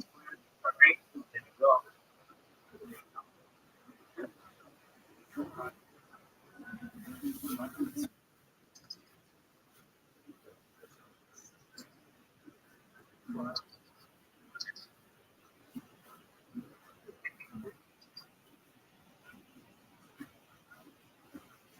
So, BJ is 100% here in Austin, and it's 100% beef. It's one of the greatest shots I've ever had. Make sure you get it when you get different. The joke's going on. Is that even chip attached to your cheek? Dermal ink, friend of mine invented. It's called a dermal ink. Dermal ink.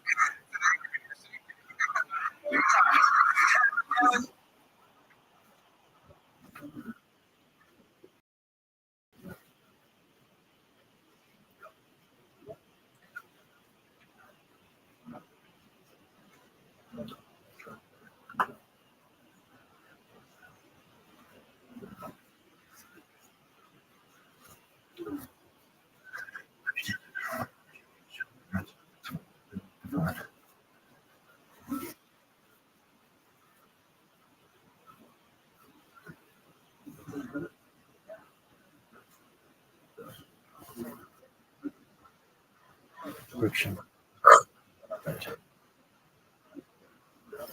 fuck is that? No, bird jumping.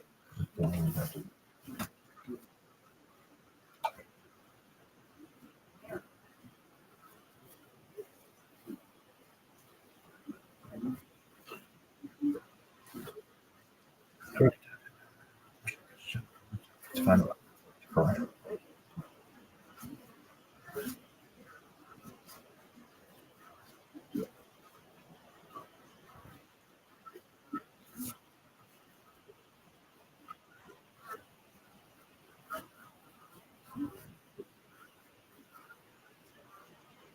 Jumping.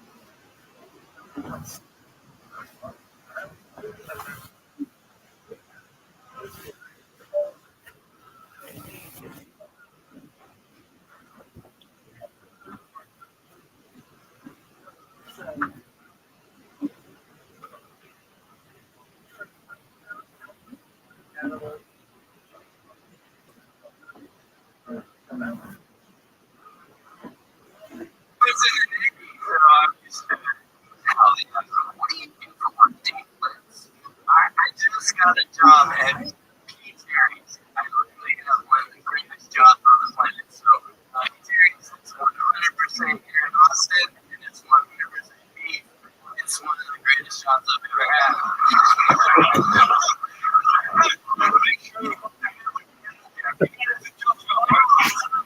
I'm talking to we actually feed all the comics. There's like 300 comics. Most of them are homeless people who would love to listen to it. So you just work a normal P. Terry's, you're not the manager or anything?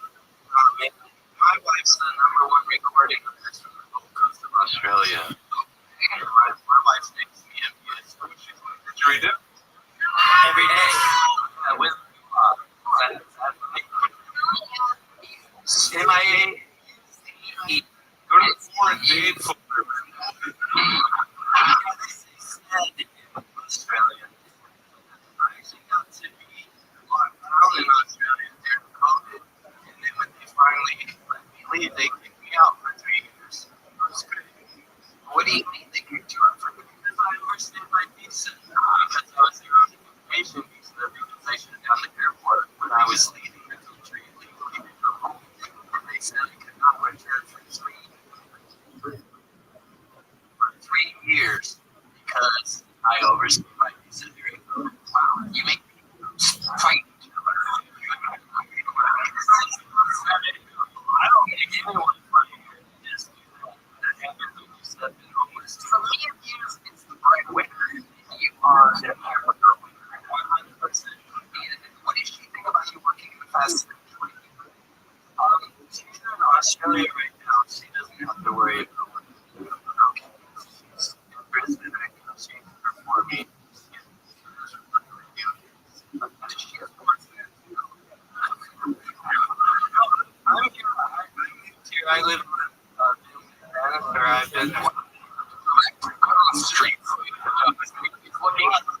entire day blitz just taking the field.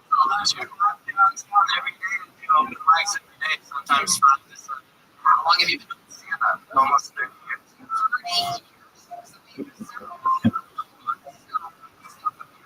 30 years.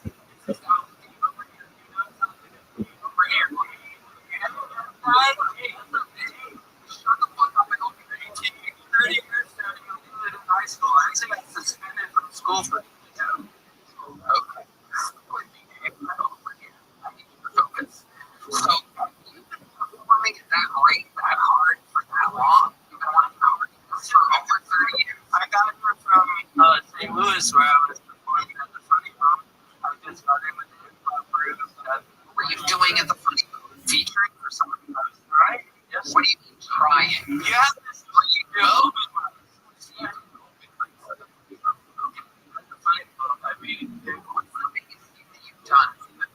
Plus, cruise lines, not really big.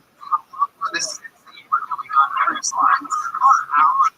I bet people were taping anchors themselves on those cruise lines.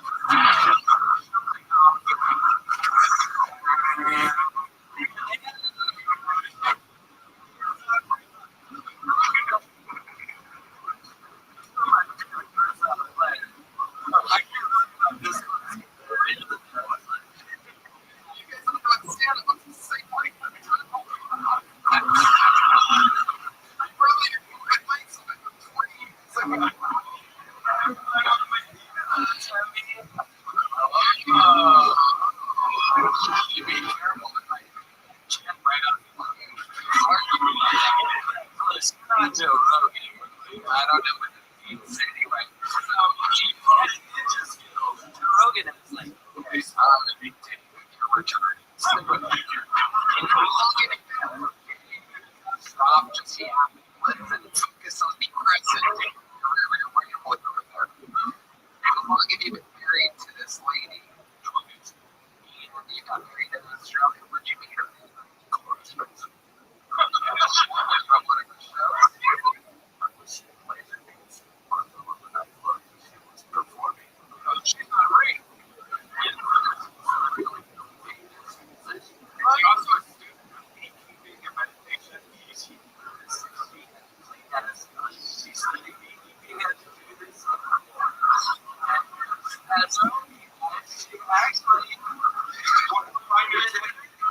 Well, I'm not going to be keeping you here anymore.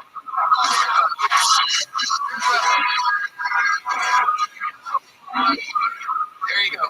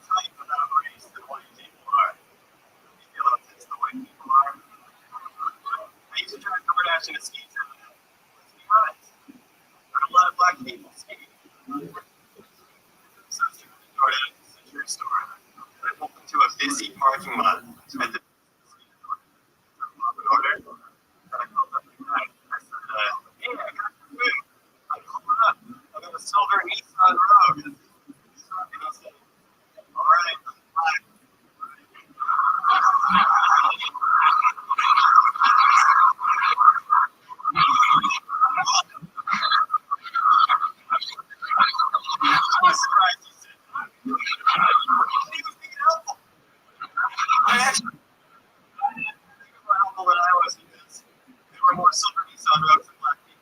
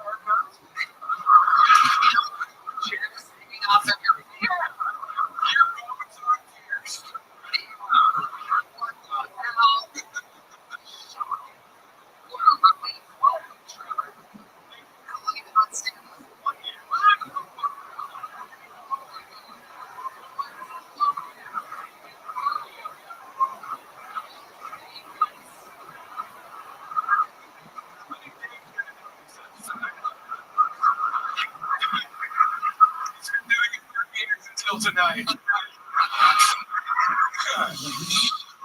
good one, Dorothy, man. That was good. Thank you. How old are you? I'm 26. Amazing, Trevor. Wow. You've been doing it 1 year. What made you want to start stand-up being? Okay. Well, honestly, I moved here. After college, I wanted to be an independent filmmaker. And I was grinding away writing screenplays. I used to writer's block, but I was going to shows at the movie. And I was like, I can do that. Amazing. Working hard at it? Oh, yeah, really hard. Filmmaking is kind of, right. Incredible. How are you making money to survive? I wait tables. Nice. Absolutely doing what you gotta do.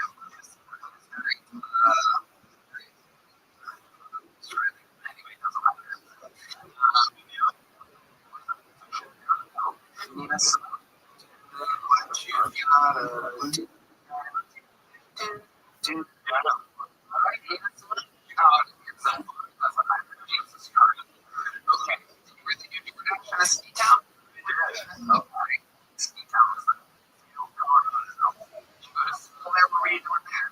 During COVID. Hell yeah.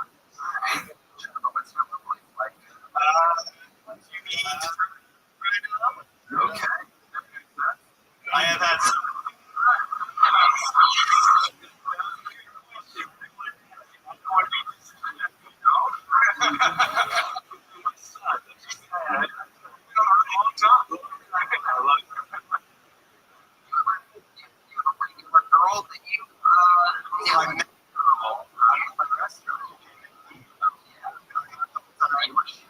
There's at her.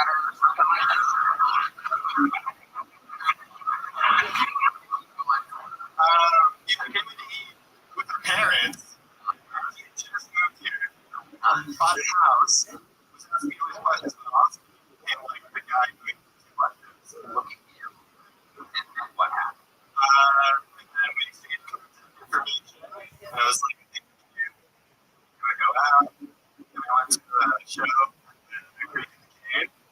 And then hung out a couple times since. She's been in for 3 weeks. Getting the future.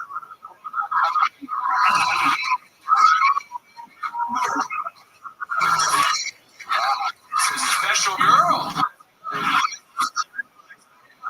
Parents already. Cool.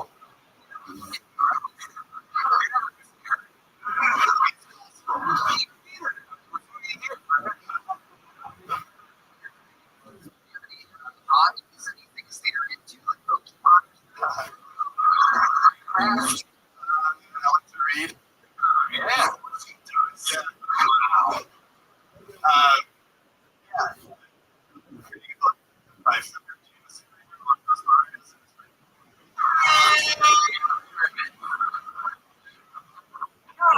This is who I marry.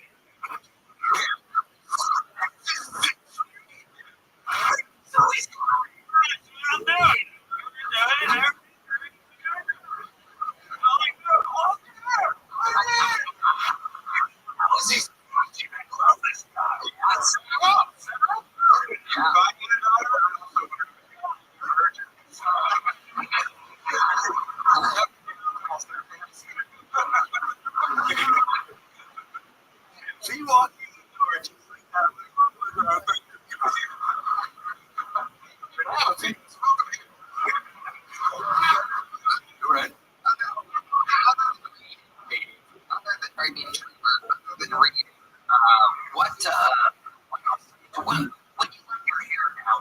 little wild. What does a guy like Trevor Lewis do? Yes, I've always been an athlete, so I grew up playing football.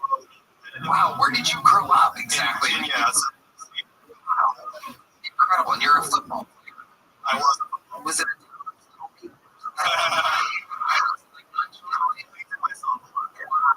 I was a quarterback. Wow.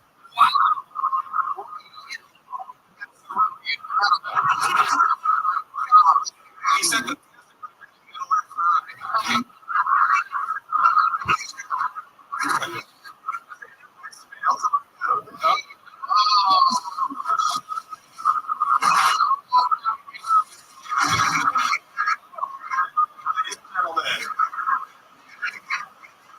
One of the big ones.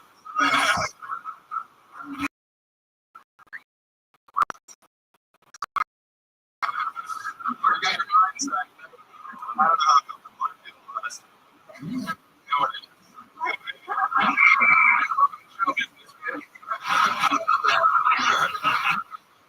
Incredible. Did you have a lot of black players on the team? There were a lot of black players. And you know that because they're good at running and catching, correct? Yeah. Did they was there a quarterback or was it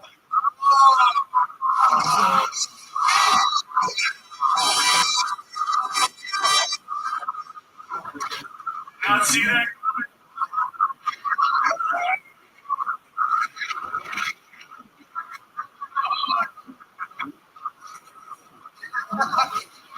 And you could describe what the starting quarterback looked like. How would you describe him? Caleb Williams. You used to his name was Caleb Williams. Was the starting quarterback?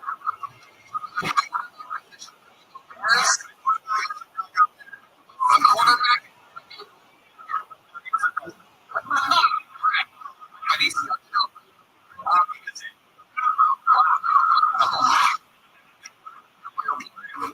He's a super complete Virginia.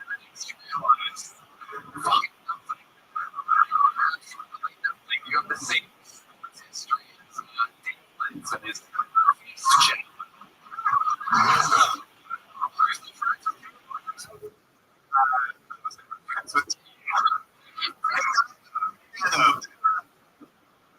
Rap in what way?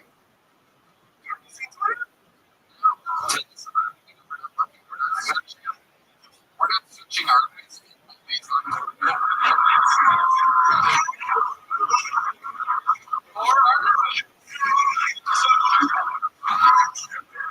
Now you get your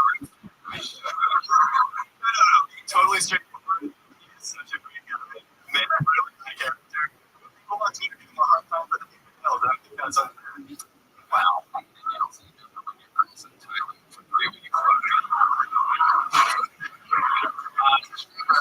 Very, very great set. Very great interview. You're present.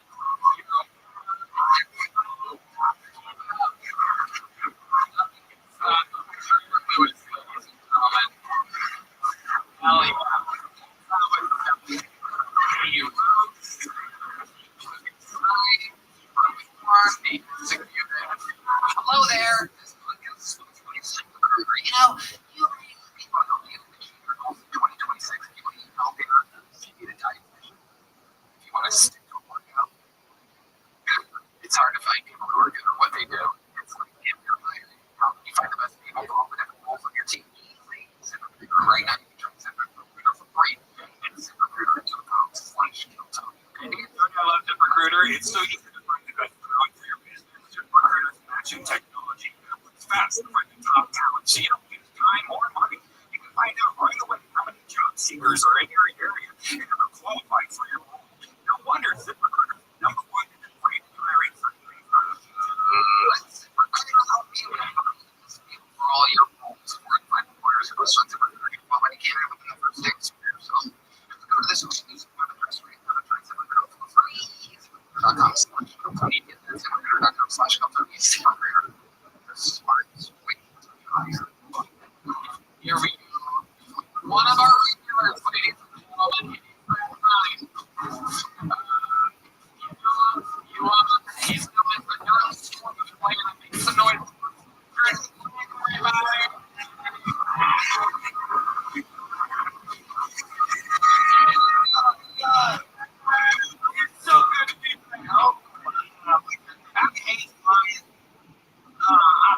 tired of it. It's not irrational fear. And I'm telling you, people believe me, I'm supposed to be up there. And I'm supposed to be up there. And we were supposed to be up there. And we're not to be gravity. God is on his not in the air. If he wants us in the air, he would have been up there. But we're not supposed to be up there with the divine God. We are defying God. I'm not really but that's so turbulent and thinking, I believe in God. When the plane got this nigga, you need to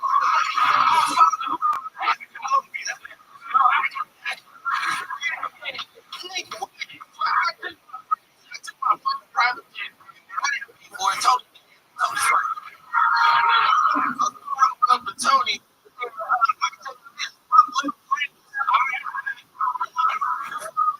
we not supposed to see the alright? We not supposed to see the whole time. We're supposed to be the 30 minutes. I'm not supposed to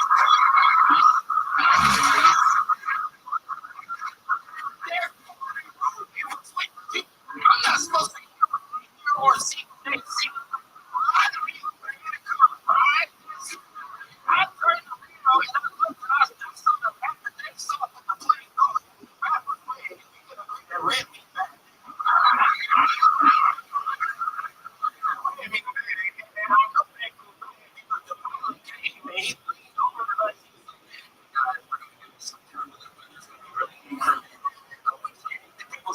We're gonna die. Somebody back like you guys are rolled up as if I ever took off my y'all you know, but the whole time he was talking, I didn't say nothing because I was freaking out. Right? But I really wanted to say, why are you back here? Take two. I'm trying to doing this for folks. Y'all so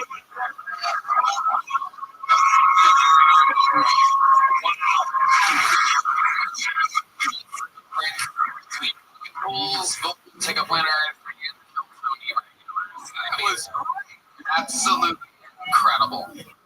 Keep that pace. Like an hour. Banging like that. Damn, dude, that's great. It's really cool. Like both members are running. Yeah. Just that fast. I love you. Dude, man. I wasn't sure when it was going. I was a little worried. All of a sudden, like, right when you I was the worst. Just absolutely hilarious. It is strange. You don't really get used to it. That's how he told me when I was crying. You can tell me it's a lie. It's a lie. I ran away. It was like that. This happens every flight.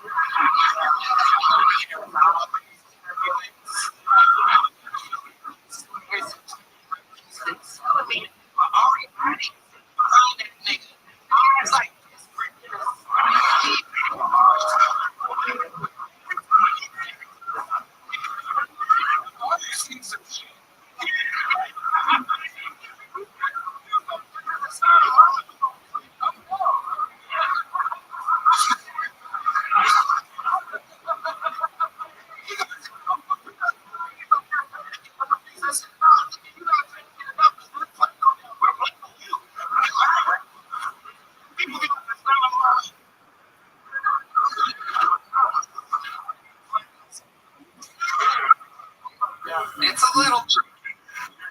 It's a little tricky. You can feel the turbulence on a smaller plane a little bit better than a big one. It's all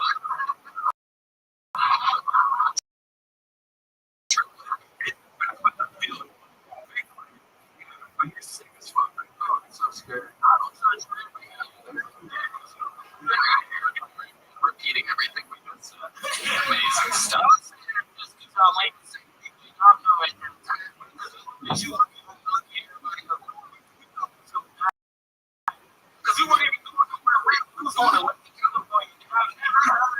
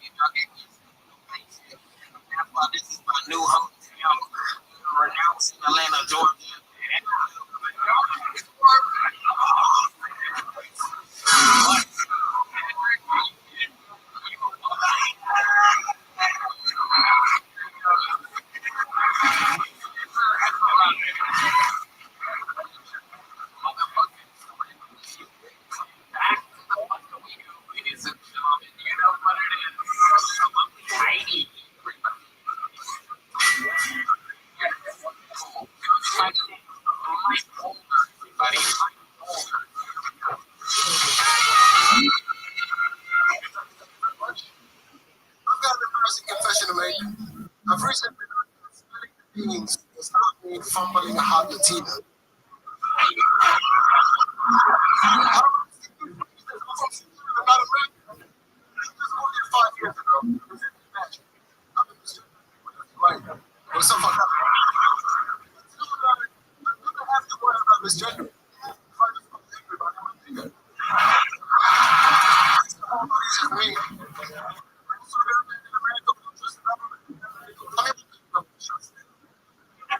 And then the Air Force said the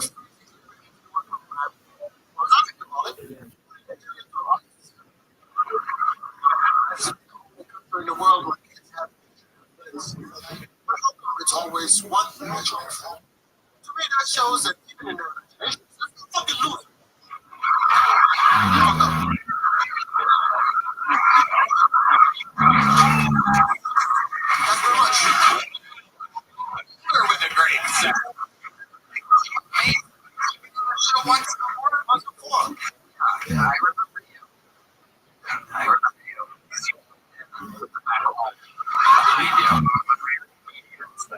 Blending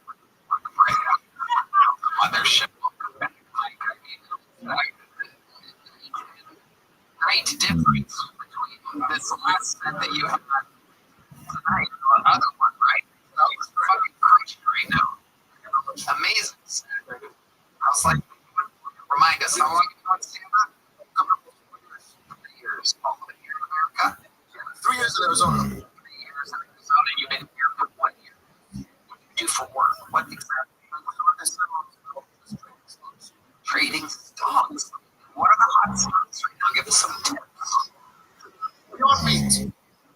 Beyond them down. Right. Skeptical. Tell us what you mean. Beyond meat is taking off. Yeah, I'm not going to give financial advice. I'm sorry. Right.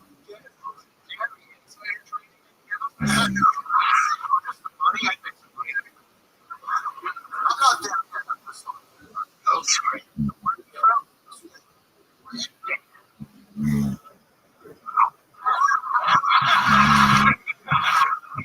I do as well.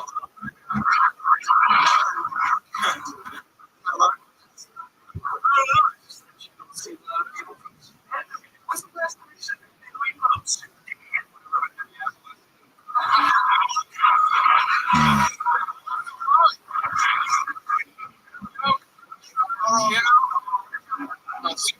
Look at these, right?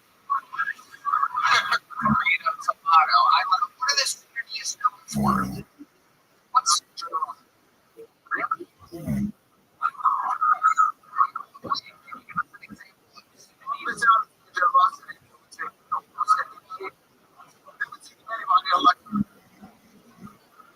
Is that true? Or you? No, I'm honest. Just kidding about it. So they know. Give me another stereotype. Stereotype? You're from there. Remember, this is your country. Yeah. Okay. Gossip.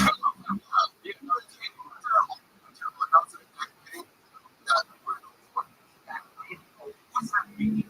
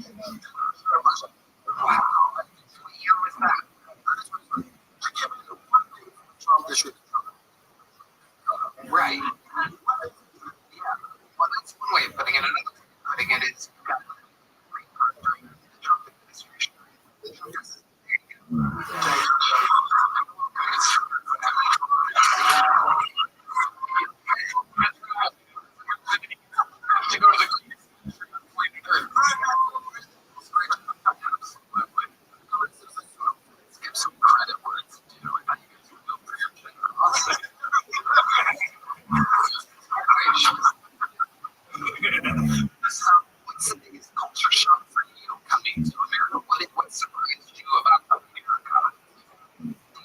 Pretty weird. Tell us about it. Yeah, because it's very different. It's like, just this week, one of the things is real scared. I wasn't sure whether or not you could predict it. So it's a good thing.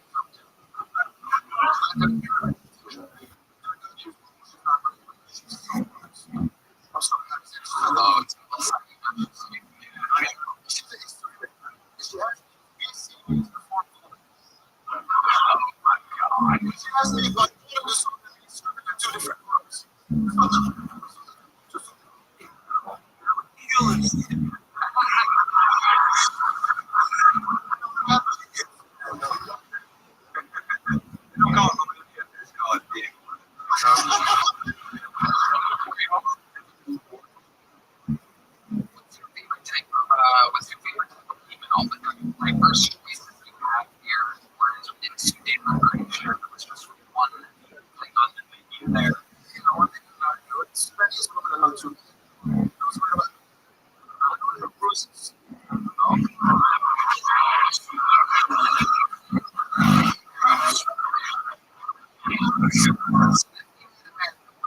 What's your nature? The Latinos, the whites, what are we going with nowadays? Tall whites. South Africa.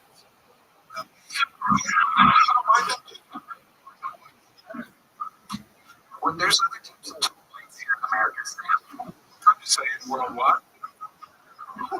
Germans. Tall chicks. I'm trying.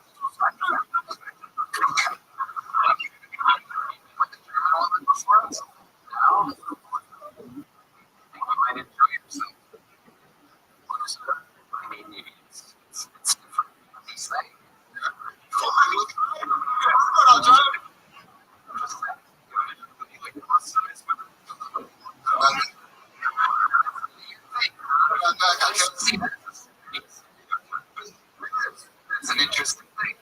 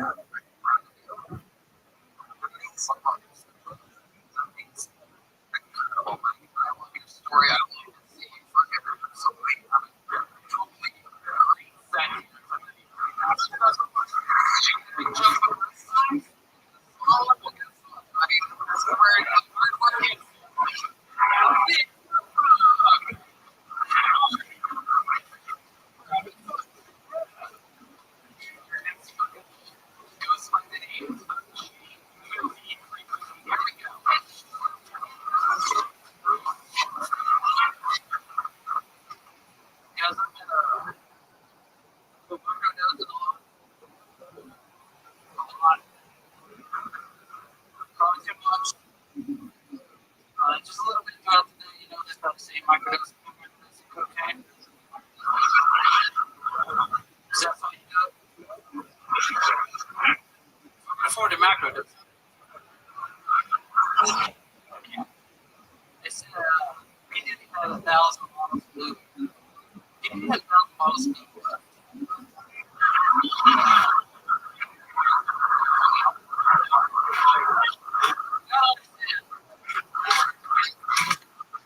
LeBron is tall. Russell looks a baby boy. It makes me wonder, like, the Oscars, these after parties, like, these they go to suck. Those actors look up after parties. He's only got, like, some bottles left. This doesn't come in.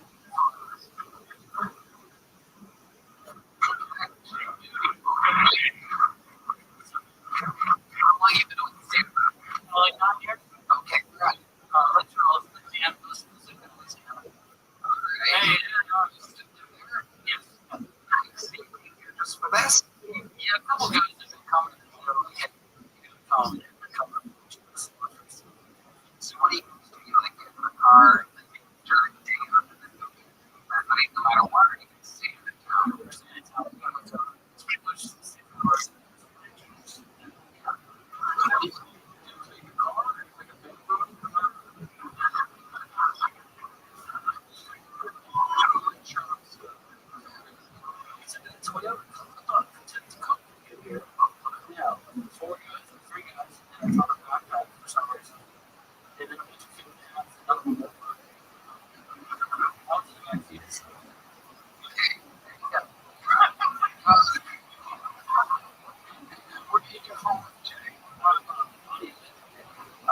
She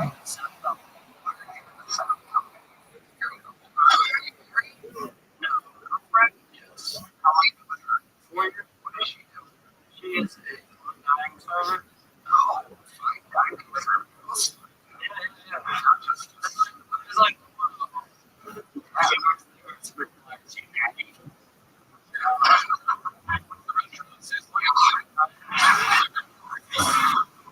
a very nice business. Thank you. It's a nice salad. Amazing. Like,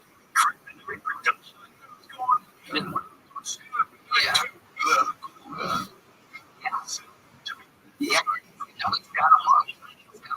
Looks like it could be our backup quarterback. Right. Yeah. Are those for joking? No, really. I don't fucking joke. I don't think those are joking. It's oh.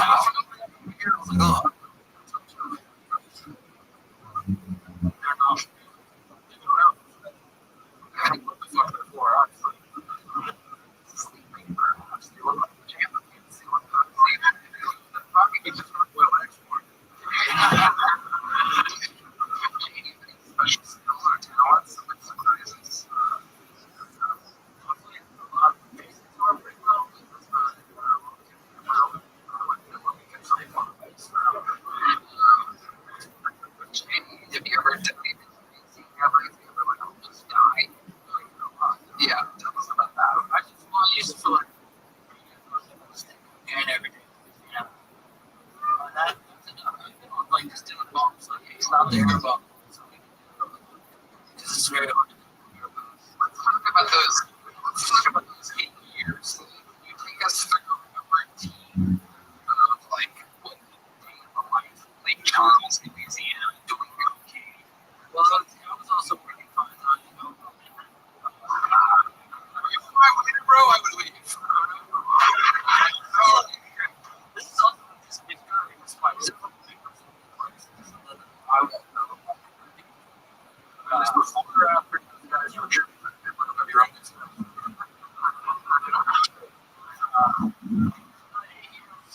What if I just go to work, you have a bunch of cocaine?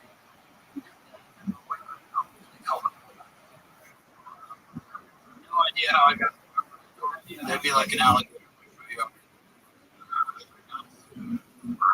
Louisiana cocaine, that's WD-40 mixed. What is that? Yeah, those look like crystal. So long. Okay. Is she get cocaine? No. She's a restaurant. No, not at all. Right. Amazing. Before you get out of here, what's the most interesting thing about cocaine traders? Most interesting, I mean, it's not. You're still in it. What keeps you? I live in the country in college. That's a good question. It was a good.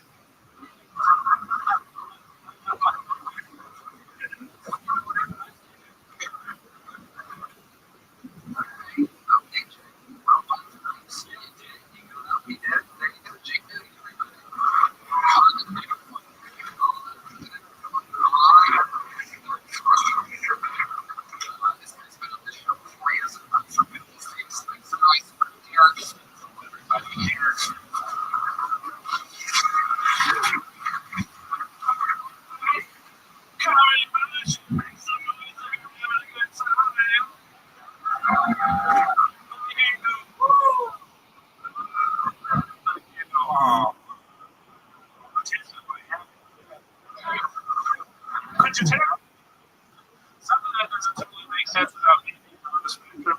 My favorite kind of adult videos have lots of eye contact. Touch your fucking way. I'm on this rock right now. I got 4 eyes. Look at it. Eyes up here, ladies and gentlemen. I got 5 eyes. 7 eyes. Look at it. So, you know, from here to here, that just seems like a hot lady. Renaissance paintings.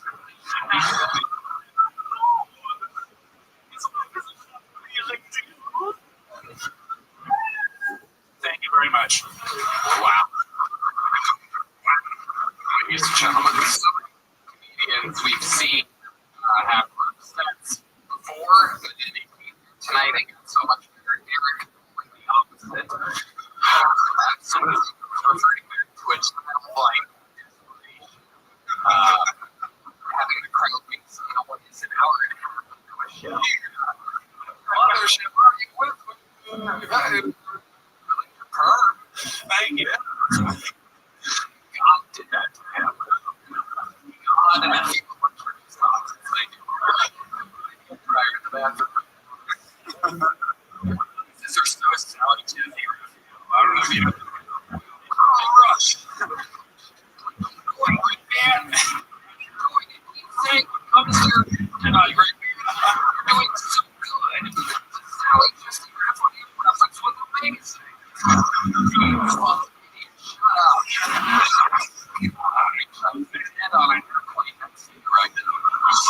Jeez, fucking Christ, put the mic down so I can some soundboard in your moments. Eric, is that interesting? It's the last time you were on the show. Oh my God. I was in Vegas a month and a half ago, and I had sex with 3 different people on 3 consecutive days.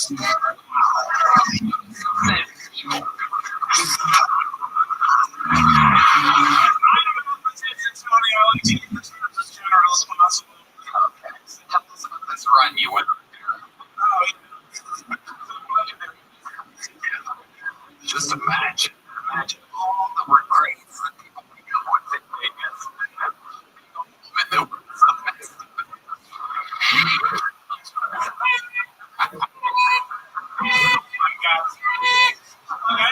Like the priest mice.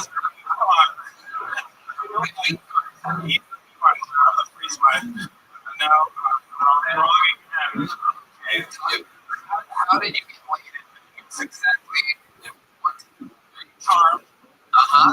Take us through. Can you give us an example of how you called yourself? Well, I got told off, but so on Tuesday night, there was a lady who was interested in me, and I went back to her hotel room in the Strat, and she was a black lady named Mahogany.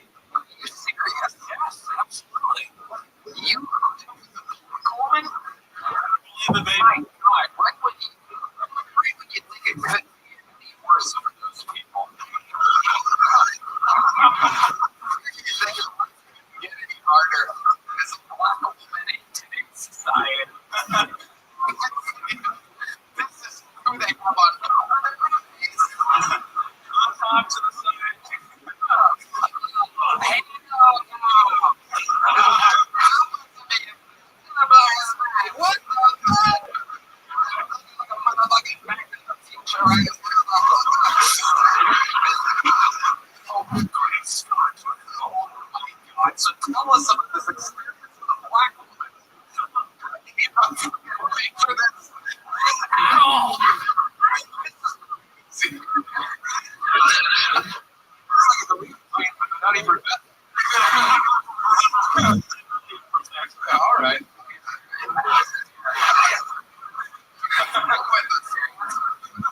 Questions. What was this your first time in the black woman? Yes, I bet it fucking was. So what made her? Where did you meet her? I was doing a show. You were doing a show. Well, thank you for refugees.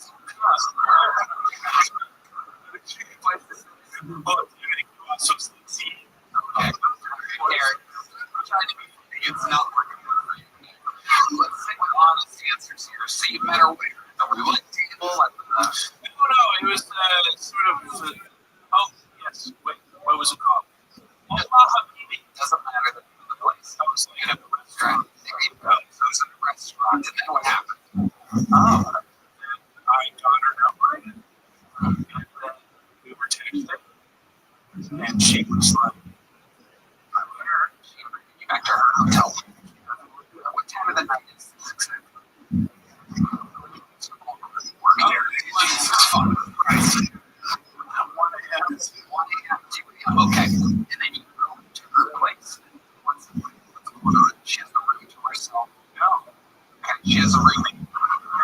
twin beds there. Two queens. Okay, two queens. But enough about them. When I was so Latifah and so there's two queen beds. So there's two black women in the room. Am I correct? Yeah. Okay, there's one black woman and Latina. Oh, Latina woman.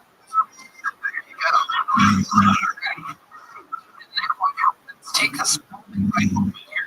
Who wants to know how the fuck you have sex with a black woman? Right. Well, when you were talking kind of cozy, and I was also let me ask you this. Are you standing? Are you bending? Are you sitting in the weird desk chair? Well, first I took my shoes off.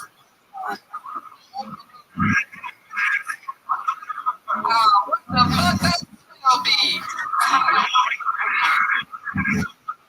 You'll be standing there.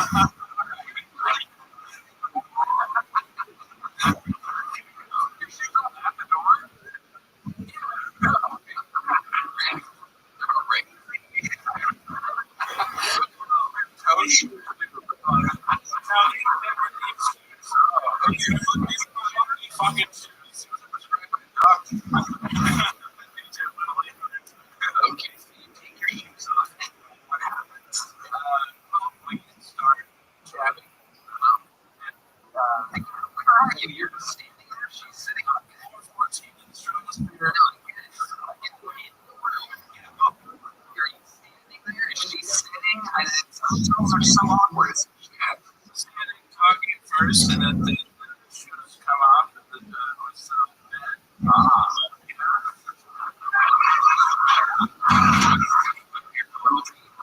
Yeah. And then we're talking.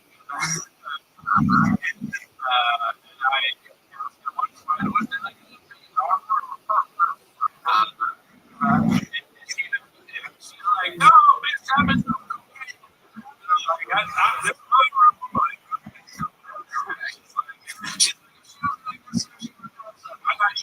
Okay. So then what happens? Then her rolls over and puts the pillow. The old burrito, a Latina woman rolled up in a blanket.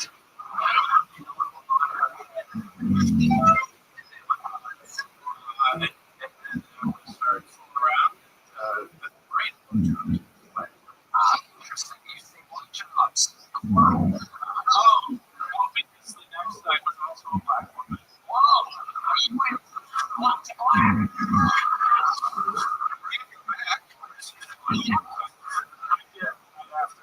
Wow, incredible. So much confidence. The second thing was very good. I mean, it's night one. Condom, no condom. Oh, no condom. Wow.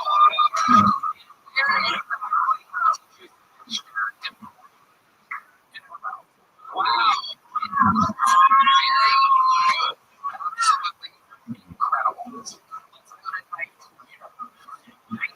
You're just out there in the fucking, you got the fucking jungle boogie playing in the background. It's a song. It's a song. It's got color in it. You know, that's it's a nice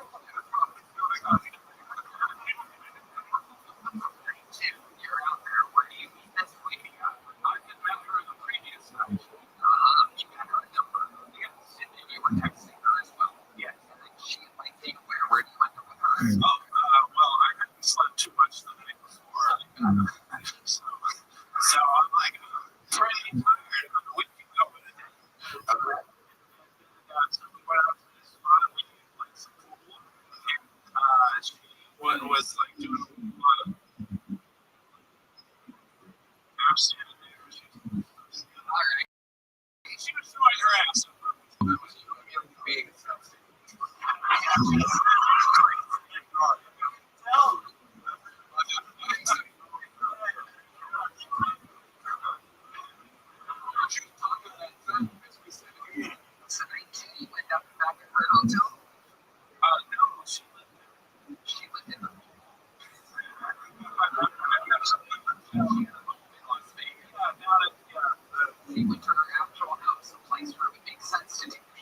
Exactly. Incredible.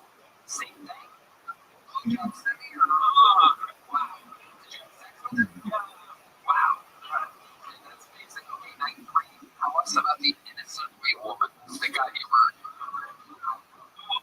The lady from night 2 that I were at the bar, and she wanted to get started in the situation. And so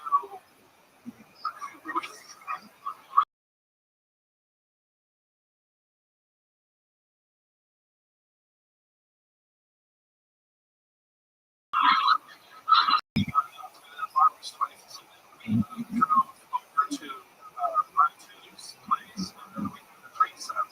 Wow, you had a threesome. That's incredible. Wishing it every single human hope. Thank God is dead.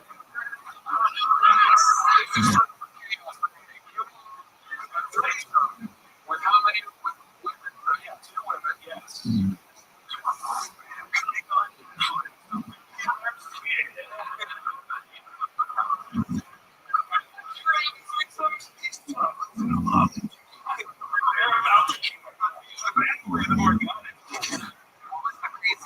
The threesome was the part where you were overwhelmed or overwhelmed almost constantly. It was a moment that took place. Was there something that but the greatest part of that's what I'm asking about. You can see it instead of resetting the question. So my chick was riding my face and the black chick was sucking my dick.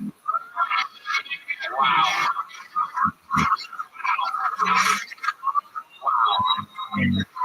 It's called the Austin Scuba Mask, right?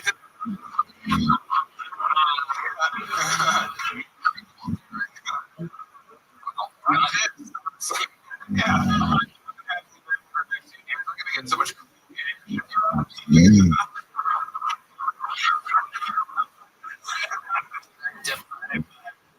That hot 3 days of sex, you're leaving here with a little too. Congratulations. Very good. Amazing, ladies and gentlemen. Perhaps one of the ugliest beings I'm just out there just absolutely incredible. Struggling.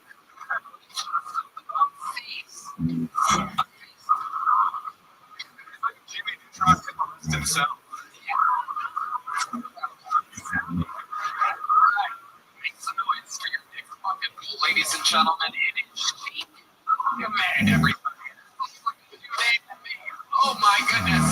It's Chic Ahmed.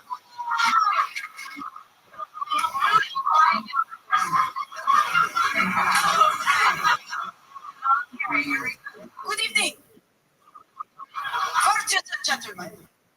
I am Sheikh Ahmed. I teach a 1-minute workshop to confidence how to treat your virgin.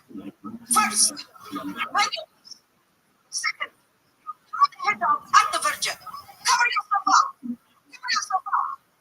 Cover yourself up. And third, you dodge for anything the virgin throws back at you. I think I was saying in Buddhist, and I for an eye and one of the virgins. But this is not a Chick-fil-A. The Chick-fil-A. That's what the virgins. Well, in Buddhist, we don't have that premium child because it gets too crowded at 7 p.m. Anyone who's right, there's one outside. Thank you very much. I will give you one more one.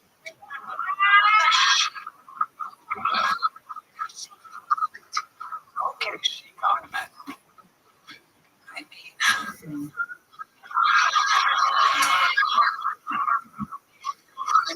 basically,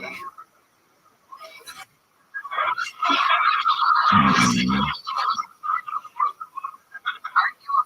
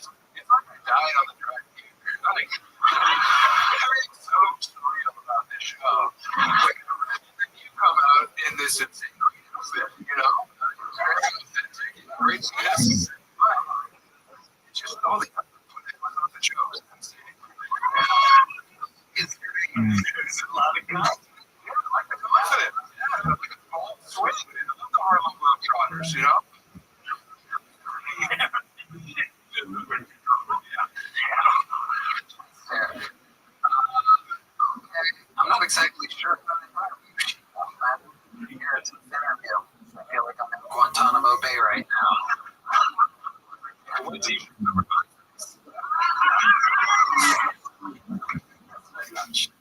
Waterboarding joke.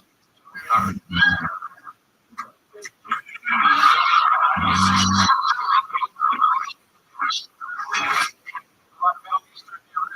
want to make sure the jokes translate.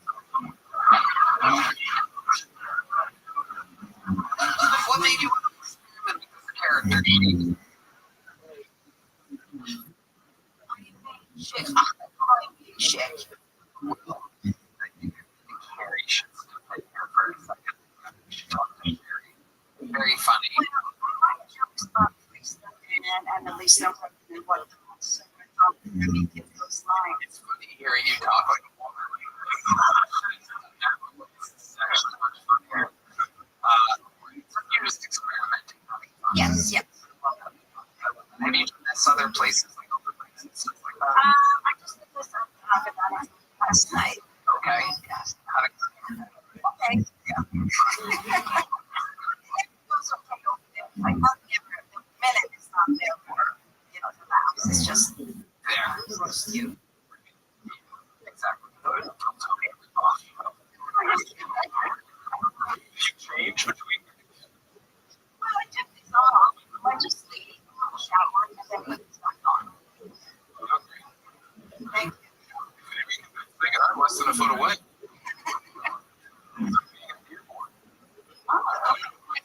And you're really, yeah. And this is your take.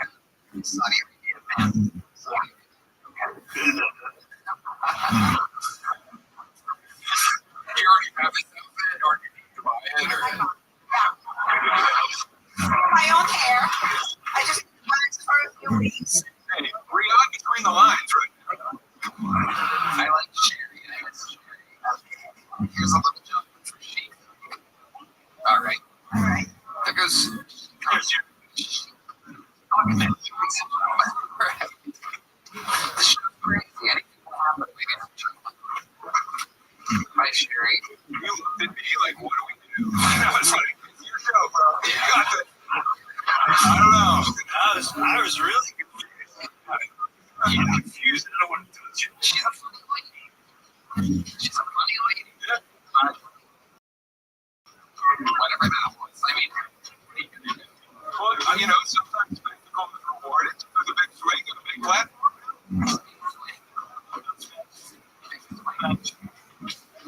Your final protocol of the day, ladies and gentlemen, goes by the name of Anthony Walton, everybody. Here we go.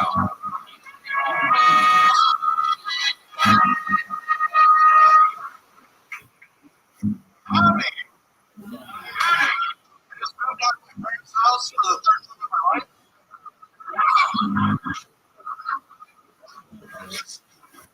It's great because I had to go to the side of yesterday. Let me tell you something. Cooking off in the car really sucks. Especially when you don't own it.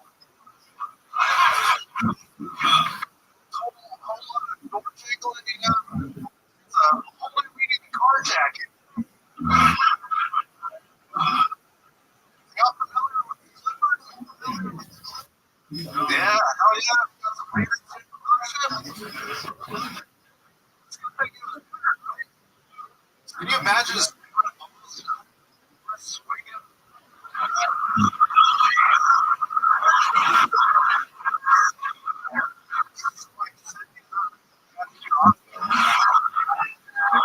I just lost my phone recently.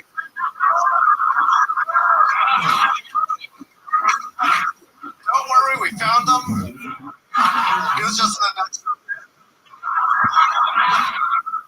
Fuck yeah. Yeah.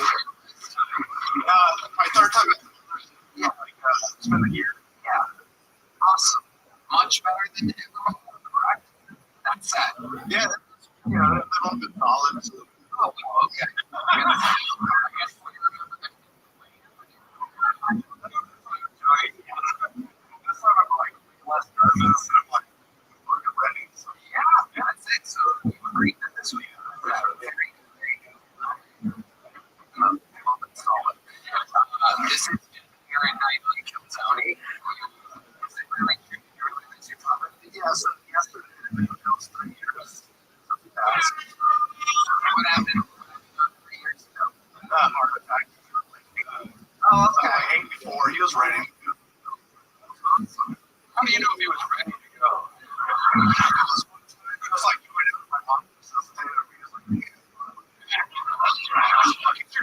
The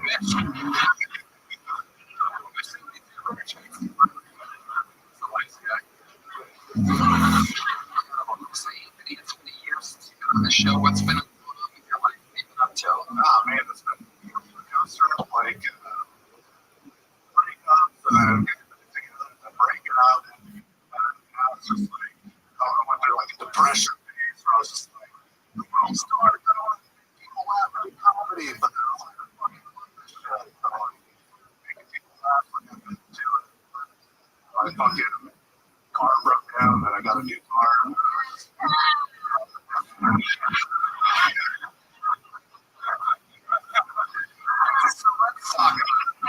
Let's start with this girlfriend that kept breaking up with you. Why did you break up? What's the problem? Long distance, basically. Where's she at? I did 3 hours away. So 3 hours. Directed it. It was just like complicated. Like, less about it. What do you I don't know if there was business out there.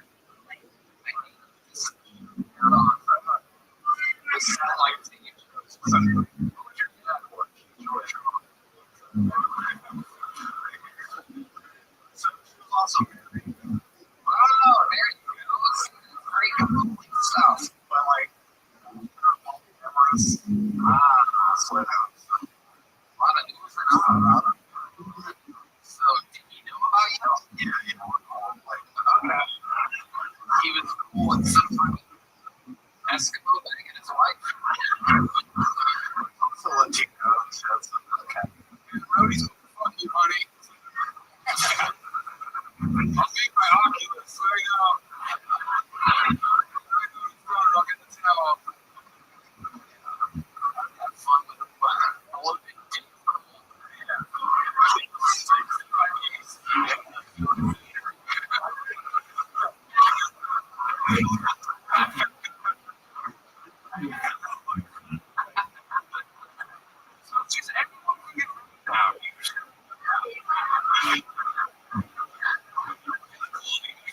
Soon, you got it. Oh, I love my wife. It's just, it's fun.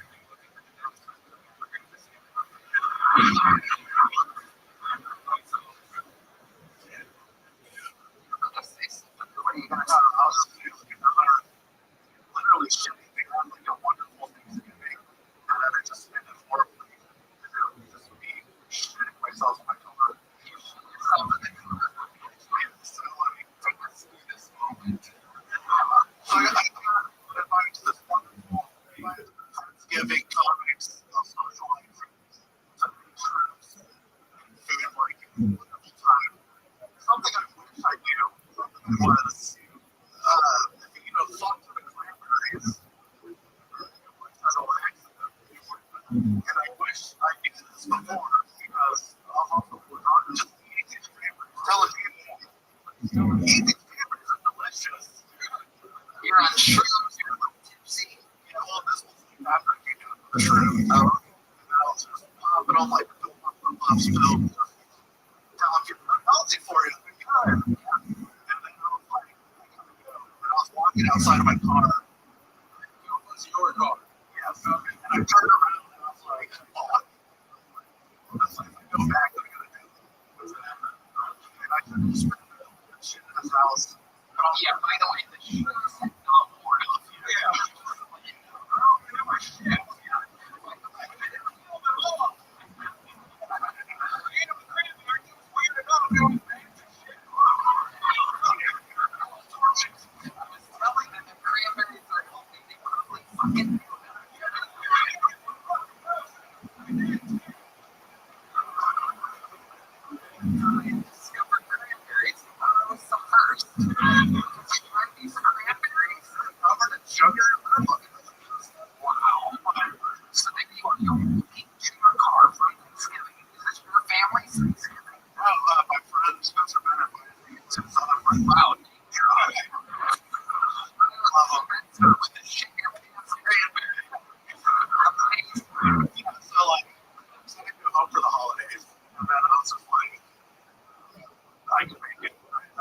To a 7-Eleven.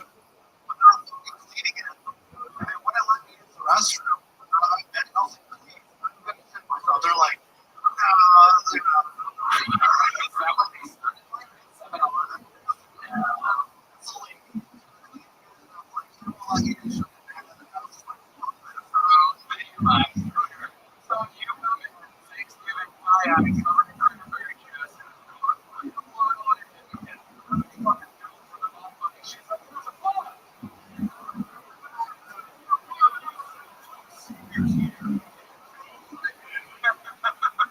So if I take a shit behind the 7-Eleven, there was a fucking cop car chilling, so I'm like, I can't get a ticket for this. And then I was driving and I saw it, but then I was too late. It, you know, it was like, You saw a circle drove by a circle pig in your it was like, as soon as I saw it, I turned and saw it.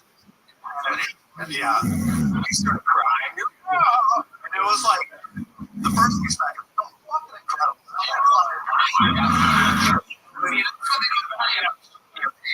I'm back down. There's a few seconds before the shame mounts, before the shame takes over. And then I somehow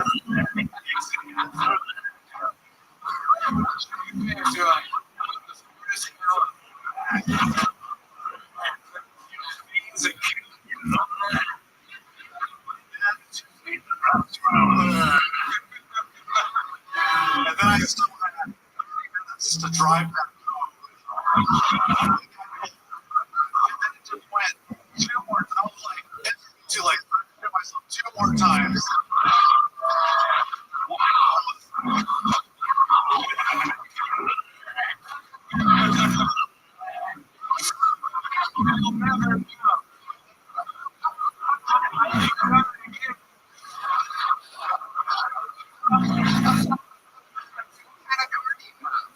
The 2015 Honda Civic.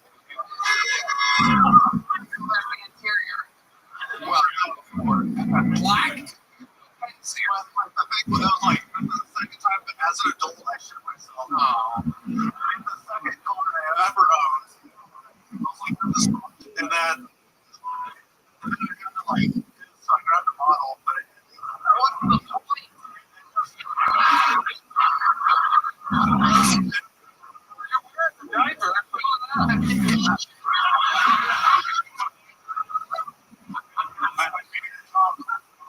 But I went to the 3rd floor, so I just had to bottle up.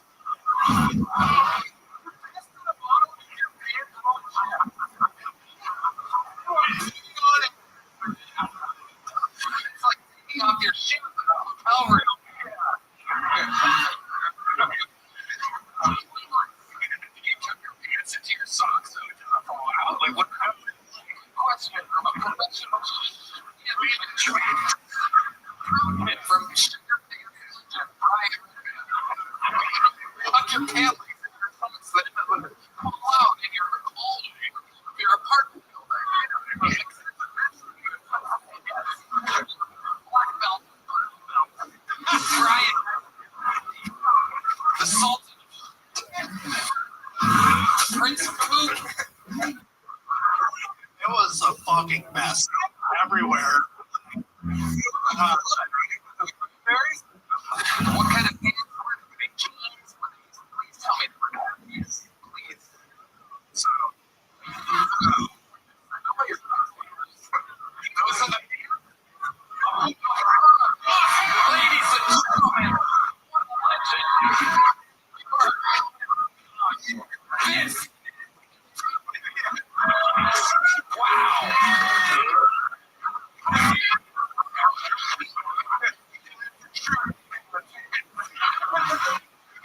I'm not made of money.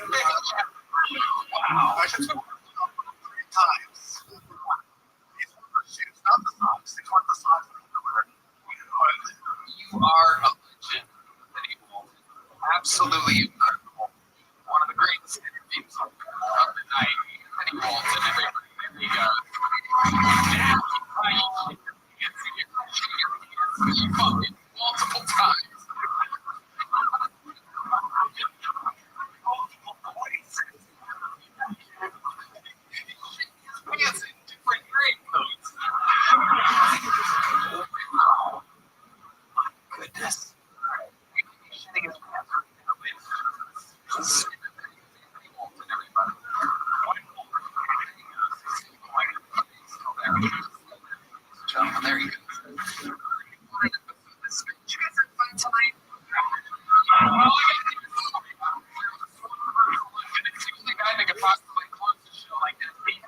for me, appearances of the show all-time interview. He's a living member of the Guild. Some people call it the Ninja Streetwear. The Miguel Gorilla. William Montgomery.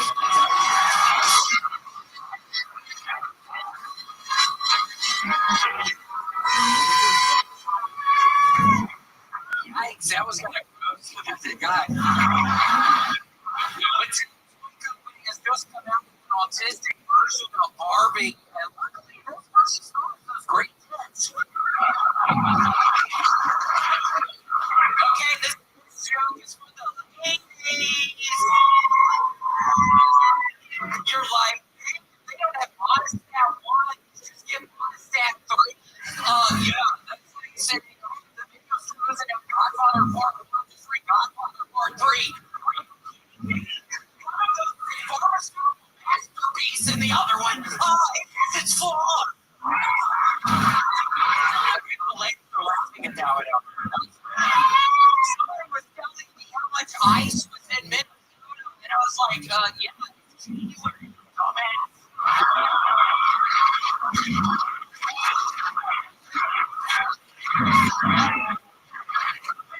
I got a new Mercedes.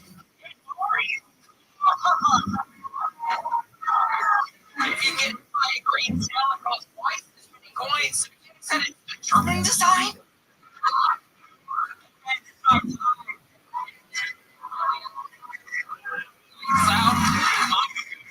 As a royal throne in a while. Nope. It's been a while. And I still growing. Discovered.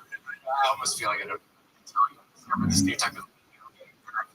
Tony, I think it would be a retarded person. That part of like little child. I've been playing like these games. They're like little kids, I think. I play them all day long. Well, I've been playing something called Gladiator. I've played it for 3 days straight. I'm not even 3 days straight. You're basically looking down at the map and you're this little person and you're shooting all the little characters around you. Upgrading your stuff. That was sick. But I've been neglecting the machines. So I gotta figure it all out. Tony, I'm beginning of this new year, so I gotta figure it out. Why do you working out and eating on video games all of a sudden? I don't know, Tony. There's a problem. I have some sort of problem in my head, I think. I mean, I'll be okay. Yeah, you're agreeing with that one right there. Oh, do you want to see my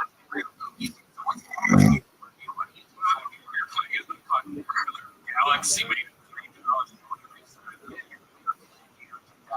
Dog vampire or something. Yeah, into that. Tony's already been hating your ass tonight. Your ass tonight. Anytime we go on vacation, just terrible. I mean, for complete reason. Timing's off. And you're stories asking absolutely dumbest questions. It's my little buddy.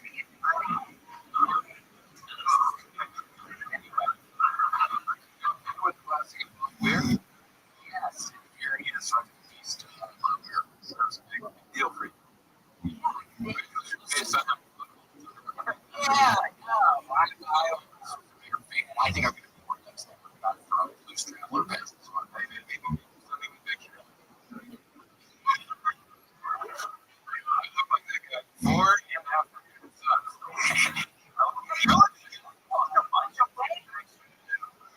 do it. Hey, two friends. Tony, I'll figure it out.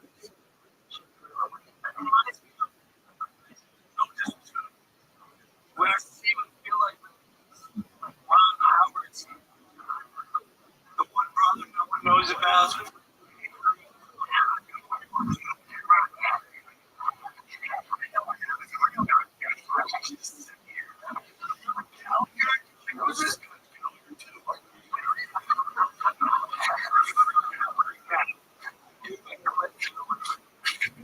Howard, it's Clint Howard.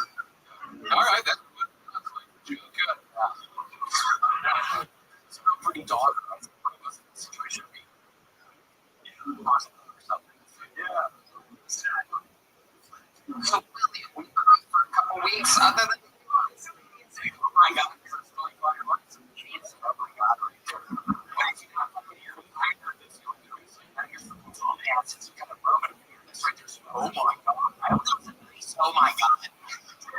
No one the ads for the best number of days. I'm kidding. So I was nice. Oh my God, I'm kidding. Well, the only thing to do, say it once and not. What would you do if I had someone shoot in the trunk of your car? I would get the knife out of my pocket and would stab him a couple of times with the stone. And then grab his teeth around his teeth. That's what I would do. And then my face on his hands. And then what would you do? Now that his hands are chained and he's bleeding from his stomach, then what would you do? Then I'd pound on this and I'd fucking do the fucking thing.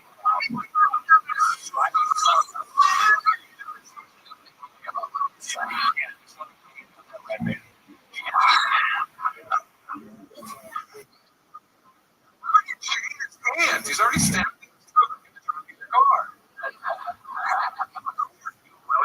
Well, I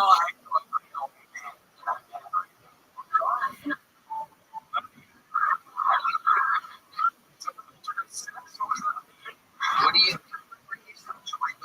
I don't know. You can get back on the road. You got to start exercising.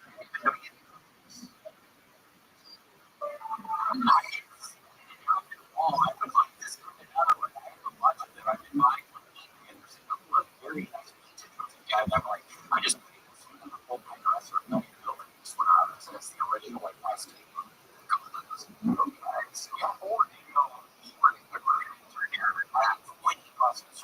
Oh my goodness, what do they got?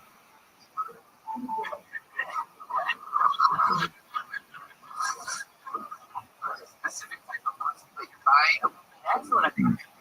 Jesus. Juice. That one, even though that Christmas would be next. That's late January. Yeah. That's what they did. Almost my birthday. I'm almost 39. Wow. Let's see. What's your birthday? Wow. That's his birthday. I was having so much fun. I'm very self-destructive, so I know it's really good for me. But then I do it some sick kind of way. I like hurting myself, so it's something like recently. Just because I'm making a year in a row, to do it, I'm not fucking ancient. I'll start doing it. Today. Wear the jersey. Gretzky jersey. What the fuck did you say?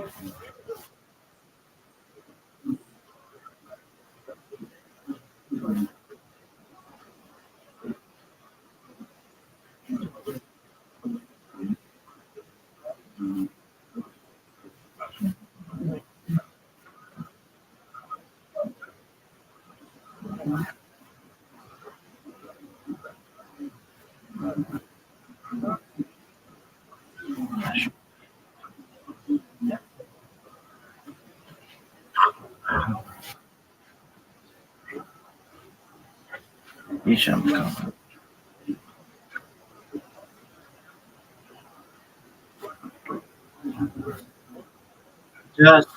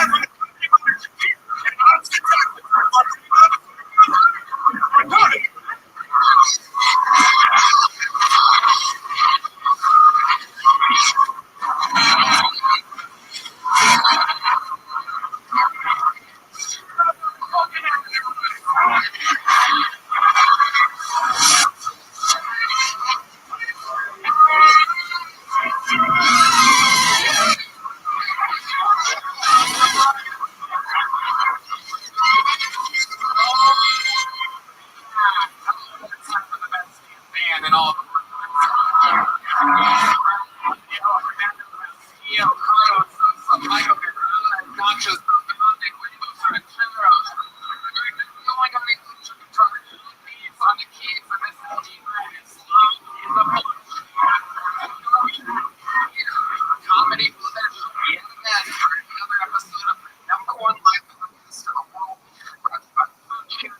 Shopify, great episode. Before we get started, there's a little bit more sponsors that make it all possible. Texas, jumping into tour buses, ladies and gentlemen, we are taking the actual Kill Tony show to Houston, Texas, February 28th, March 20th. Come see an actual Kill Tony show in the great state of Texas. One in Houston, February 28th, one in March 28th. TonyHitchcock.com. Get tickets now. You guys ready to start this show? Single week. I don't think it gets much better than this. One of the guests I worked on the show for its 13-year existence. He is all time one of my favorite comedians. He's a kid, and to this day, the other guest is one of the more best guests in the history of the show. I'm presenting you, ladies and gentlemen, for the first time, and the other guests for the multiple time. Make some fucking noise.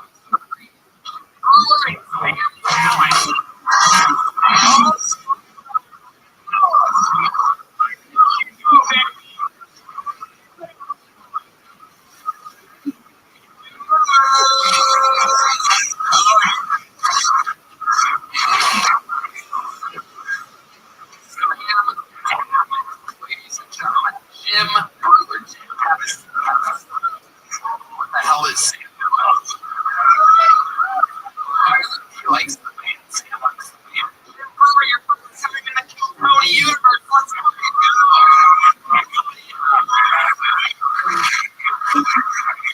Forever. I'm so excited for you to be joining this silly world that we have here. Hell yeah. We're going to watch some comedy. It's going to be exciting. Sam Talent is back. One of the best.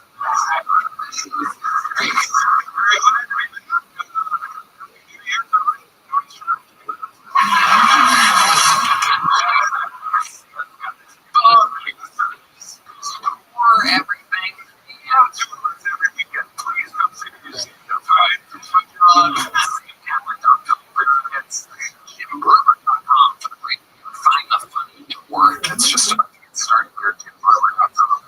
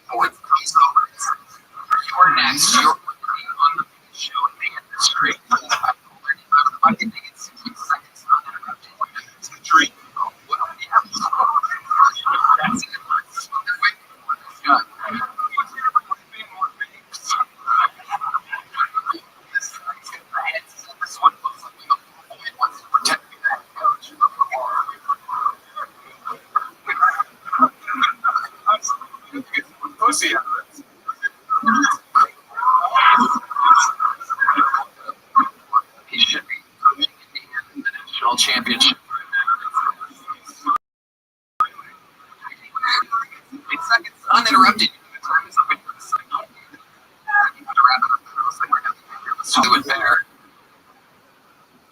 Right. Right. It is just so good.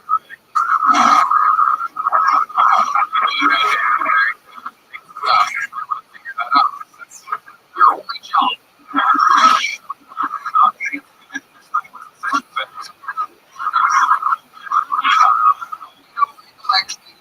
Next door, we have there was a ticket here tonight was her second appearance ever. Her first appearance New Year's Eve. It was sold out in the Center Arena here in Austin, Texas. This is the first time on the show at the mothership. So it's for the mothership review. This is your child.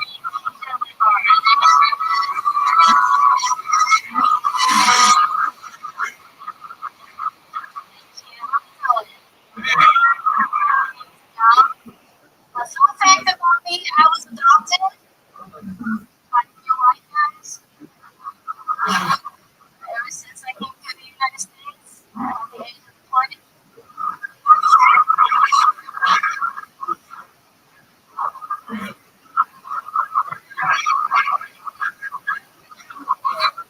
Most comedians call themselves comedies.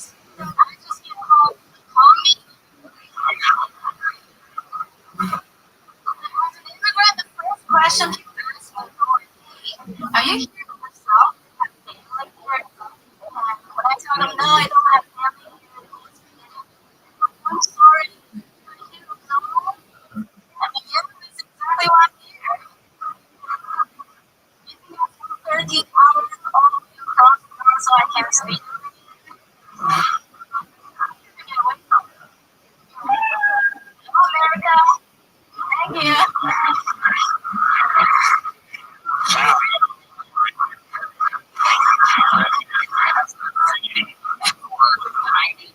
Women. The green room, I thought she was your wife for the whole time. Alright. Times. Welcome. Incredible first son of the mothership. We worked a lot about you. Did you really, how did you end up? Did you really come at age 20? I came here for this. What did you study? I studied music. Yeah, that's What did you study? That surprised me. Violin or something? What did you study music? yeah, I like to sing some instruments. What instruments do you know? I did some work. But I love I'm more like a singer. Really? Wow. I think you were stalking me on Facebook. What? You were stalking me on Facebook. That wasn't me. Some boy.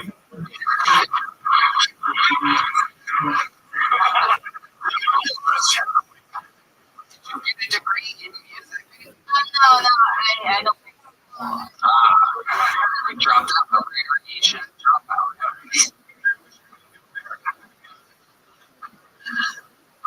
So, how long did you go to school?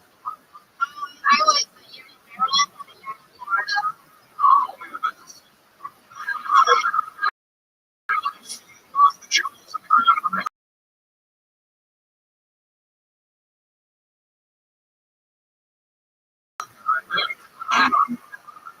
What surprised you about America?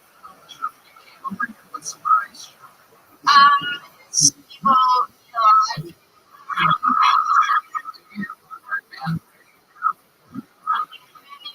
people even more hard than me when you're generally that's your whole way.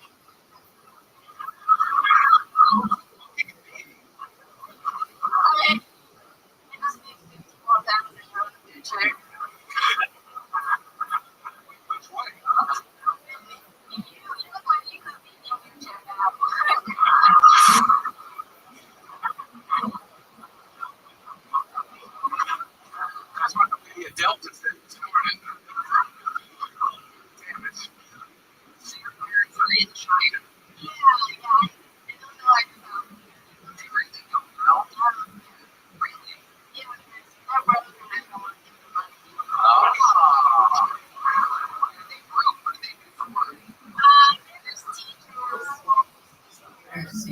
What kind of school is this?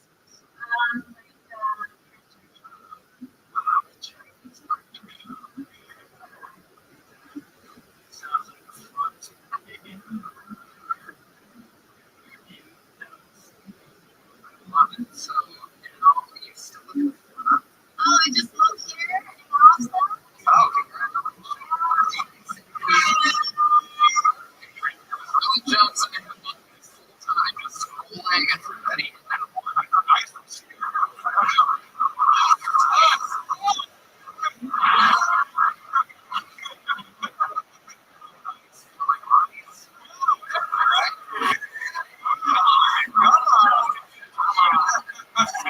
Come on.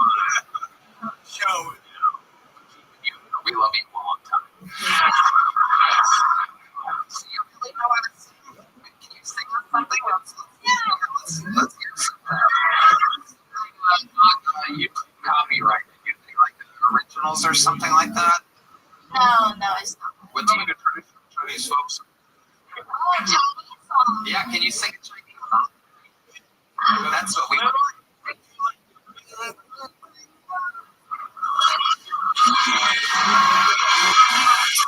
know what I mean?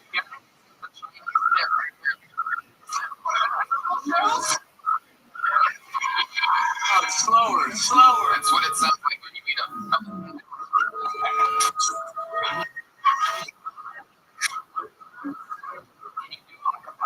Yeah, I guess I can.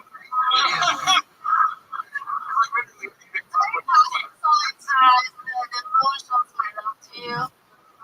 Awesome. You are sure not. You're the second old man here.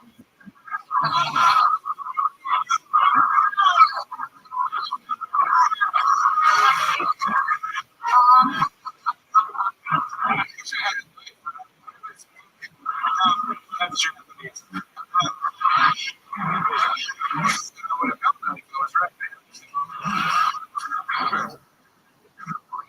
Wow. Thank you for singing the keynote with the solos. This is Chow Young.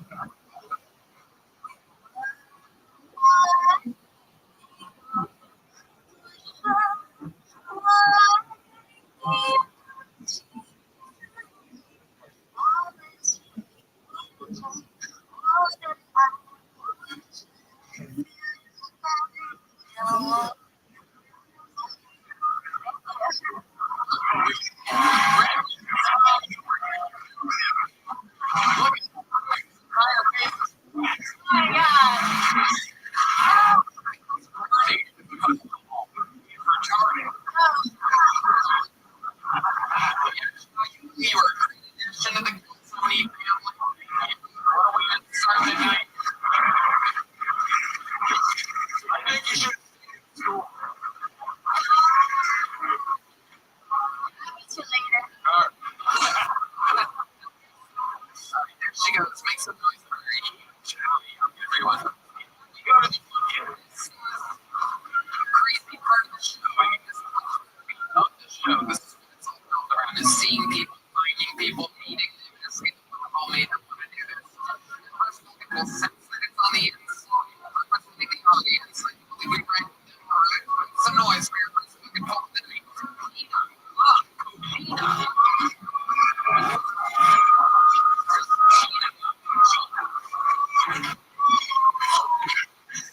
I'm so happy to be here. I've actually been going through depression these last 6 years, because the pandemic. And it's really when I lost my dad. I didn't even know someone during that time. You would be friends in this moment. But, sorry, I'm right now. I got a call, and Elena was like, is this Tina? And I said, yes. And she said, so sorry to tell you this, but your dad is Victor Nell's dead.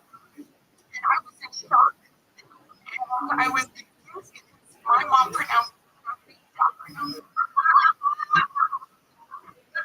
I had to go back for me. I didn't do a will, but I didn't know. So, we're too hard.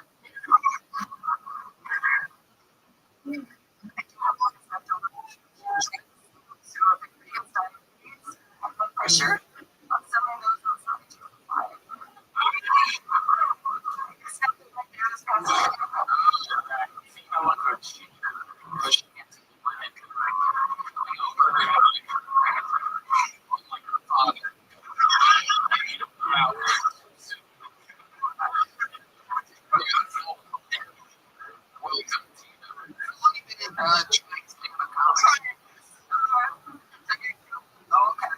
Really been doing it?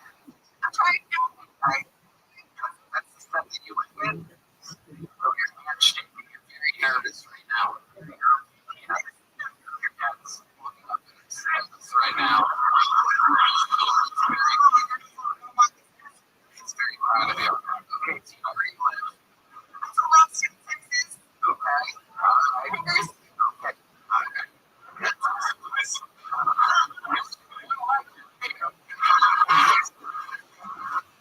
I feel bad, man, because she hides some other thing in our guns. It's like, you're going to punch it, man. And they're all like, just be cool. You did. She's freaking out. Yeah. Don't freak out. It's all good. You crushed it. It was amazing. You did a fine job. You were expecting it. This is an example of a dominant because you're bringing the brain. And then you're fucking really fast for COVID. You could not have a host. Now,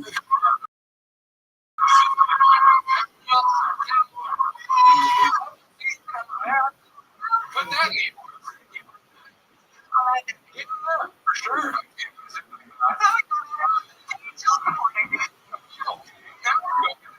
Yeah.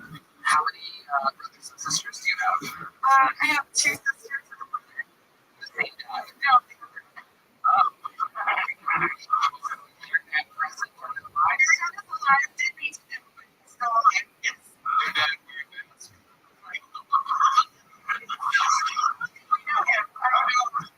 Wow.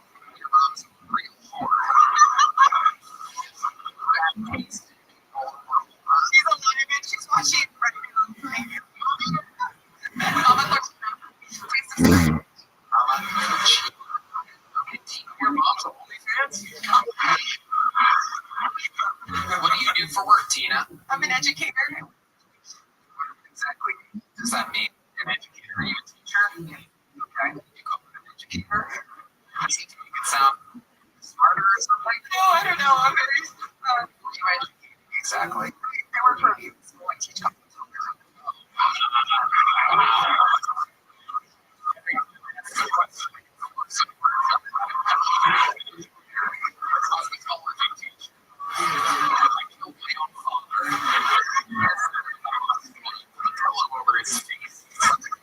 That happened. Thank you. Great mouth. Thank you. Lord. I love it. What's your love life like? I don't. Two friends with me. They're out there. They love me. Three-way. Oh.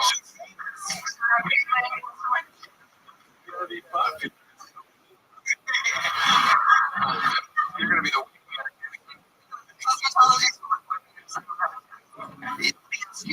the women that want to learn how to do cosplay. They like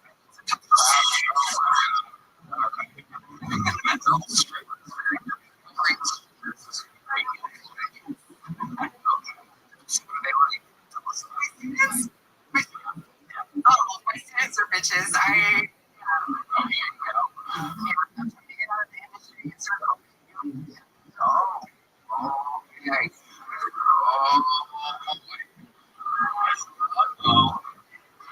You don't seem like you're pretty much out. You're doing stand-up anywhere in the middle of Texas. I am doing stand-up at the Annex in Corpus Christi. Okay.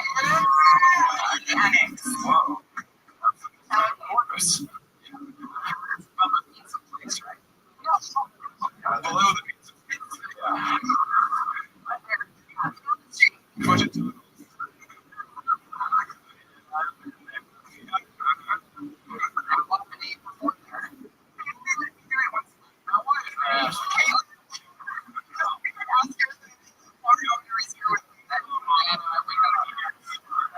Thank you. I don't need to ask. Oh my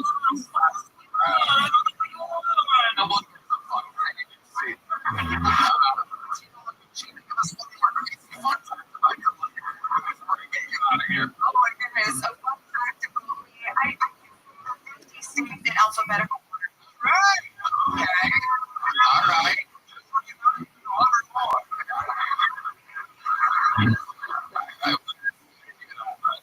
What's last? Last. No, I don't.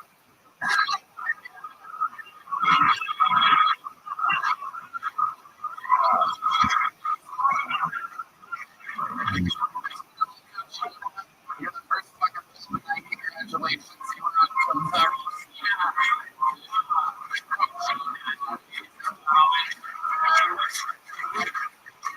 All right.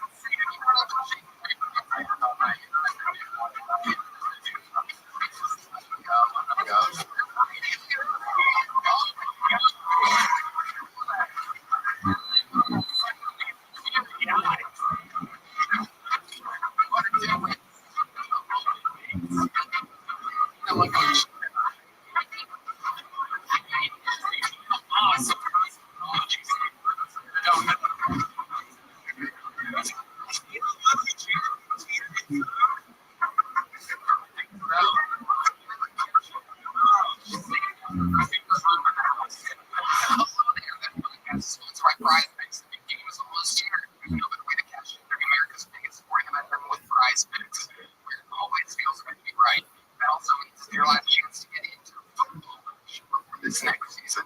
So close the season out right with Friends Picks by getting $50 and still get lineups when you play your first $5. It's like what's right? That's right. Didn't even know what the first down was. What an idiot. You know what you was here. We started playing on Friends Picks and then she's taking to me, talking to me every Sunday about fantasy taking for the lineup. It's so exciting. It's so small. Find your community on Prize Picks like a red banner with the new social feeds feature. You can share Prize Picks with your friends and copy lineups from winners with a single click. You can even follow Prize Picks partners like us, Tail, or Feed our kids. Plus, Prize Picks now has early payouts. If your friend gets off to a hot start, you can have the option to cash out those winnings before the game even finishes. Come up with Prize Picks app today. Use code Tony to get $50 on lineups and pay for your first $5 lineup. That's code Tony to get $50 on lineups and pay for your first $5 lineup. Prize Picks. It's good to be right. This podcast is sponsored by Shopify. 2026 is the year you launch your business one go. Put your winter from leader and start a business with Shopify. Maybe you've got an idea you can get or even if it's something to sell a story or a design your head. Shopify 2026 is when you finally make it happen. Shopify gives you everything you need to sell online and in person. It's one of the programs already made this leap from intelligent shirt to personalized systems just started. Shopify is the best business tool out there. Shopify gives you all the tools to easily build your dreams. Shopify is the tools that work product description and help you with product confidence. That's right. Marketing is built in.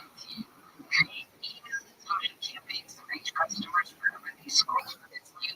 Shopify. Handle more orders, expand to new markets, and do it all from the same dashboard. In 2026, stop waiting and start selling this Shopify. Sign up for your $1 per month trial and start selling today at Shopify.com/GoTony. Go to Shopify.com/GoTony. Shopify.com/GoTony. Your goods.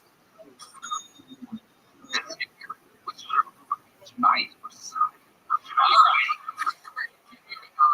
Just one more thing. Let's see. We're going 60.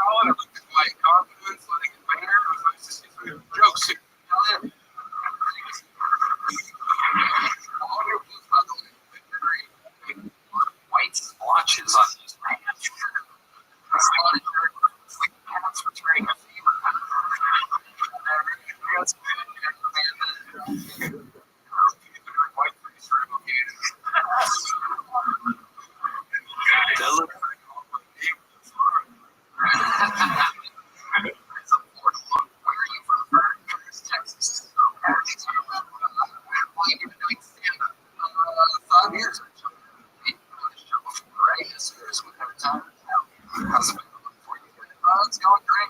Just on the grind incident. I'm looking at 80 hours and coming 30 nights a week and coming up with you can tell by his pants. So dirty, but I'm an hour.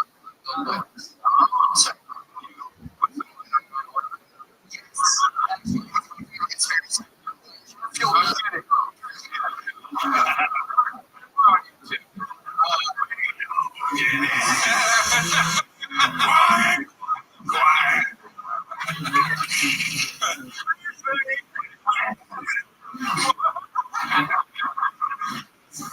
Something great we don't know about you. I could not pronounce what was hard. So I told him, how would you pronounce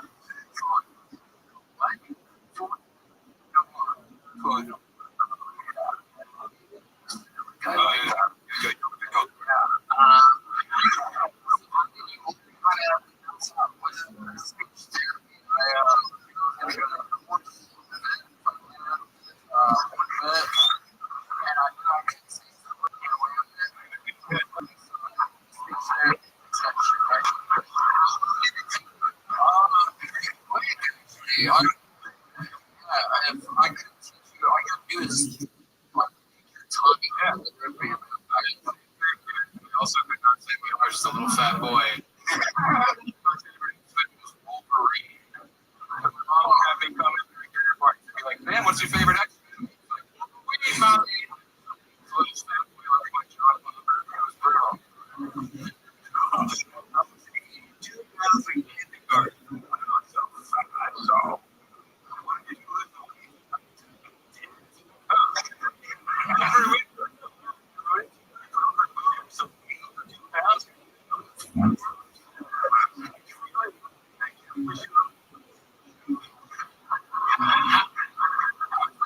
My whole life. Wow!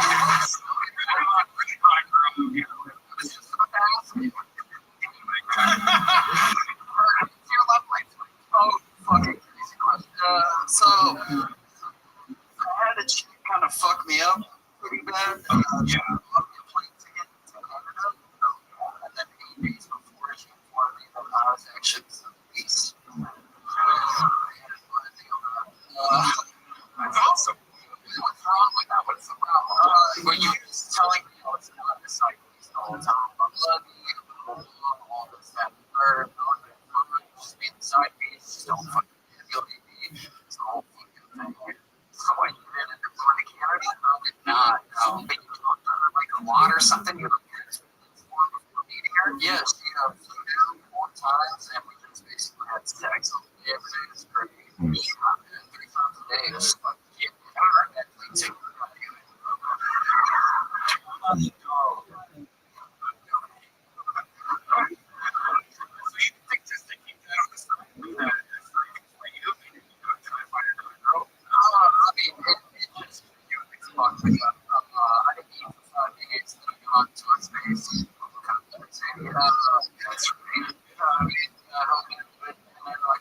talking to women, I'm just comedy workouts on.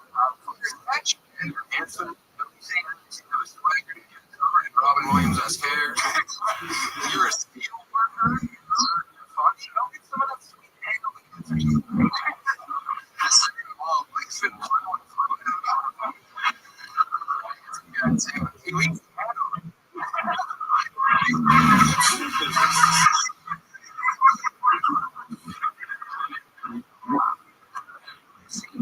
Really damaged you. This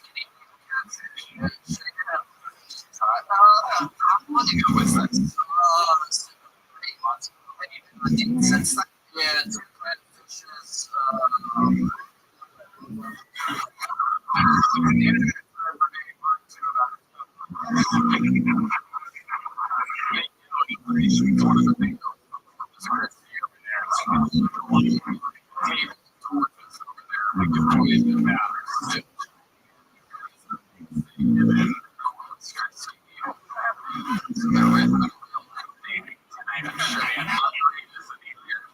Before this.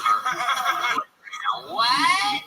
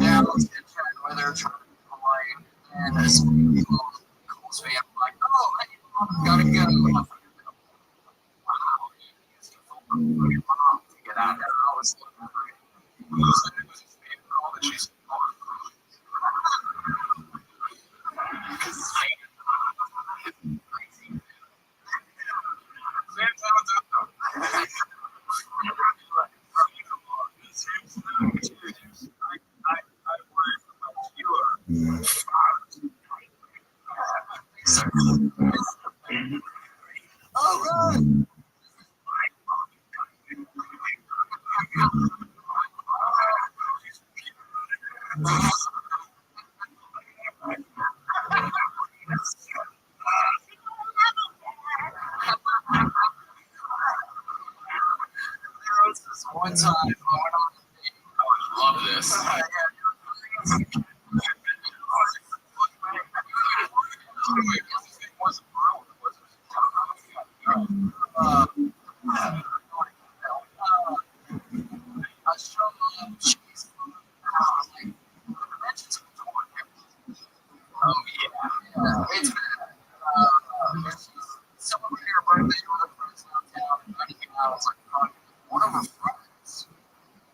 You were on Kill Tony.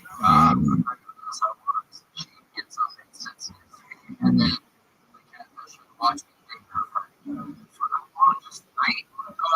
Yeah, she watched her. And then we started hooking up a little bit. And it was relationship.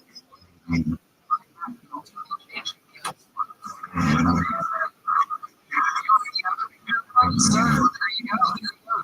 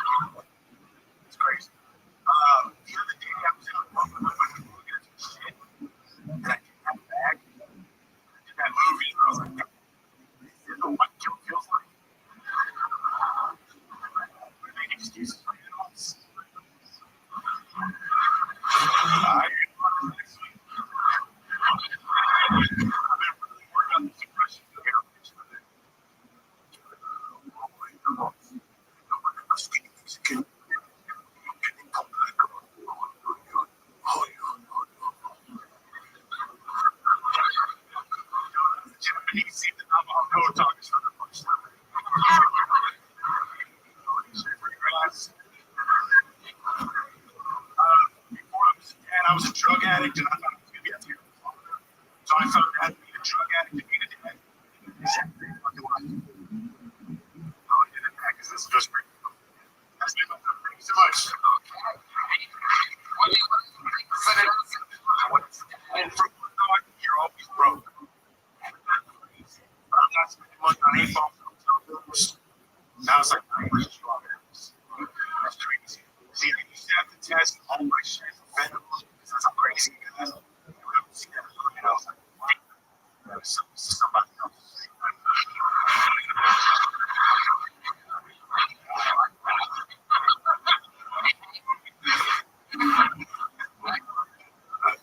My kids, bro, it's like it has a good line. And you a piece of shit, you don't know which one it is. And I'm like, I wish it was fentanyl. Yeah, what's up, Tony? Hi, buddy.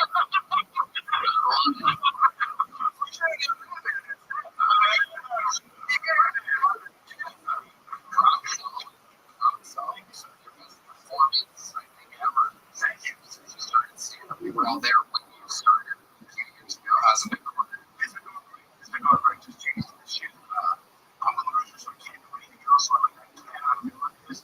So I'm just showing up. I'm just showing up. I'm just learning from you guys. And just trying to get better than I do. I love it. You can see. You're good. Yeah, it's pressing down, not all the fun in the head. Just, yeah, it's great. I love it. How did you quit drugs? I think it's the same thing. Just watching this fucking strangers just looking at what drugs were you doing? Bro, at the end, it was everyone was like, you know, I love you. If I had it, I love him. All right. Wow. Those things are a lot more fun than saying that. I know, but it's terrible when you're done. Well, we go stand up.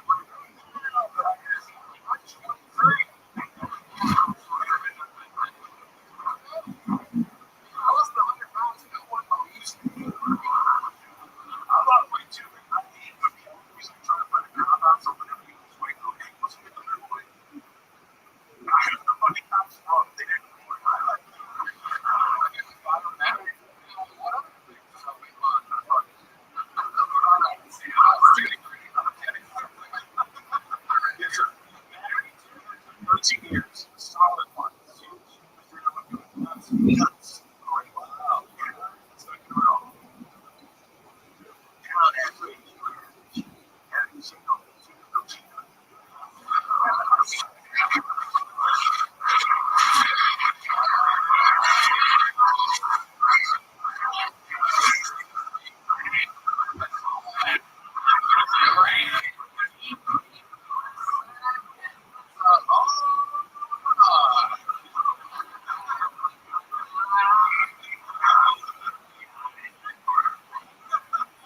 What else is going on? Huge shout out to the River Funding, the guy there, Chief Funding. So if you've ever seen it, Tony, the right River Fund coming out here, solid details and Tony Trust. You know the things that you tell me, I can't think of. But a lot of great performance. Great. How is that moving along here? This podcast is sponsored by Tacoma. So I get perfect coverage of Tacoma's Cars, West Ribbon, for everybody. From generational ranchers and lifelong cowboys and force-family founders.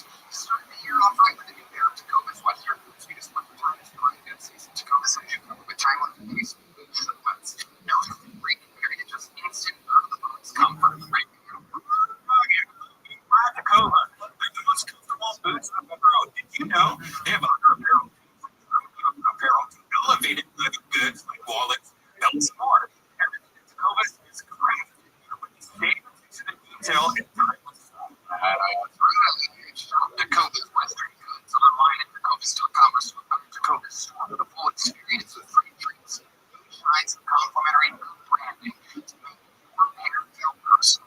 I know I've been the one here in Austin on Congress, so you can but with over 50 stores across the coast, there's going to be a store near you.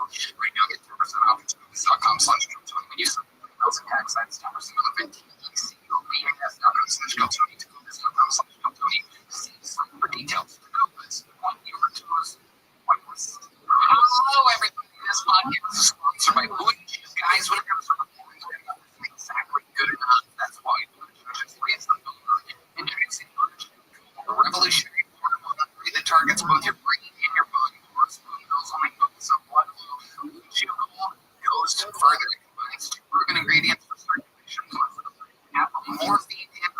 goes into a cancer problem. Thyroid connected from the inside out.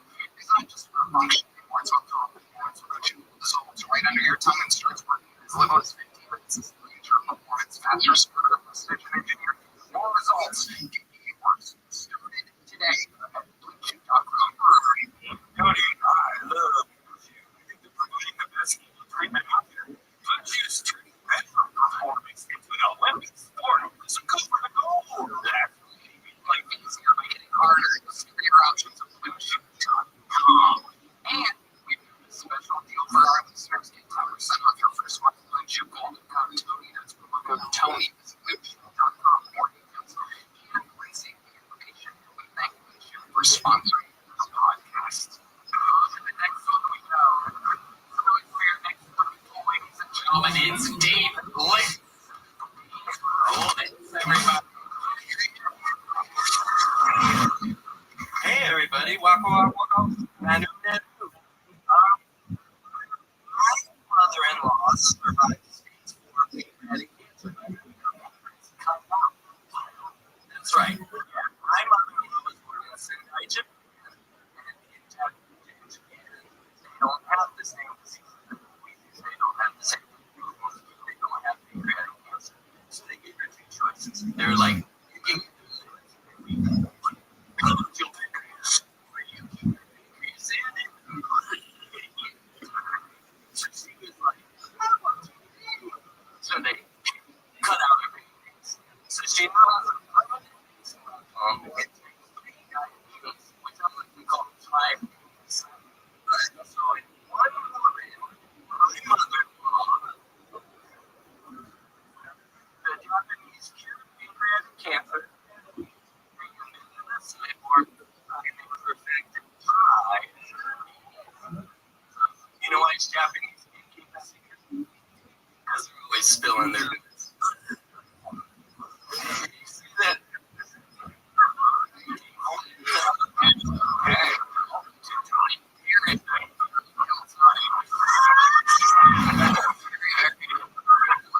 Very dark tonight.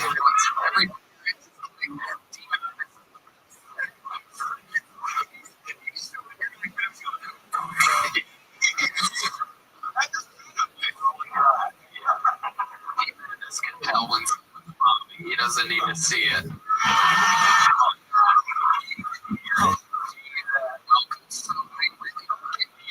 Japanese, or she lived in Japan. She was my mother-in-law. Oh, your mother-in-law. I'm on taskmaster last week. She's right. This is incredible. I think that's all together. Wow. You have a gem attached to your cheek.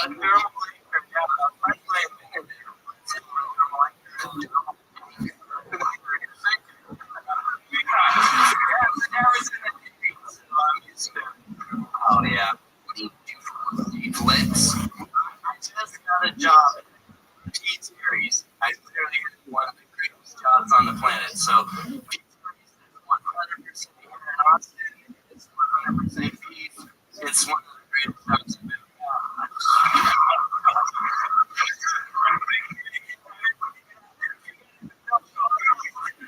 We're talking to my manager on Monday where we actually feed all the comics. There's like 300 comics.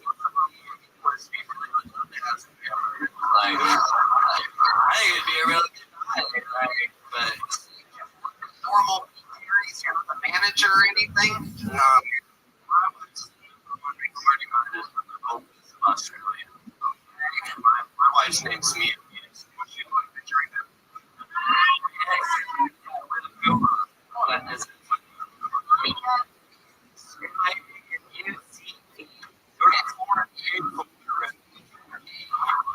They say in Australia, right?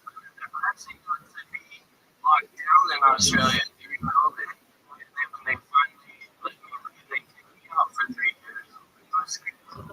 What do you mean they kicked you out? Because I was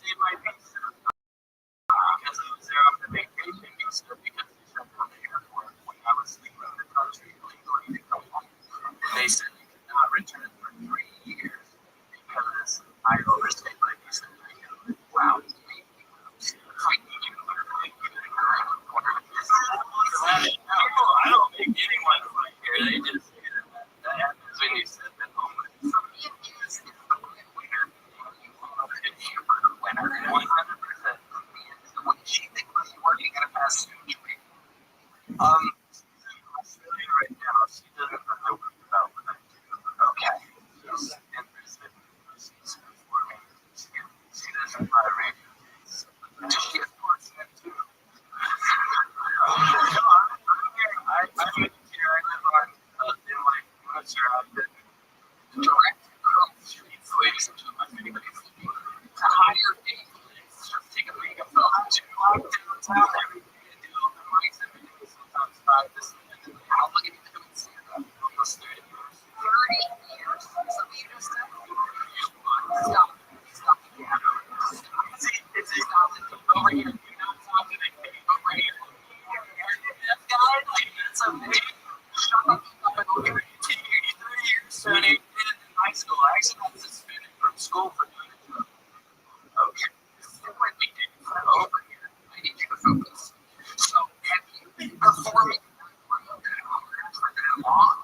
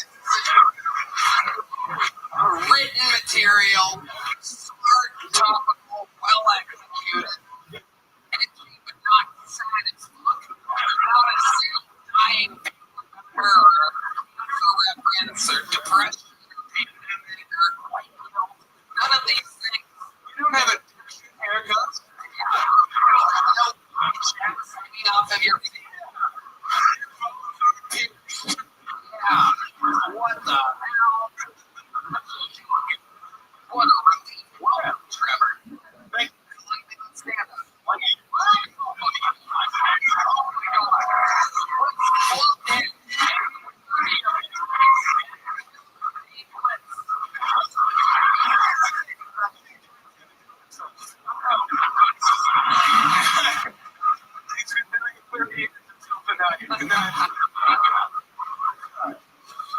yeah, good. Okay, man, that's fine. Thank you. How old are you? 27. Amazing, Trevor. Wow. You've been doing it 1 year. What made you want to start a year ago? Okay. Honestly, I moved here after college. I wanted to be an independent filmmaker. And I was driving away writing screenplays. Thanks for writer's block, but I was going to shows around here. She wasn't published it. And I was like, I can do that. I can do that. Hell Yeah. amazing. And you've been working hard on it? Oh, yeah. Really right. I love it. You're addicted to it now, and filmmaking is kind of Oh, it's fun. right. Incredible. You're making money to survive in the meantime. I wait tables. Nice. Absolutely. Do what you got to do. That's the great. Just right. It doesn't matter. Was it Shenya?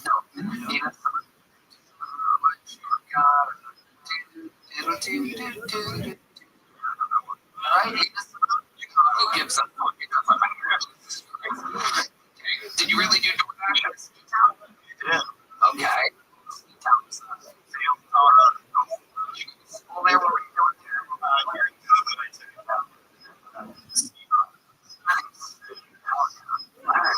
Trevor, what's your monthly like? Determined right now.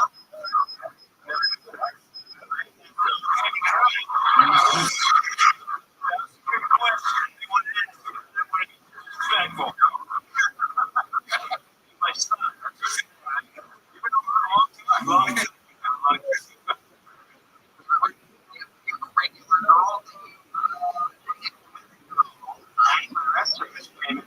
Oh yeah, A couple times. shooting lasers at her or something.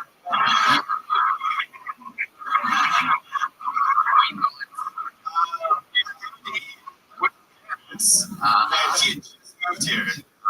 Bought a house. He was asking me all these questions about Austin. Questions. You. And then what? And then we exchanged information. I was like, we went to a show at the theater. Checked since she's been in my 3 movies.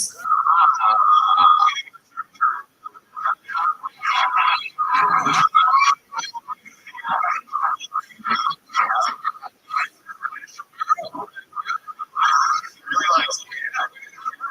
Yeah. That's cool. Impossible. You were funny. Great. Do you have any hobbies, any things that you're into, like Pokemon? Minecraft. Number 3.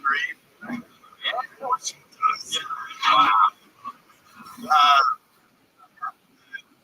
Reading a book. My favorite game.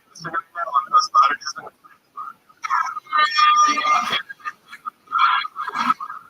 No. So I want a daughter.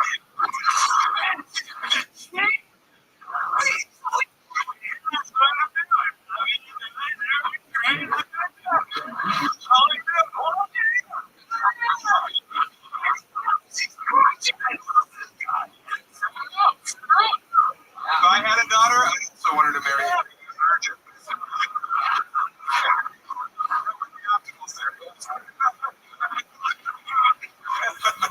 Yeah, if he walks in the door just like that, like, oh my God, thank you, God. Yeah.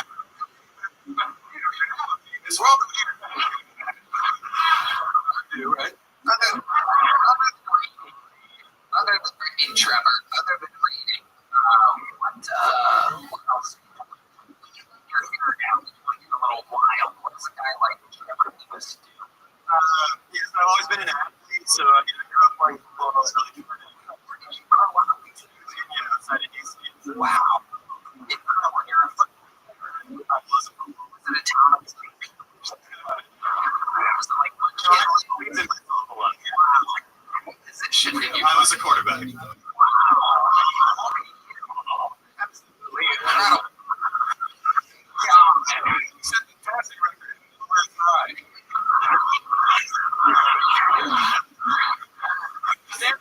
How are you? Oh.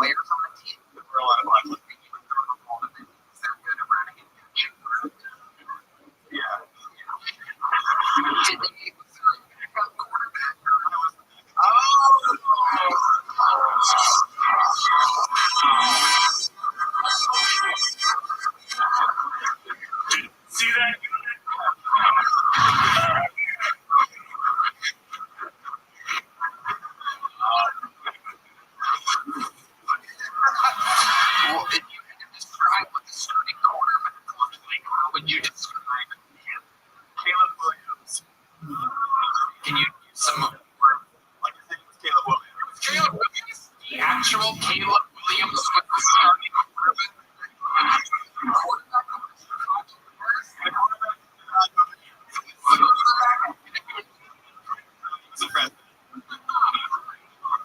Started over you.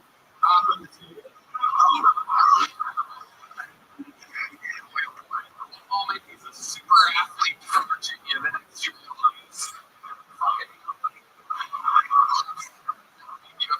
sports history is and his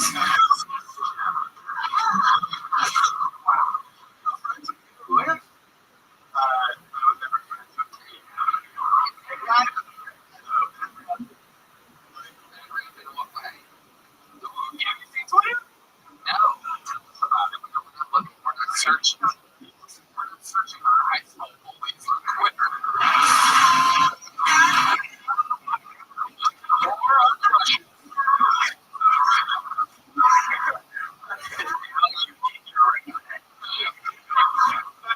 Totally straightforward.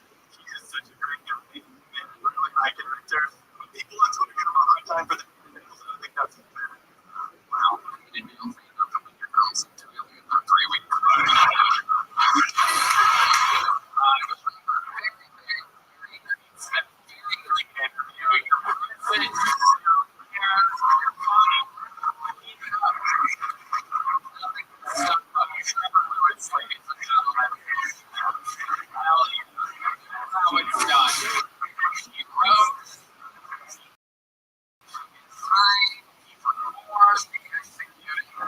Hello there. Sponsored by You may be here also 2026 emails here. You need a dietitian. You want to stick to a workout. It's hard to find people who are good at what they do. It's like if you're hungry, how can you find the best people for all the different roles on your team? Easy. ZipRecruiter. It's a good recruiter for free. ZipRecruiter.com. You kill Tony. Recruiter is so easy to find the best talent for your business. Recruiter's technology that works fast. The top talent sheet wins time or money. You can find out right away how many job seekers are in your area and are qualified for your role. No wonder ZipRecruiter's the number one rated hiring site based on Recruiter, find the best people for all your roles. More than 5 recruiters post on ZipRecruiter. Nobody can have it on the first day of your so just go to the exclusive web address right where the trades are for free.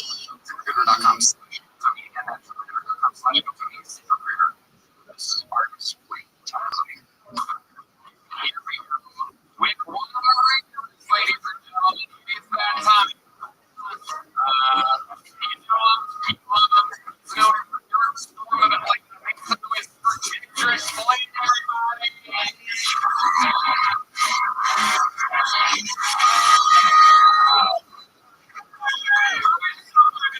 No, I'm like flying. I'm scared of being that tiger when it's still seeing you. I'm not supposed to be up there. We're not supposed to be up there. We were supposed to be up there. Why? Because of the ready. It's all this square. I'm not in the hair. If you want this in the hair, you would have made us. We're not supposed to be up there. We're the five guys. We are the five guys. Just put that place on the trespass and we can look like the guys. When the plane comes to see you,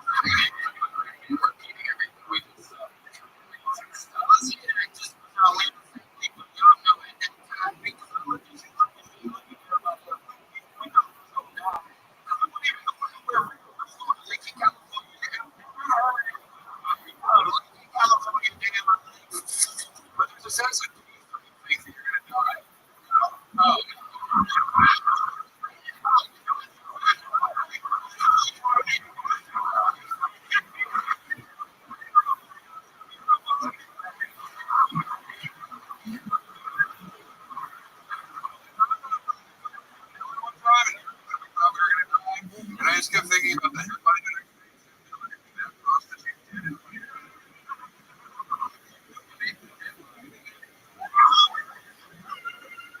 Tony, you were guys. Your memory. They couldn't even warn me. Yeah.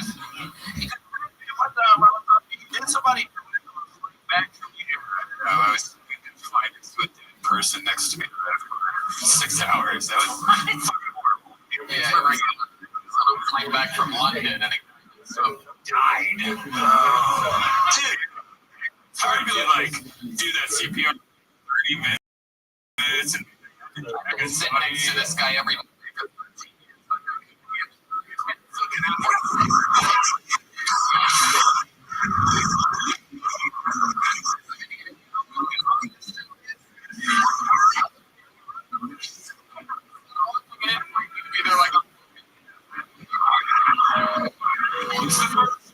The history of first class.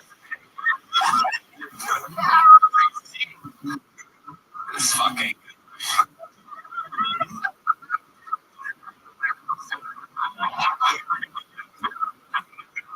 What else is going on? You just made your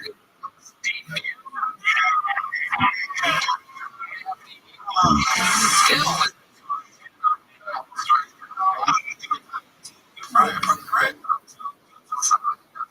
Flip flops. These women at home, they're all watching a bunch of shit from us. Woman shows. These moms are all looking out for this. Anyway.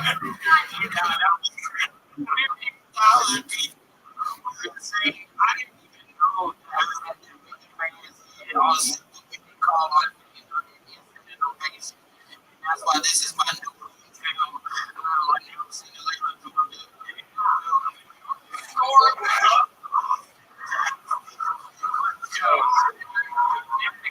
You are unlucky.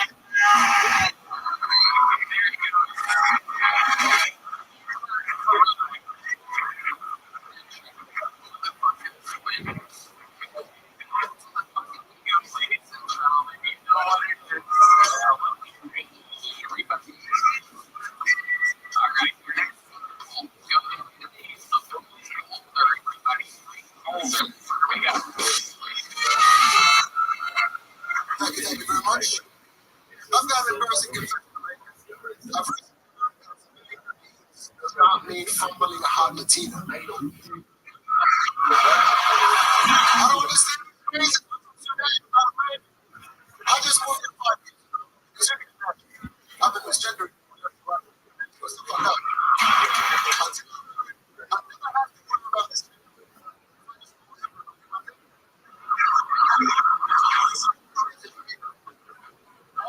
In America,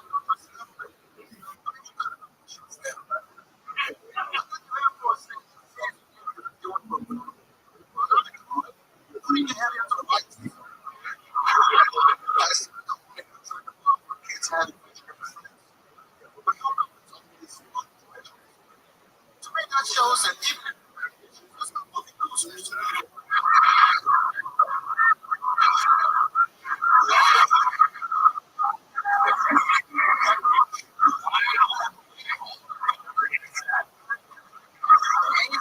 even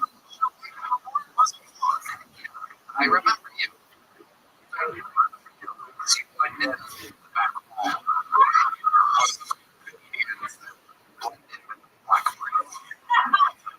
Welcome back.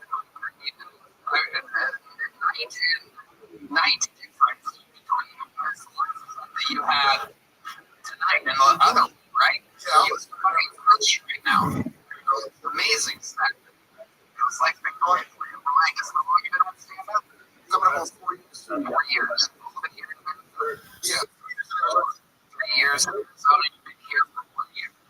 What do you do for work? Exactly. Training stops. What are the hot stops?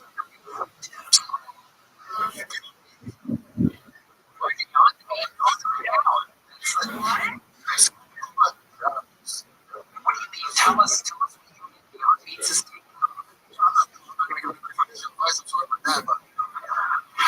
Why? Do you have any insider training? Give us that.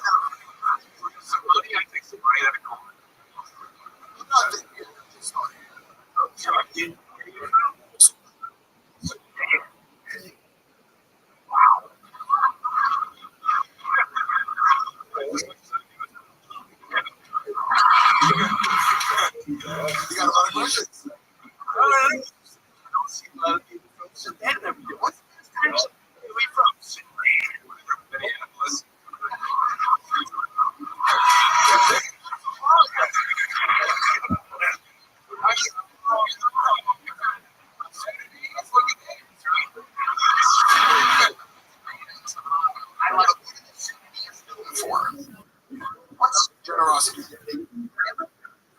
Wow. You know what? It's an example of generosity. They would take me off. They would take anybody. I'm not going to. Is that true or you? No. Honest. Let's get honest. Okay, what else I need for generosity? Stereotype? You're something. This is okay.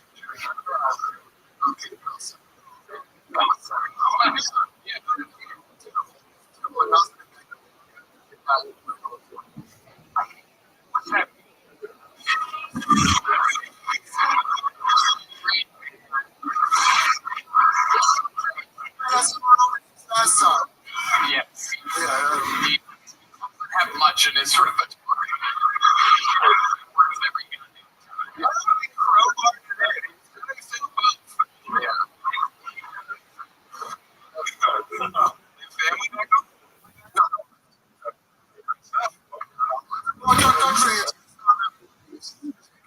How did you avoid war there? I got a free Greek card. How did you get a free Greek card? Thank you. What year was that? I can do one day. Yeah. Well, that's the point. You can read the Trump administration. Yes, there you go.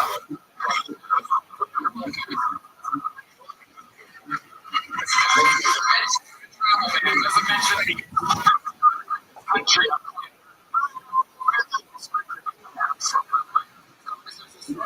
Yes, we're just doing it. You guys were doing pretty awesome.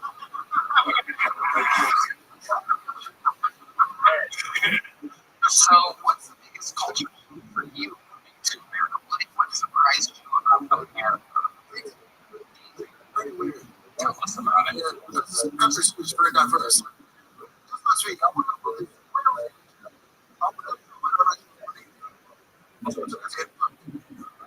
I didn't her make turned out she's no way. So I had to send some top of before COVID.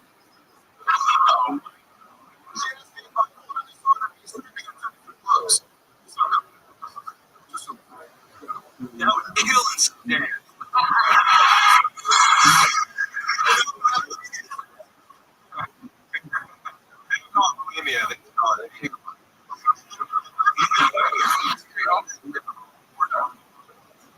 What's your favorite type of woman? All the type of choices you have here, for instance, and just one thing on the menu there. Yeah, but they are these women are not too bad.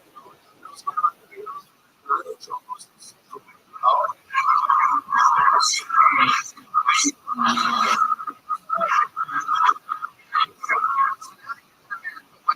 what's your pick? Have you tried any of what are we going to do nowadays?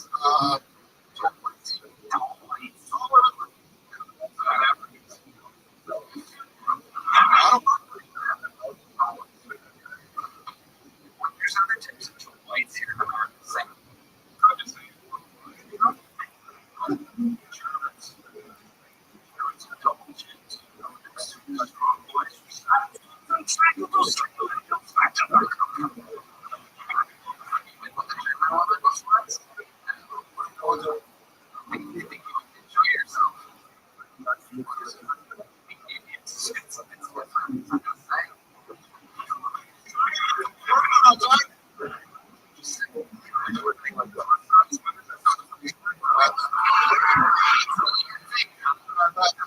That's a Sudanese stereotype.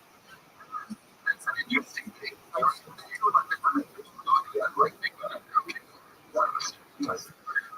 Your families gone in America. They're happy. Are they proud of you?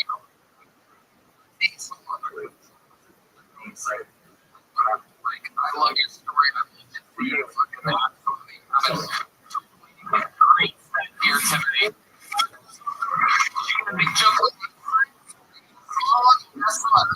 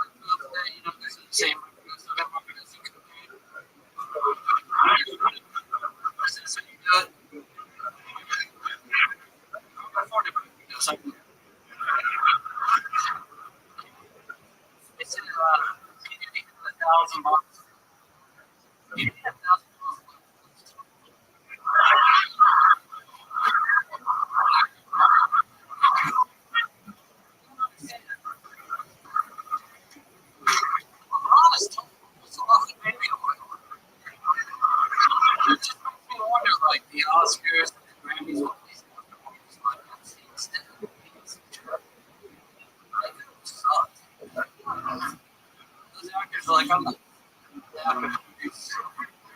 He's only got like a mouse. This is a company.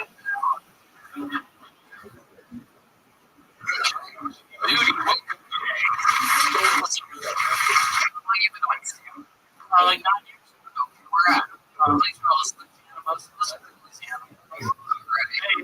You still live there? Yeah. So you came here just for this? It's a big confidence. Do you like it?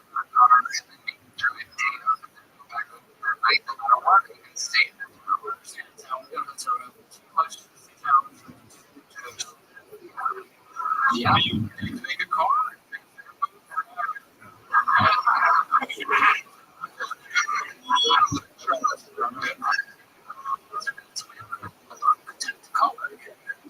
Yeah. And then a bunch of fitted hats and none of the back seat is.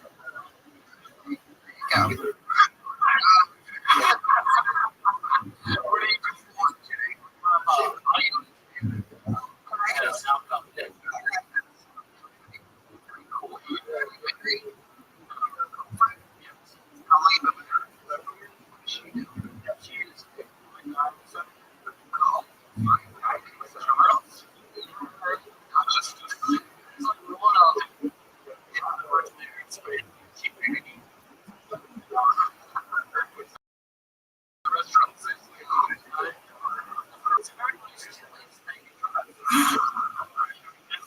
Margarita.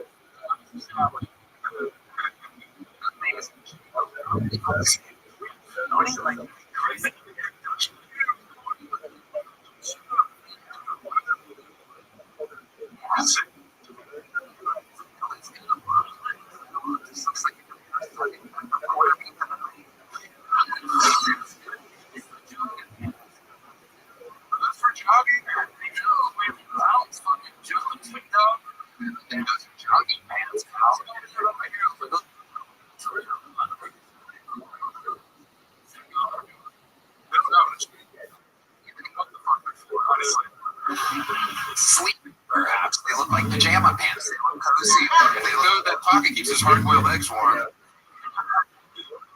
Gee, do you have any special skills or crisis?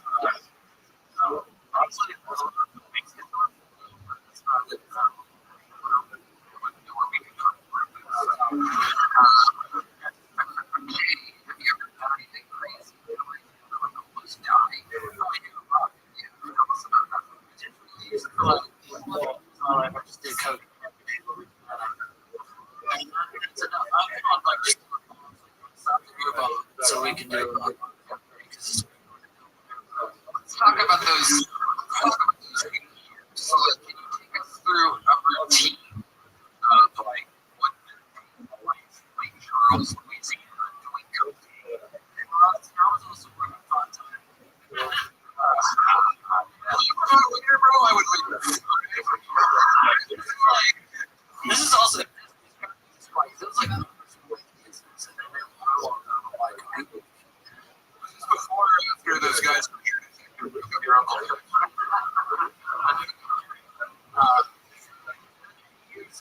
Well, this go to work and get cash to a bunch of companies and wake up at home. No idea how I got there, what I did. Now in my front yard. It was pretty nice. Wow. Like what it would parts of the country they call it crystal meth. Okay. Okay. Girlfriend, is she she's a courier for your restaurant. Right. Amazing, Jane. I'm breaking in here. What's the most interesting thing other than I needed cocaine?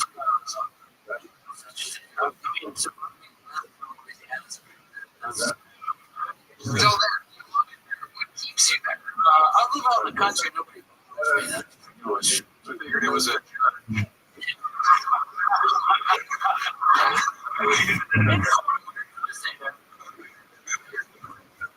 All right.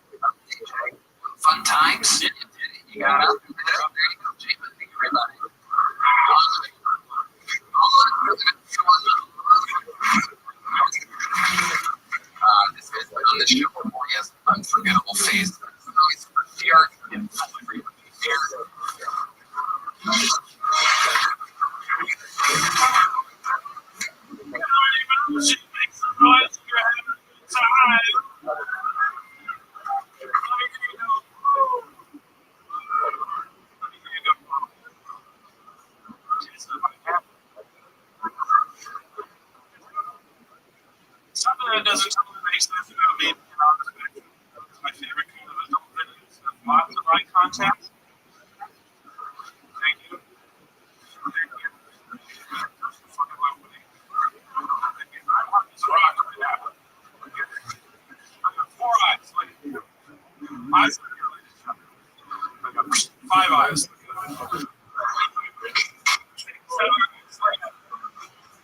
So now, from here to here, just look like a lady at one of those Renaissance paintings. It's not using pretty cool. Thank you very much.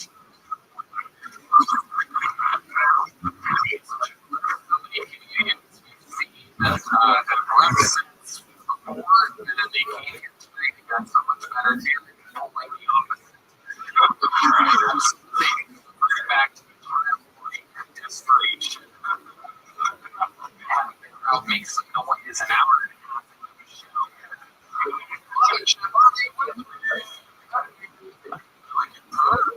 Thank you. Yeah, well,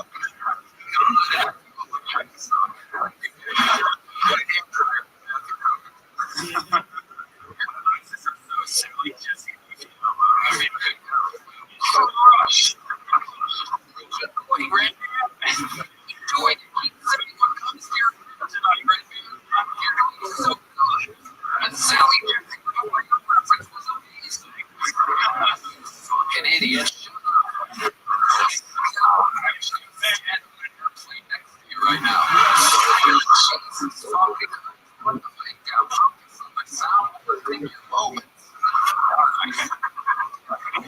Is anything interesting since the last time you were on that show?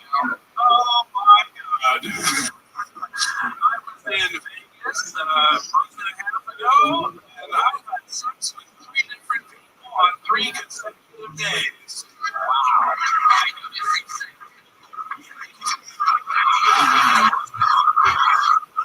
Petitions, I'd like to get the terms as general as possible. Okay, so tell us about this run you went on there. Oh, yeah. Good. Just imagine all the rewards people would know what you Vegas. It should be a little bit of weight.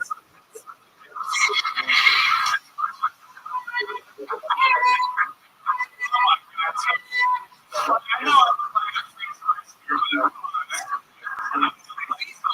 he's the equalizer on the free slide. Now, wrong again. Okay. How did you get like in Vegas specifically? And what region? Take us through. Can you give us an example? Yeah. Well, I know. So on Tuesday, I said there was a lady who was interested in me. I went back to her hotel room in the Strand, and she was black with me named Holiday. Are you serious? Absolutely. You looked like a black woman. I can't believe it, baby. God, right when you think it's going to be any one of those people. Your life could be harder.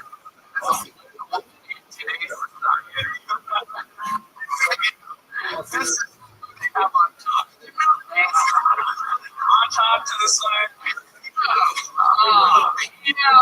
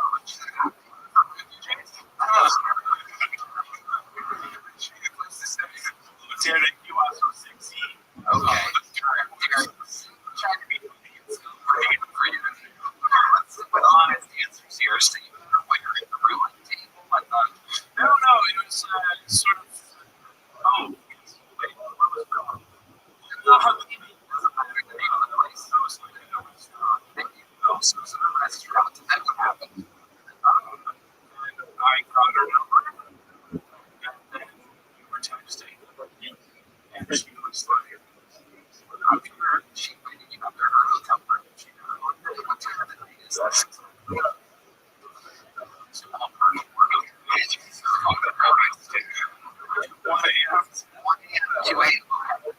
You moved to the place. What's it like? What's going on? She has the room to herself. No. Okay, she has a really twin bed. Yeah, she's a Queens. Okay, Queens. What kind of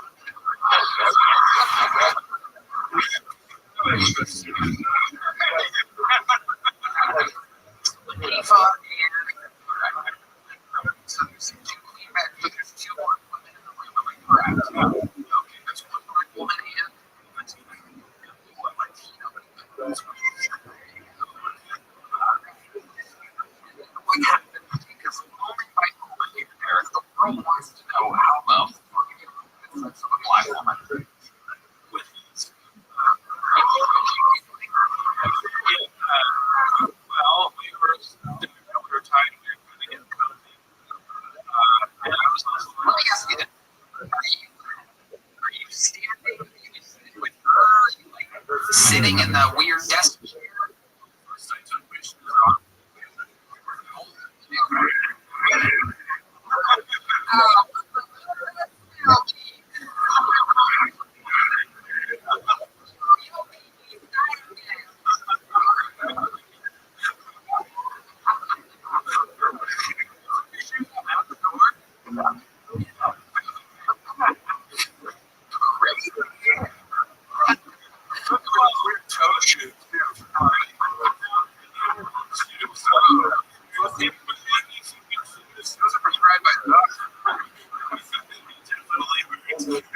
So you take your shoes off.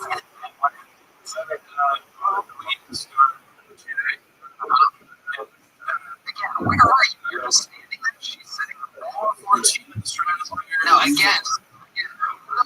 Yeah. Oh. Are you standing there? She's sitting. It's so awkward. Standing, talking first, and then the shoes come off. What's on the bed? Yeah.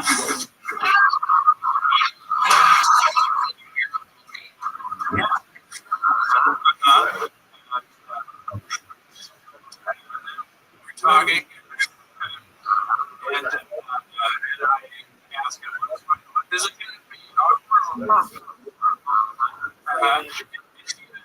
She's like, no, stop doing coke. This is my room.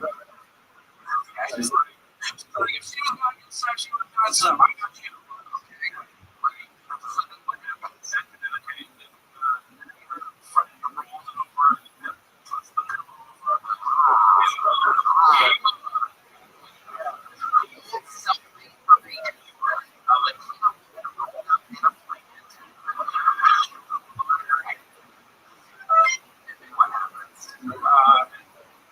We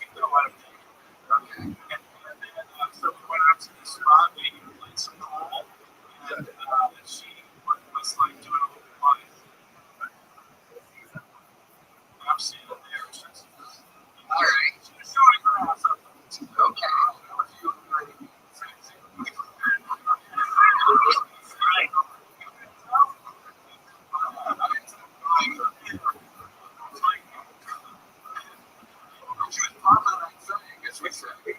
So then can you end up back in her hotel? No, she lived in the mall. She had a home in Las Vegas. Now that, she went to her actual house, a place where it would make sense to take your shoes off in the morning. Incredible. Same thing. Flew to the city. Wow.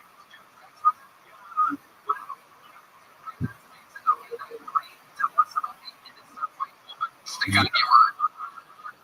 Well, the lady from night and I had a bar, and she wanted to get a third in the situation. So, it's going to stop you playing. So we decided on the bar was 24. And so then we drove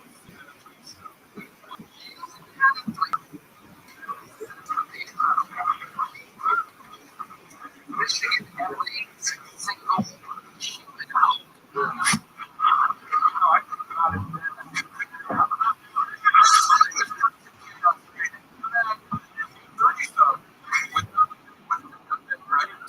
Yes.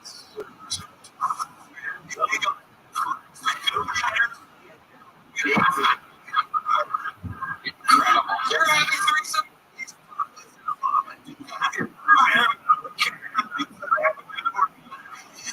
What was the crazy part of the threesome? Was that you were amazed? Overwhelmed almost constantly. Tell us about it. That took place. Was there something that happened? But the greatest part, what I was asking, you did instead of setting with this chick was riding my face and the black chick was sucking my dick.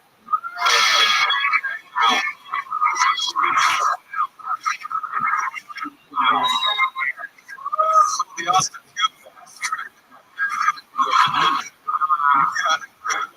Incredible, Derek. Well, I've been happily married for 15 years. I gotta get some cool cash if you're not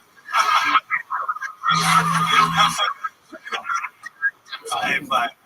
All that 3 days of sex. You're leaving here with a little joke. Congratulations.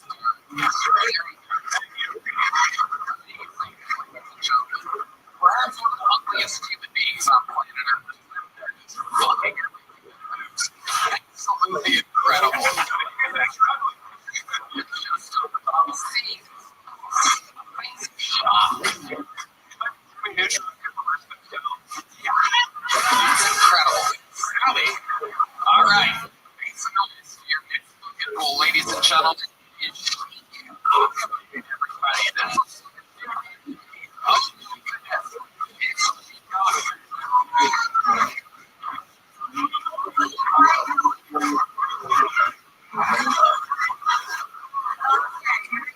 Good evening. I'm Jake Hunt. I teach a 1-minute workshop to maintenance how to treat your virgin. First, organs.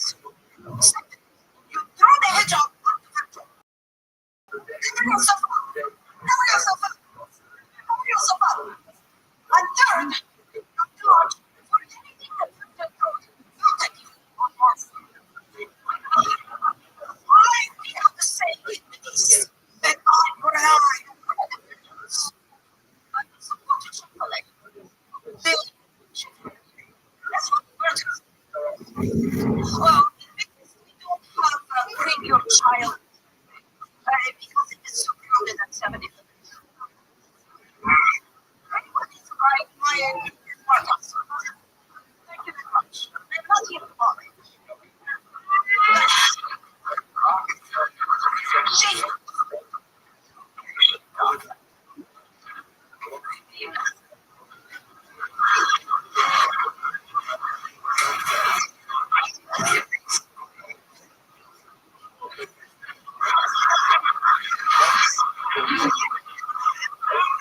Are you a funny lady? No, I am Chef Ahmed. I'm Chef Ahmed.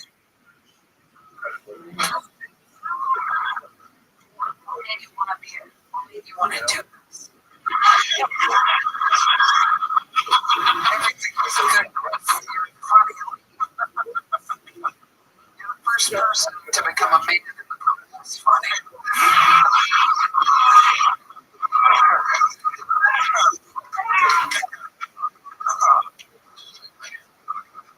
It's like he died on the drive here. So surreal about this show. And then you come up in this insane, great outfit, you know? Very authentic, great team. But it's just only the first put in without the jokes. It's insane. The look is confidence. Yeah, it's a look. Hey, man, I love the Harlem Globetrotters, you know, but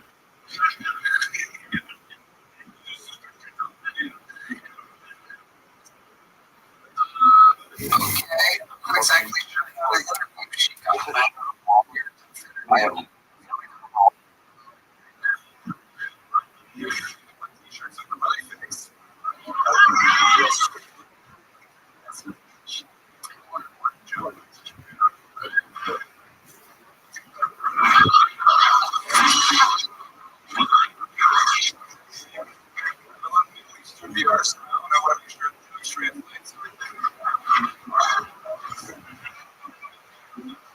What do you want to experiment with this I am being.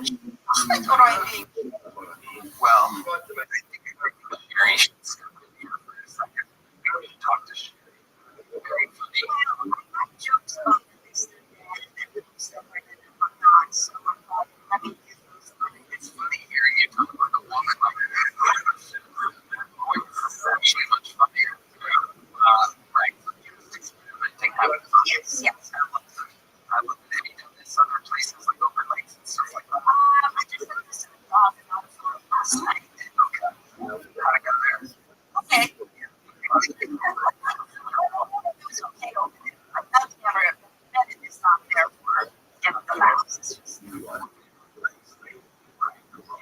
Exactly. It's like Tony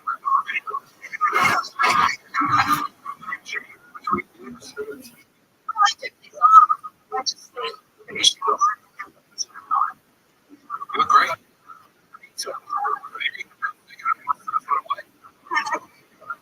it's like being a deer. Really cute. Yeah. And this is your take on something Arabian man.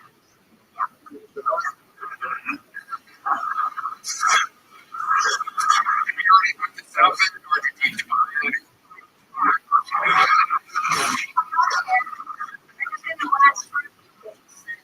read on between the lines. Here's a little book for Sheik that you can. Alright. Because Sheik. It's crazy. Anything can happen, ladies and gentlemen. Sherry. And maybe like, what do we do? Like, it's your show. I don't know. I was really confused. I don't want to touch it. She's a funny lady. Funny lady. But whatever that was, hey, what are you going to do? You know, sometimes you make the calls. Where did you took a big swing? No. He comes back. Big swing. Goes by the name of Anthony. Everybody, here we go.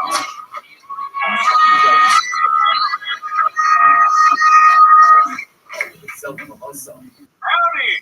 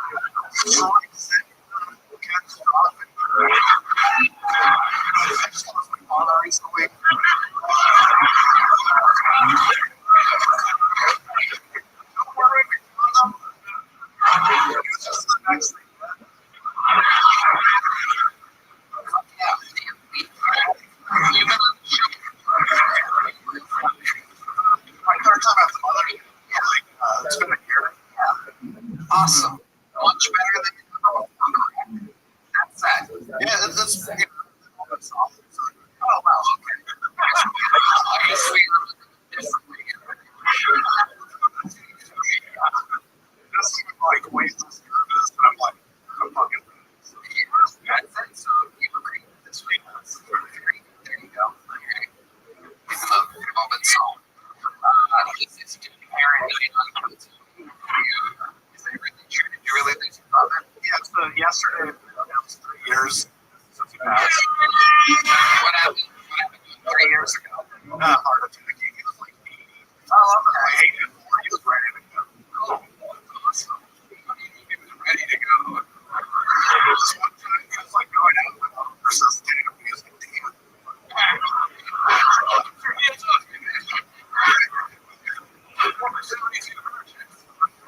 When I was in Alaska.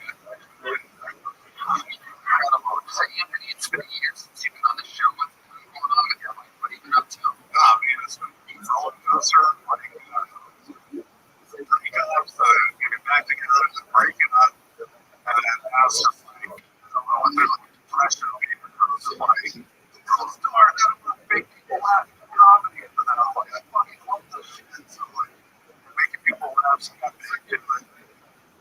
Fucking, broke it. I got a daughter.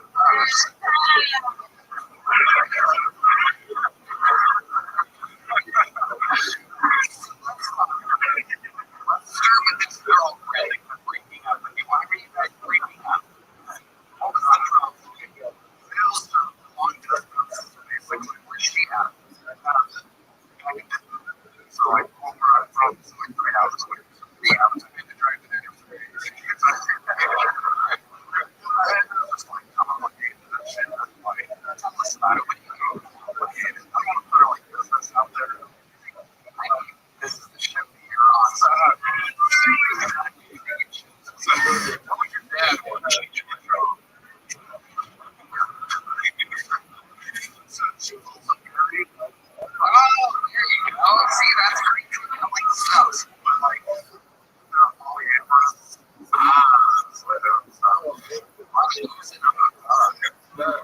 So, did he know about you? Okay.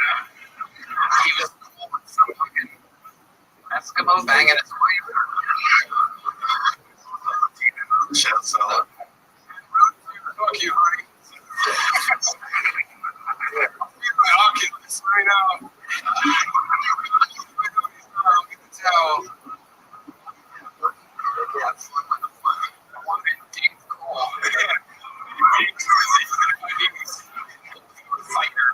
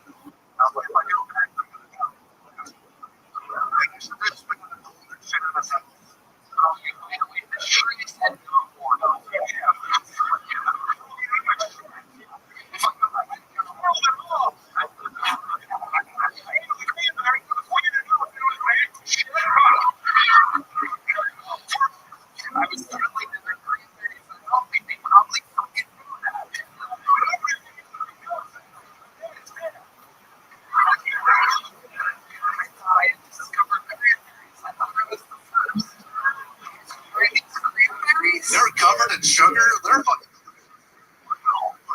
Scenario where you're walking to your car from Thanksgiving. Is it your family's Thanksgiving? My friend Spencer Bennett, wow, they try.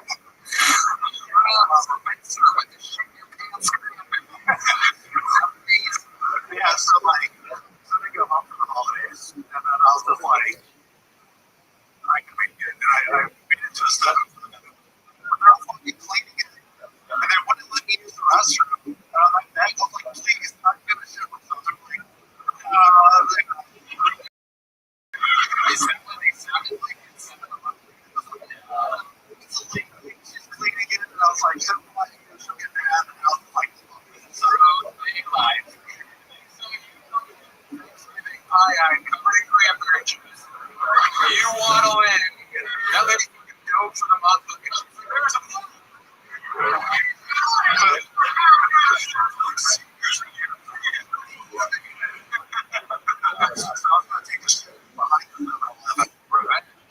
but there was a fucking cop car. She like, so I was like, I'm gonna take it for this. And I was too late. I just let it go. It was like, buy a Circle K in your car. Like, as soon as I saw it, I turned and saw it, and then I had to be like, yeah. You started crying. You're like, oh! And it was like, the first few seconds felt fucking incredible. Sorry.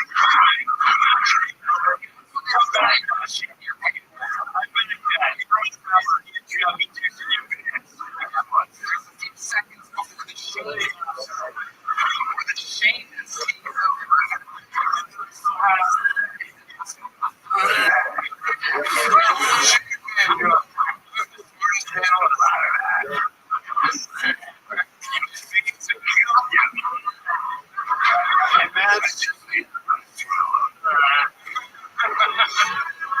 still have 30 minutes to drive back home. I got told I just went 2 more times. I was like, that's already like practicing myself 2 more times.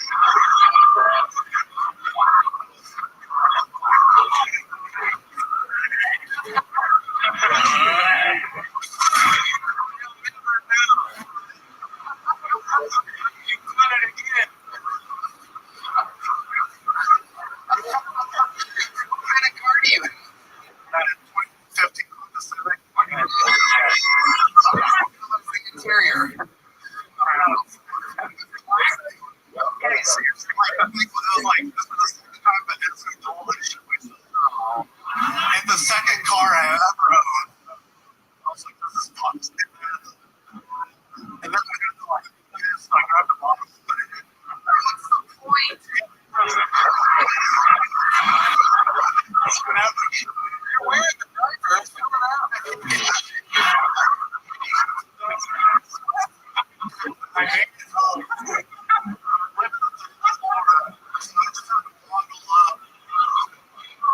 You pissed in a bottle with your pants on? Putting on airs, man. That's like taking off your shoes in a hotel room.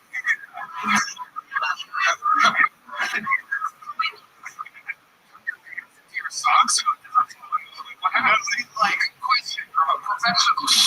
Yeah, pro tip from your pants legend, Ryan Redband. Your pant legs in your socks, but it doesn't fall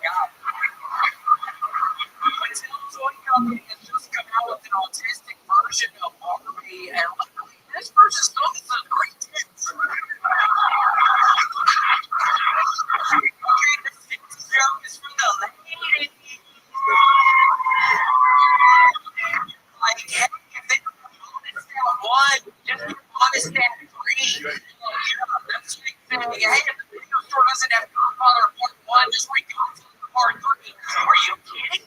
He's a pharmaceutical masterpiece. The other one is like, it's called us. Ladies laughing out there. Ice was in Minnesota, and I was like, yeah, it's where you dumbass.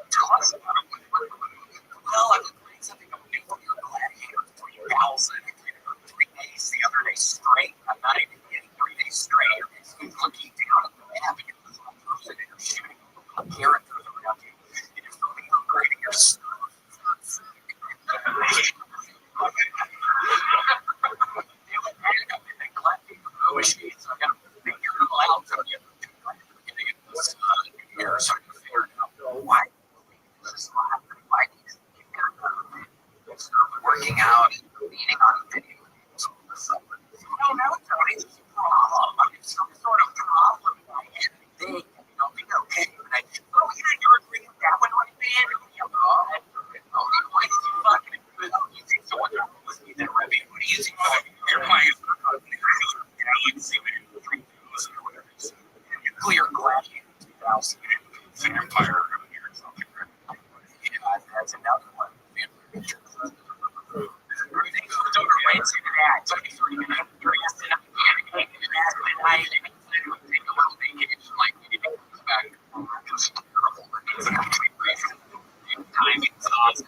Stories, asking absolutely dumbest questions ever. And that's my buddy. Everybody likes this. Everybody. Anyway.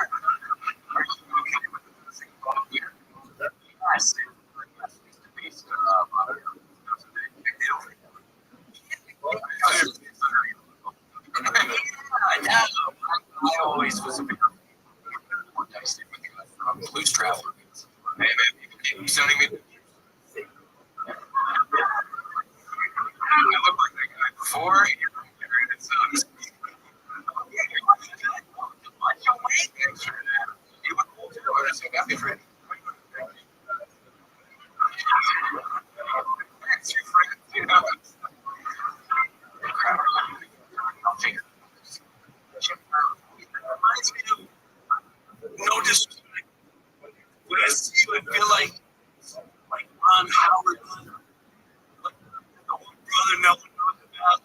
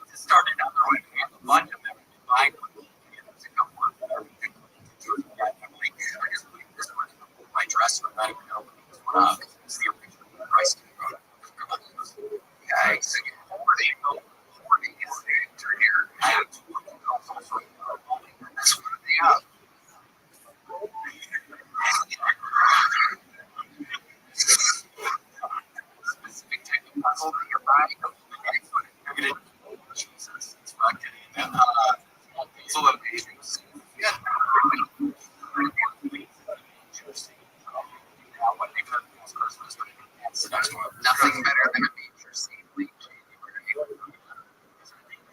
It's almost my birthday, almost 39. Wow, what's the next one? When's your birthday? January 26th. Wow, it's his birthday. I know, better.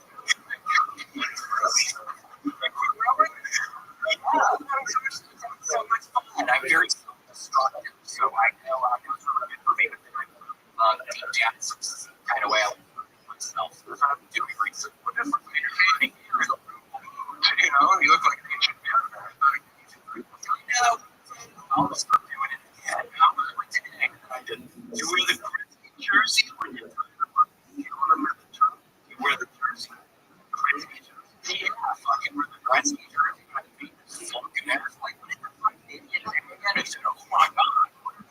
You're really gonna do this? Oh god, what a fucking idiot. You got the fucking jersey. Fucking Gretzky jersey.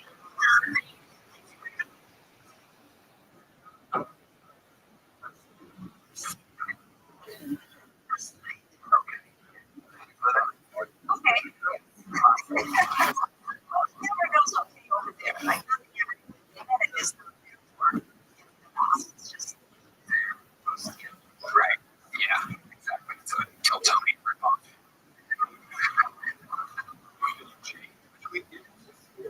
well, I took this. I just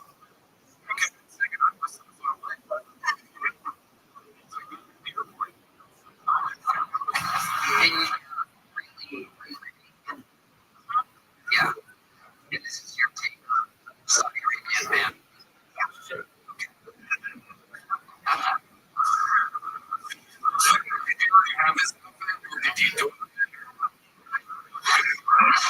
my own hair. I just didn't wax for Read between the lines, right? It's Sherry. Here's a little joke for sheep.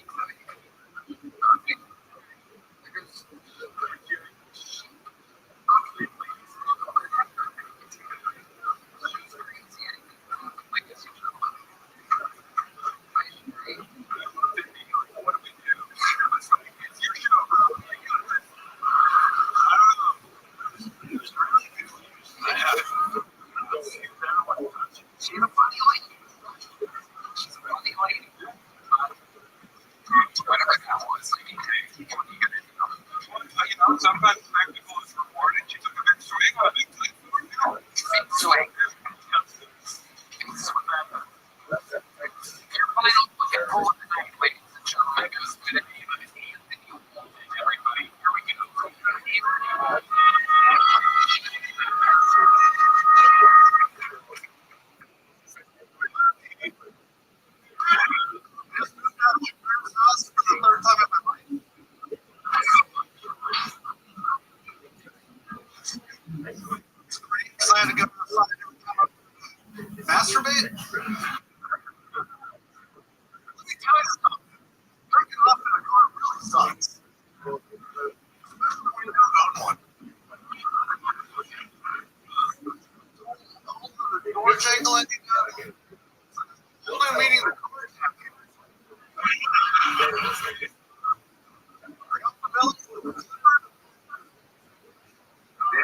yeah, we got some fans here, the mothership.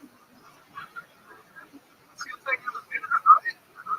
Can you imagine flavored balls just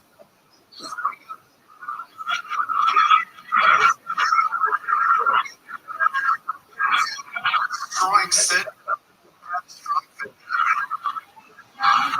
Just talked to my father recently.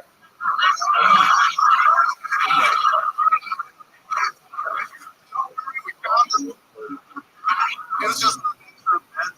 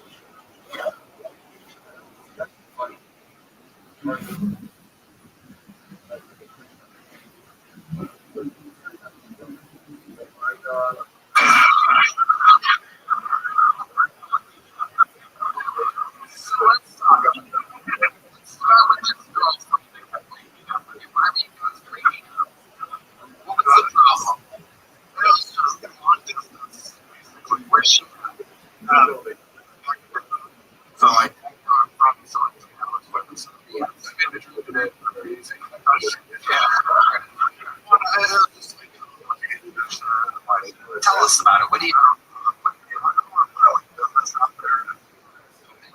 This is the show that you're on. What would your dad want? So it's your lost opportunity. Oh, there you go. See, that's great. I like this stuff. But like cameras, stuff. A lot of news. So, you know about? Yeah. Okay. That's good. Banging his wife. Also let me know. Hey, you hungry? I'll be in my office.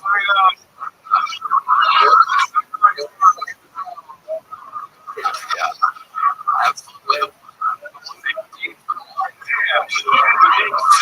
My knees.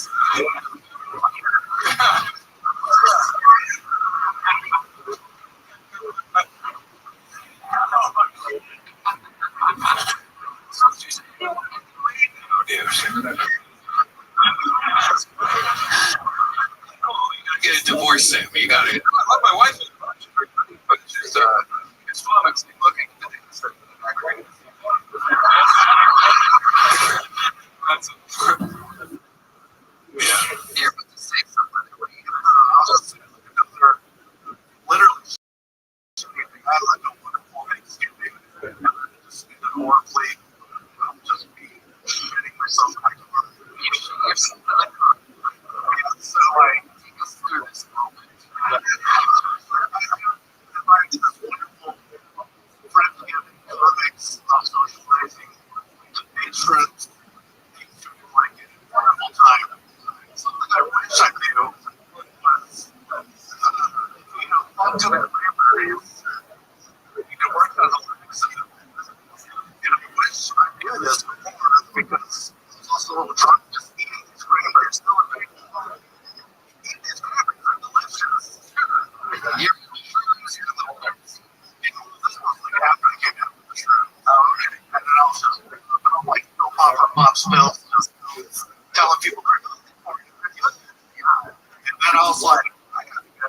was walking outside of my car.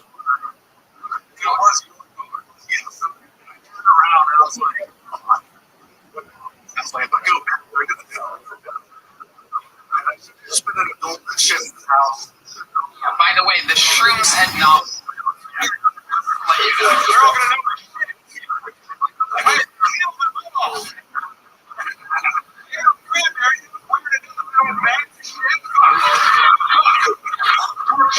I was feeling that cranberries are healthy. They probably fucking knew that. Everyone. My dad is dead. I thought I discovered cranberries. I thought I was the first. Try these cranberries. They're covered in sugar and they're fucking delicious. Wow. There you are. You're giving your car for Thanksgiving. This is your family's Thanksgiving. Oh.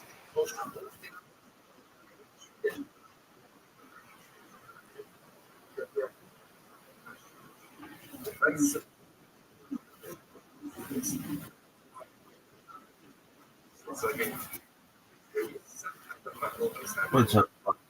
Hey. It's like there's about like coffee.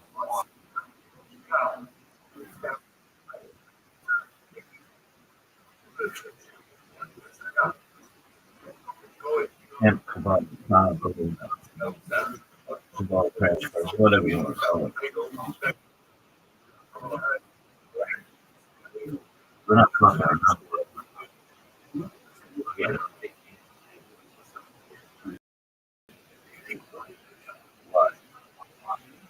I was gonna tell like jerk off.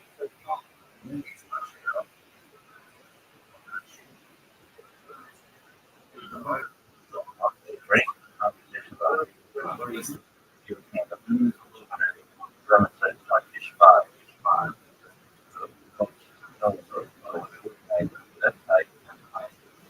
What would you say about these?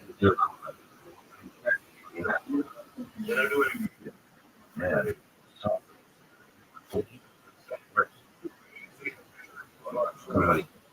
or the job.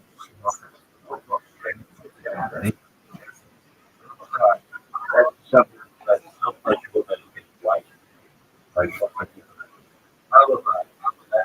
You want to that way. You should have. You're that's brass tacks, motherfucker. Like, master. That's your soulmate, baby. Mission. Oh, you doesn't know what mission is. Mismatch or mismatch is used for the mixture of method. It comes from the unit or connection, which is mixed and related to the term mix. Classic use of mismatch would be for detailed website. According to wild and dangerous. Especially pregnant on spot. One of the most short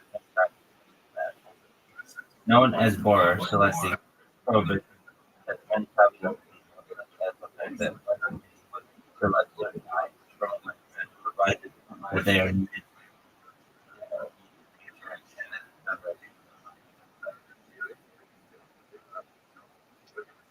You don't know what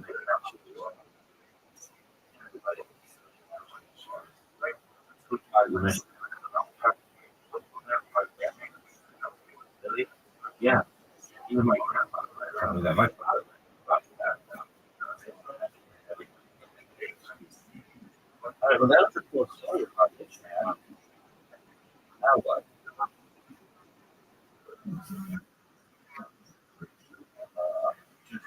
Now, you said there's a lot.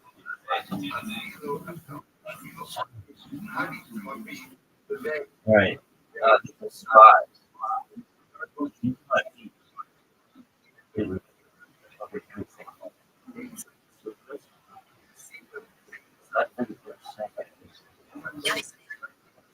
Fuck up.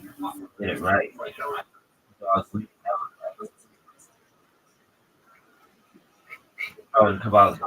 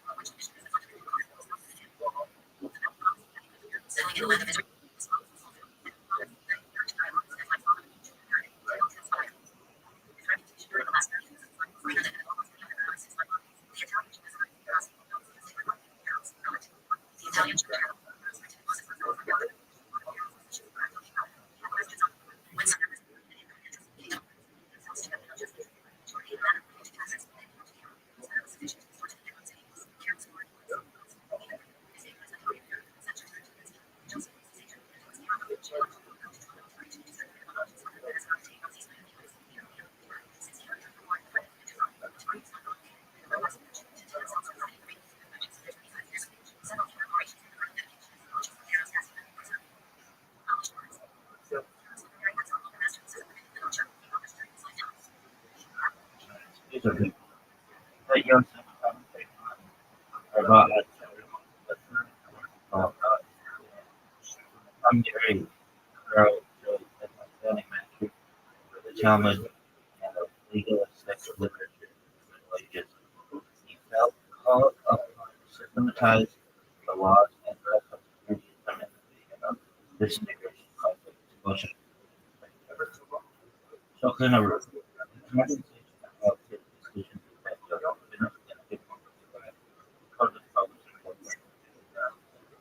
yes, I've been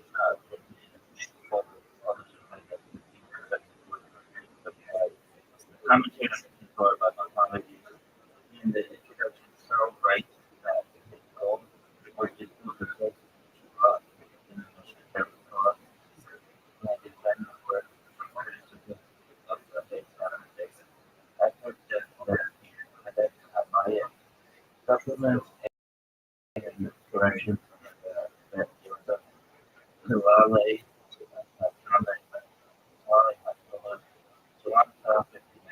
on the methodology of Calvin. Rothschild,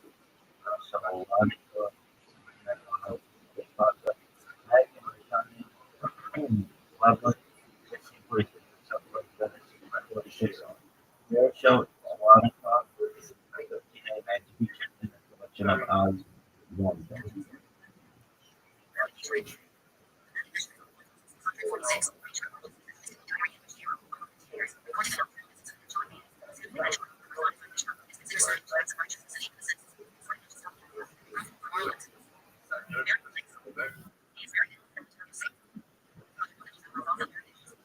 As it were, there some Aussie fact. Where do you want to be? Maybe I don't want to die. Where do you be great? It'd be great right now. Put me right with a guy. Why? Motherfucker, God. If I'm going to be anywhere, I'm going to be right smack in the middle of it. People fighting over my body. What? That's that. All right, where else are you going to do? That's it. Place. Where else? I don't know.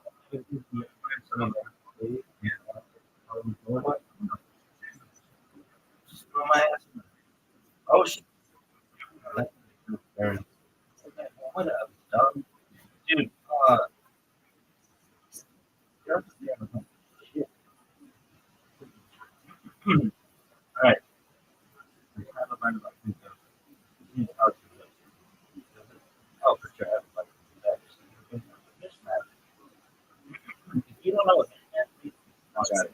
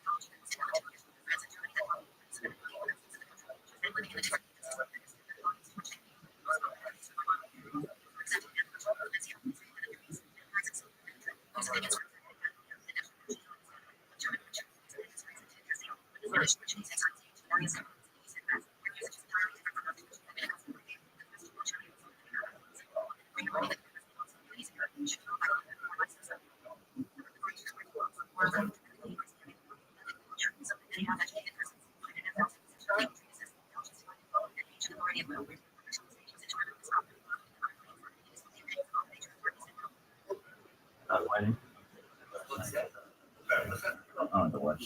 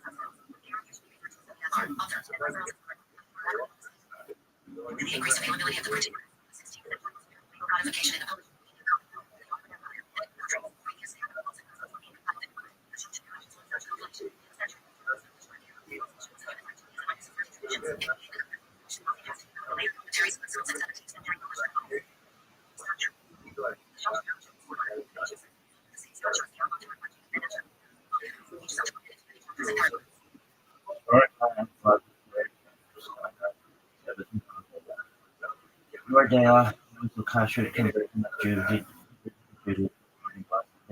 Will need us. Evan has about financial the rules of the eight gens and support.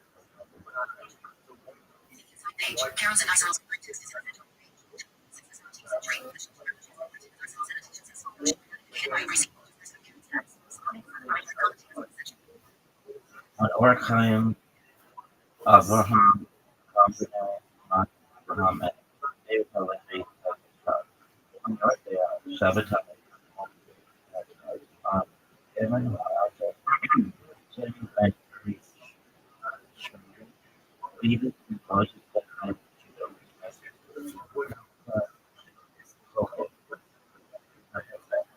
on children like that and Jackson follows in the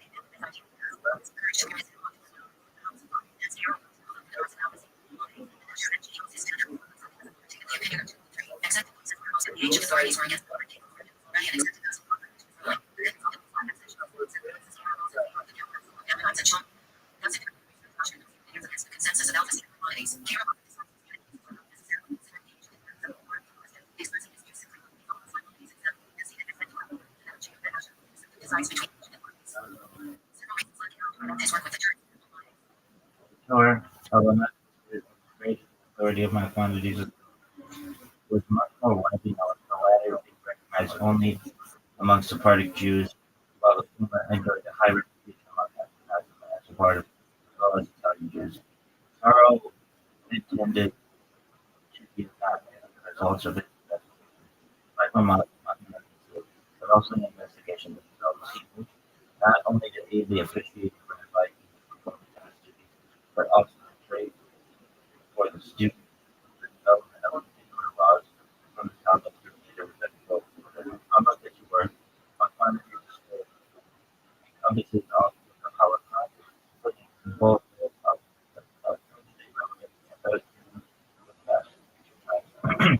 such as laws of sacrifices, respect,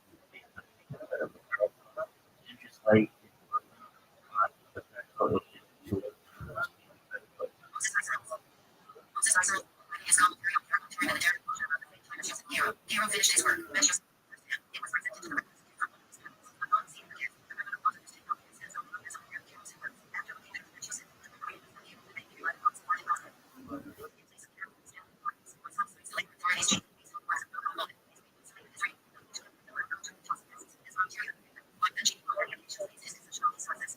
the more prominence in developing addressed some major criticisms regarding what many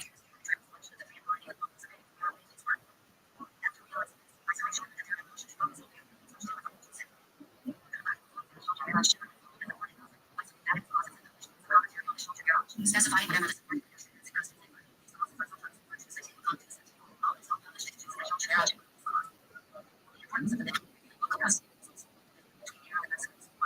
the original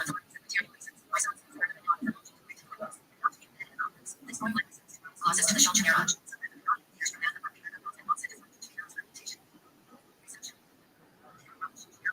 For the benefit of by Jacob.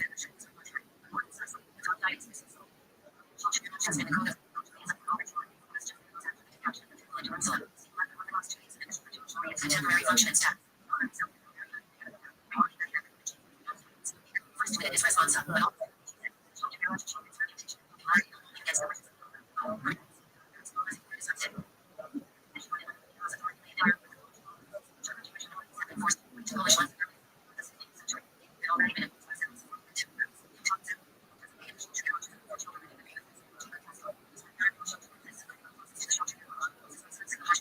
important adversaries in Eastern Europe.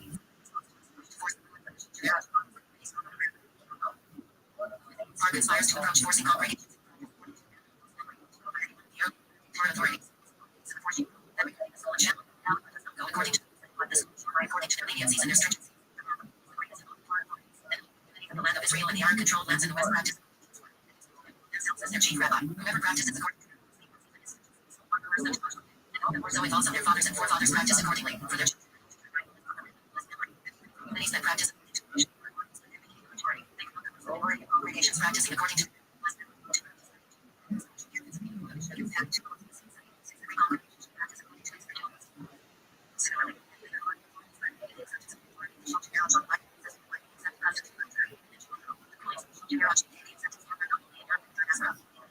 where they had previously its initial appearance. Many rabbis criticized the appearance of this latest code of Jewish law. Rabbi Judah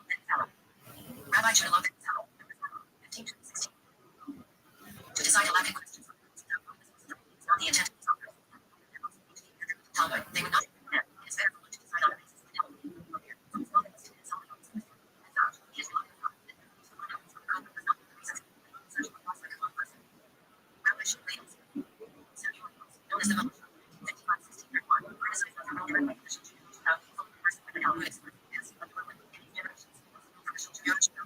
a Talmudic basis.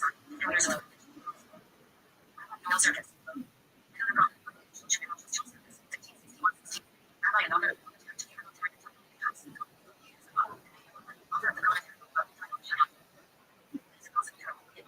Based on the shelter.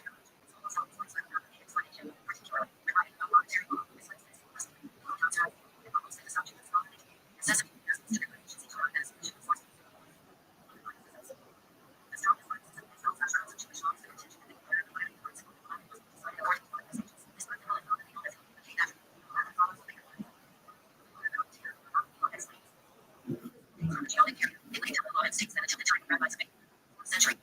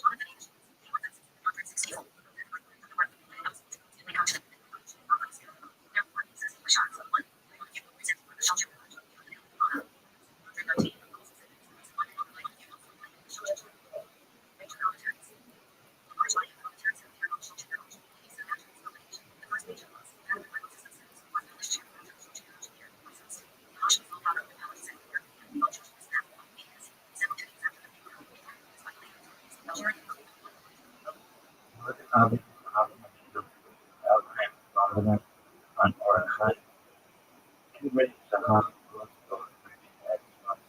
likely with Levy Single on Oracle, your data, and Azure. Take lips of the piece of review that share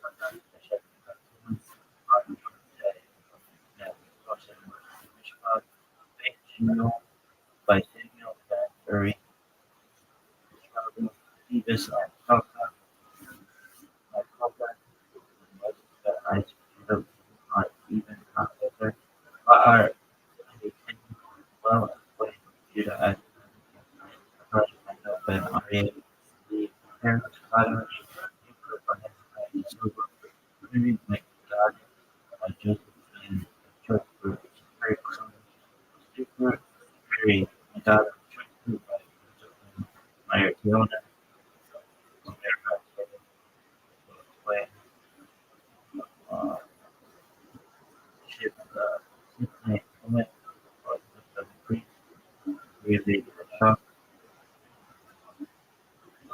but this bunch of on children,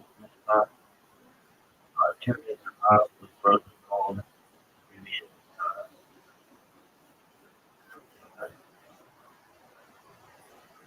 very clear up, the group, frame with that, choice group, group, by the time that, choice group, my opinion, entry to or cargo deals.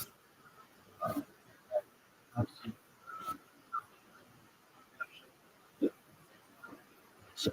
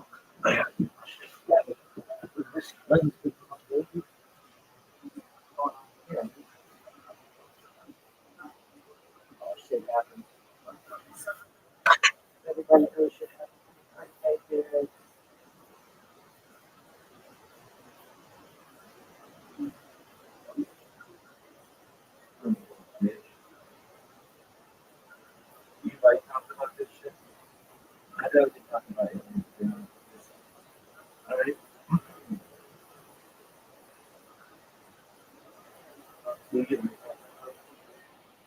mean, educate. It's cool. Well, some elements of it are cool. Some why?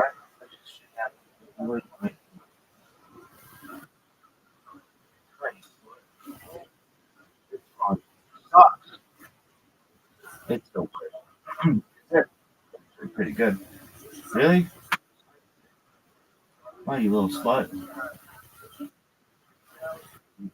Together.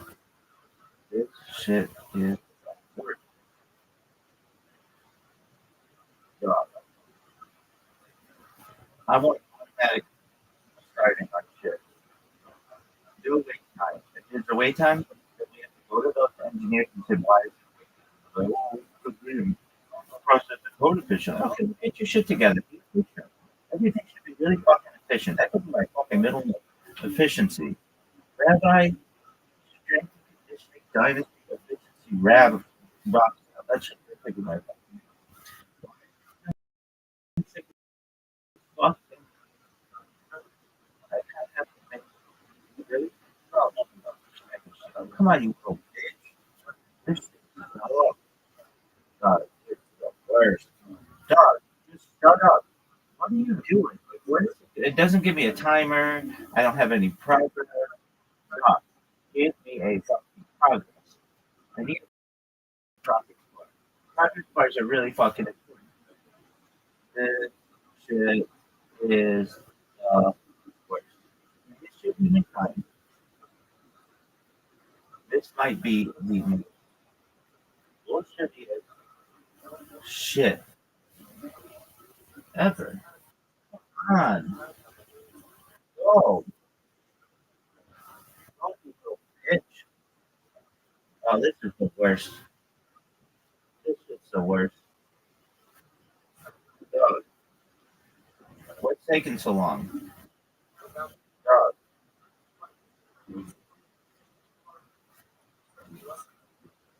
dog.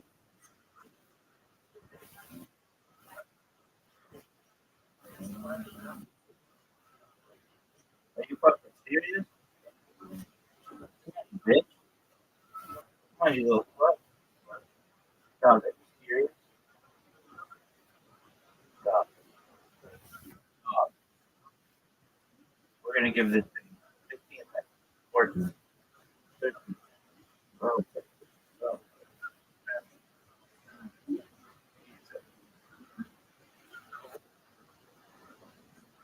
4, 7. Come on, you little bitch.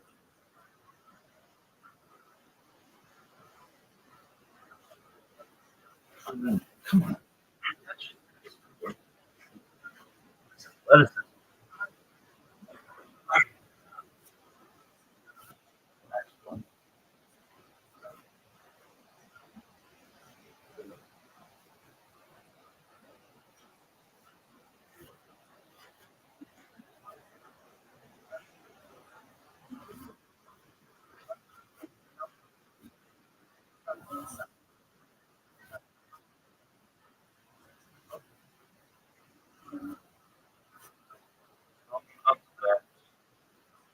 Sucks.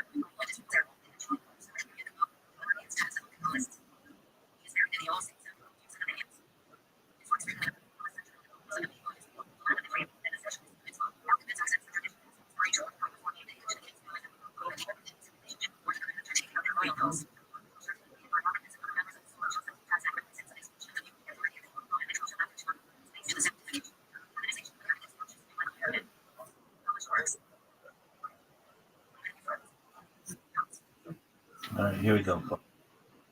I am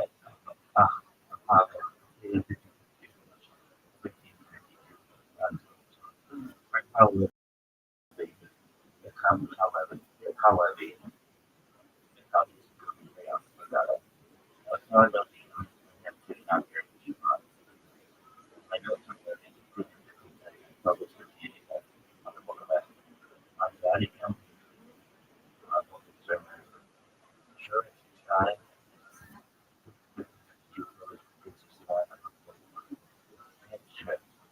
your own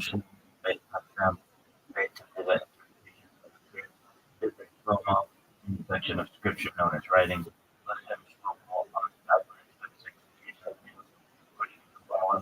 Matato sexually 9 wrote on the girl alludes on the fundamental faith. I will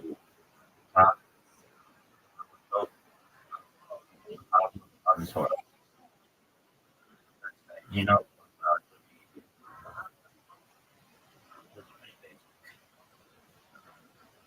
but he doesn't do too much. I thought you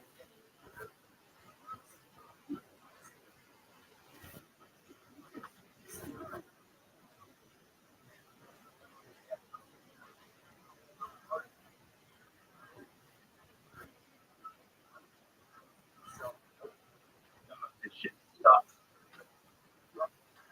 Worst shit ever. Yeah.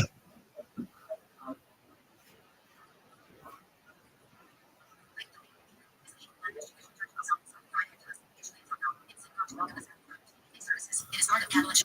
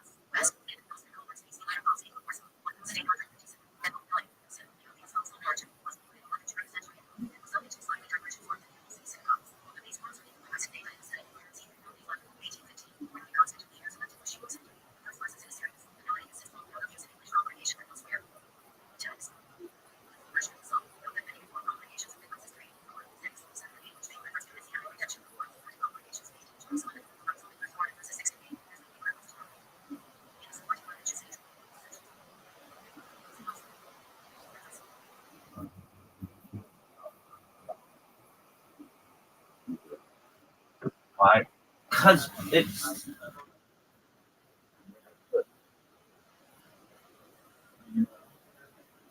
this shit is work. No,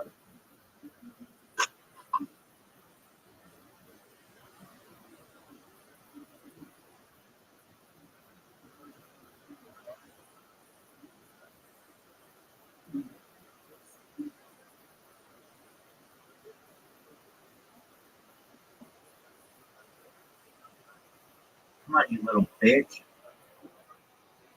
There we go. Now we're cooking with that clean kid. Where's that fucking shit? This shit gonna work? Maybe. We try this good. Maybe? Oh, from cheesy. Look at that move. Oh, look at this move. Oh, we don't know if this is gonna work.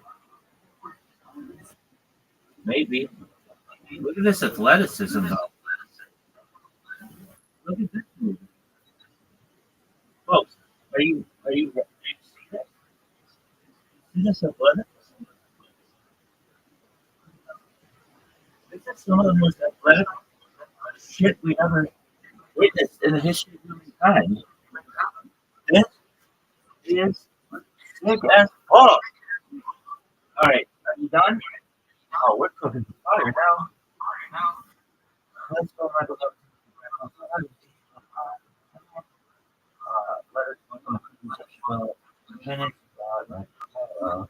there's a safeguard and remember every single iron is more, Betty Booper, Betty.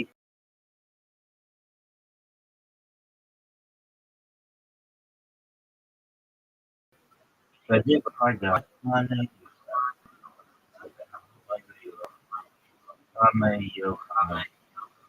is one, God.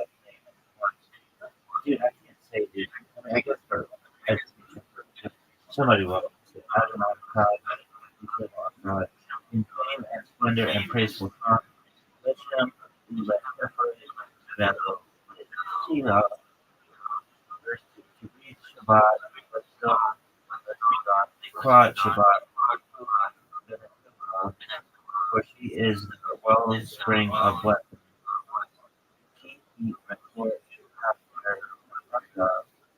Start from ancient times. She's classmate, so far, I say, when her no, then my Java, Tehula, Jura, of the King Royal City, Josh, Miller, I speak of the criminal.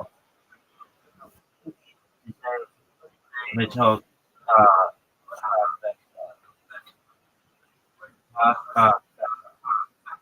Love it, Rob Rock, Rob Rock, they had that and he will take great pity upon and he will take pity upon compassion. They do the Hamo Alai, verse 4. Take yourself free by the us. Now, Ari, lay afar, garments, big D, is our attack. Amen. By the hand of Jesse, son of Bethlehem, of Yad, and Yisrael, that down here, Korba, Nachi, first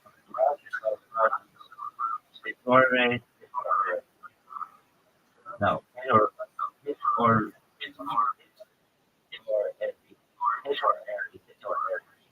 your light is coming to rise up. Or keep or awaken, separate. The light of the shadow is buggy.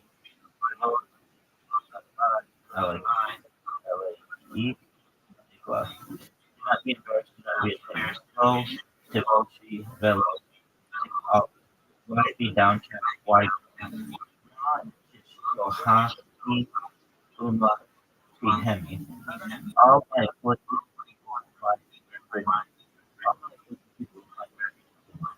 but yes, immediately, and the city of Uzo uttered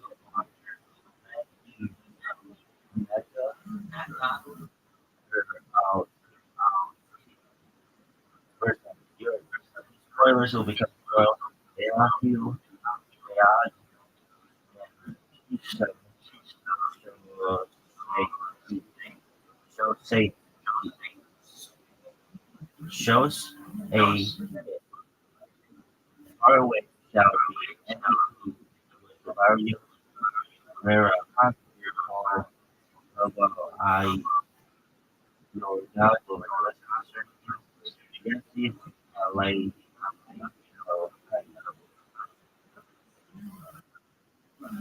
as the groom rejoices over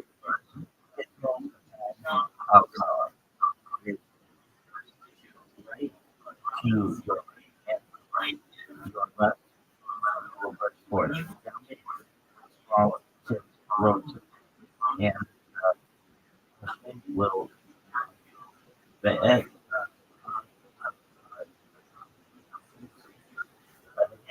of a child of parents oh God each been we will rejoice in the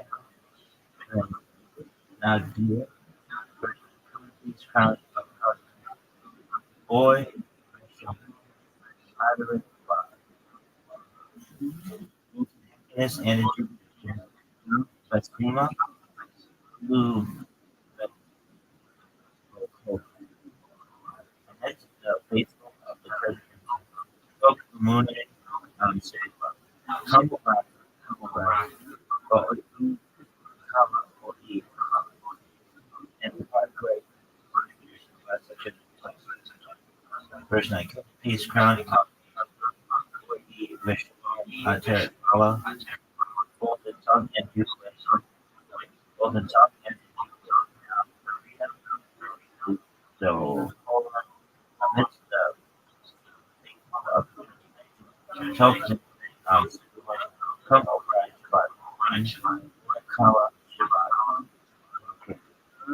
So that was a bunch of shit. The other thing I know that one. Really, I don't know. Look, everybody knows that. Oh, knows that. Everybody. Really? Oh, for sure, dog.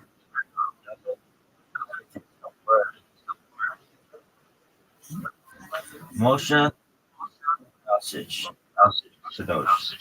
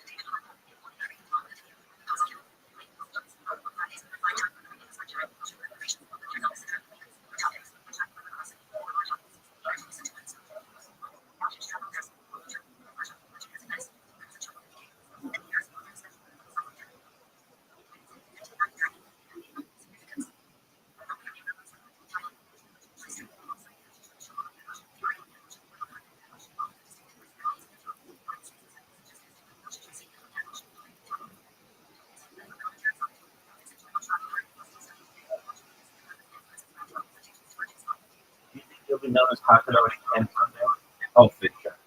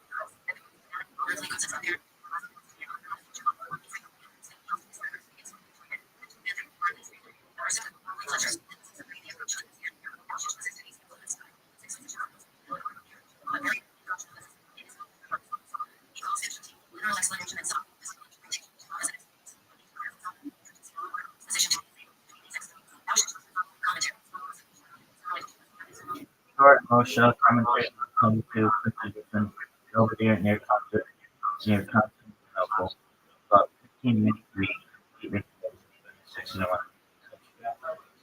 on this. An aspect of this commentary was prepared by we Arya and and Amsterdam 16.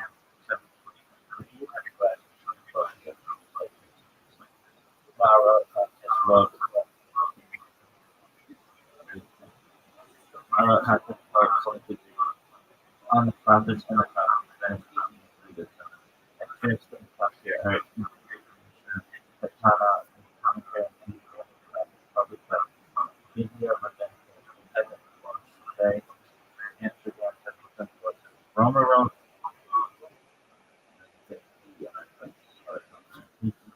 on the book of Solomon but wrapped in Asian most of the world on Logger portion on Joe Bennett. Kushana really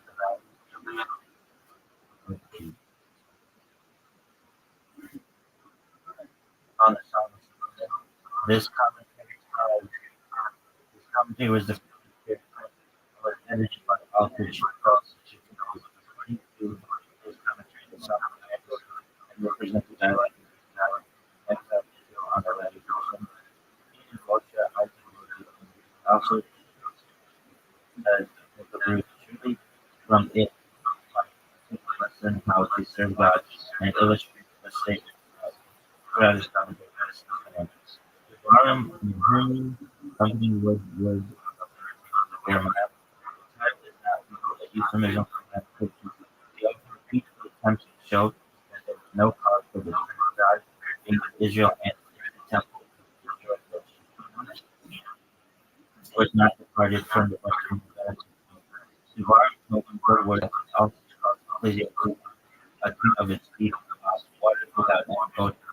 We never can demonstrate the central idea of the victim. All is the which is the essential and the commentaries will also on Jesus last name by appeared in an abridgment that did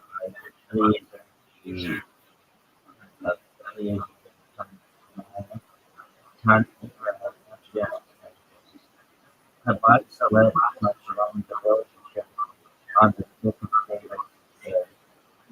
Rabbi Saleh around the rose of Sharon and the book of David.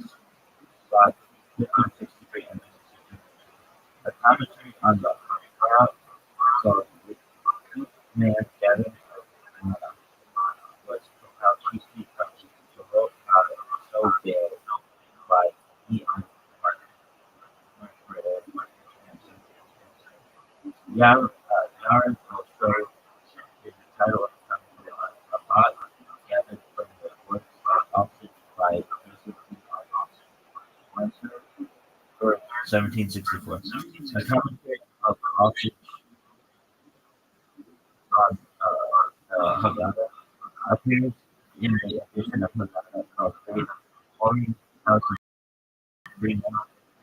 The commentary is full of interesting remarks and earnest exploration of introduction of laws of Passover and order for the evening treated out partially and need fearful religious conditions. It is, however, not likely that all such be zealous for the Haggadah. They were probably gathered from work long after his death, as otherwise the Haggadah have been published with the sponsor as a causes is a category. He was frequently consulted by others. Rabbi collected his volume of the planet, 16 identified from his contemporary his life to date as not a big grocery produced his mail and not like for the eyes, in which the author restricted to produce, generally received as traditional. Also, at the request of his teacher, Rabbi wrote a declaration against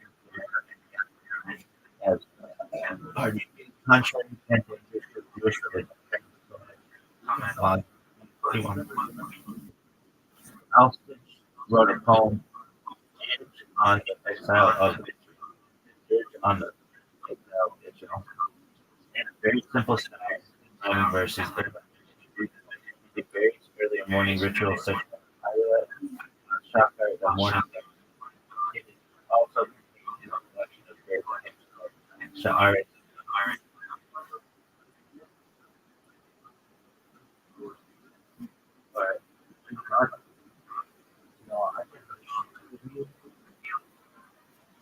But, buried in the old temple of another notable rabbi, also buried in the temple of Hakodesh, Jordan Holland, Moses and Jacob took the house. All right, so what are you gonna do? We're not done yet. We're just kind of on this bitch, and um, you are. Look at this. Over.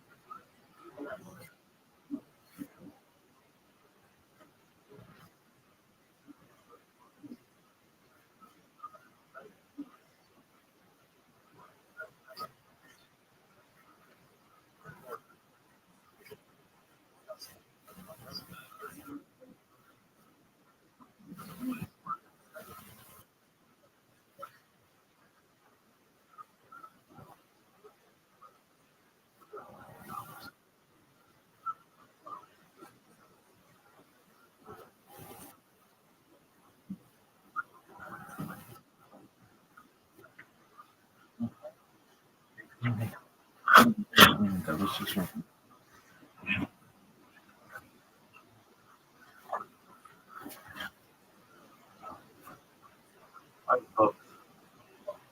You're watching that.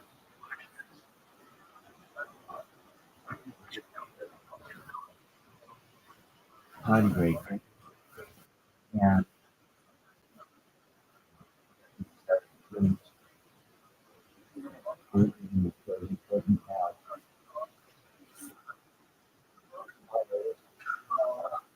And coffee.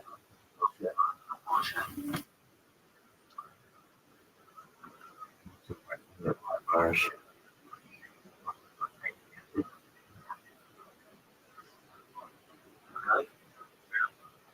There's nothing more important than my life. My diary to the world about how to be a sexy motherfucker.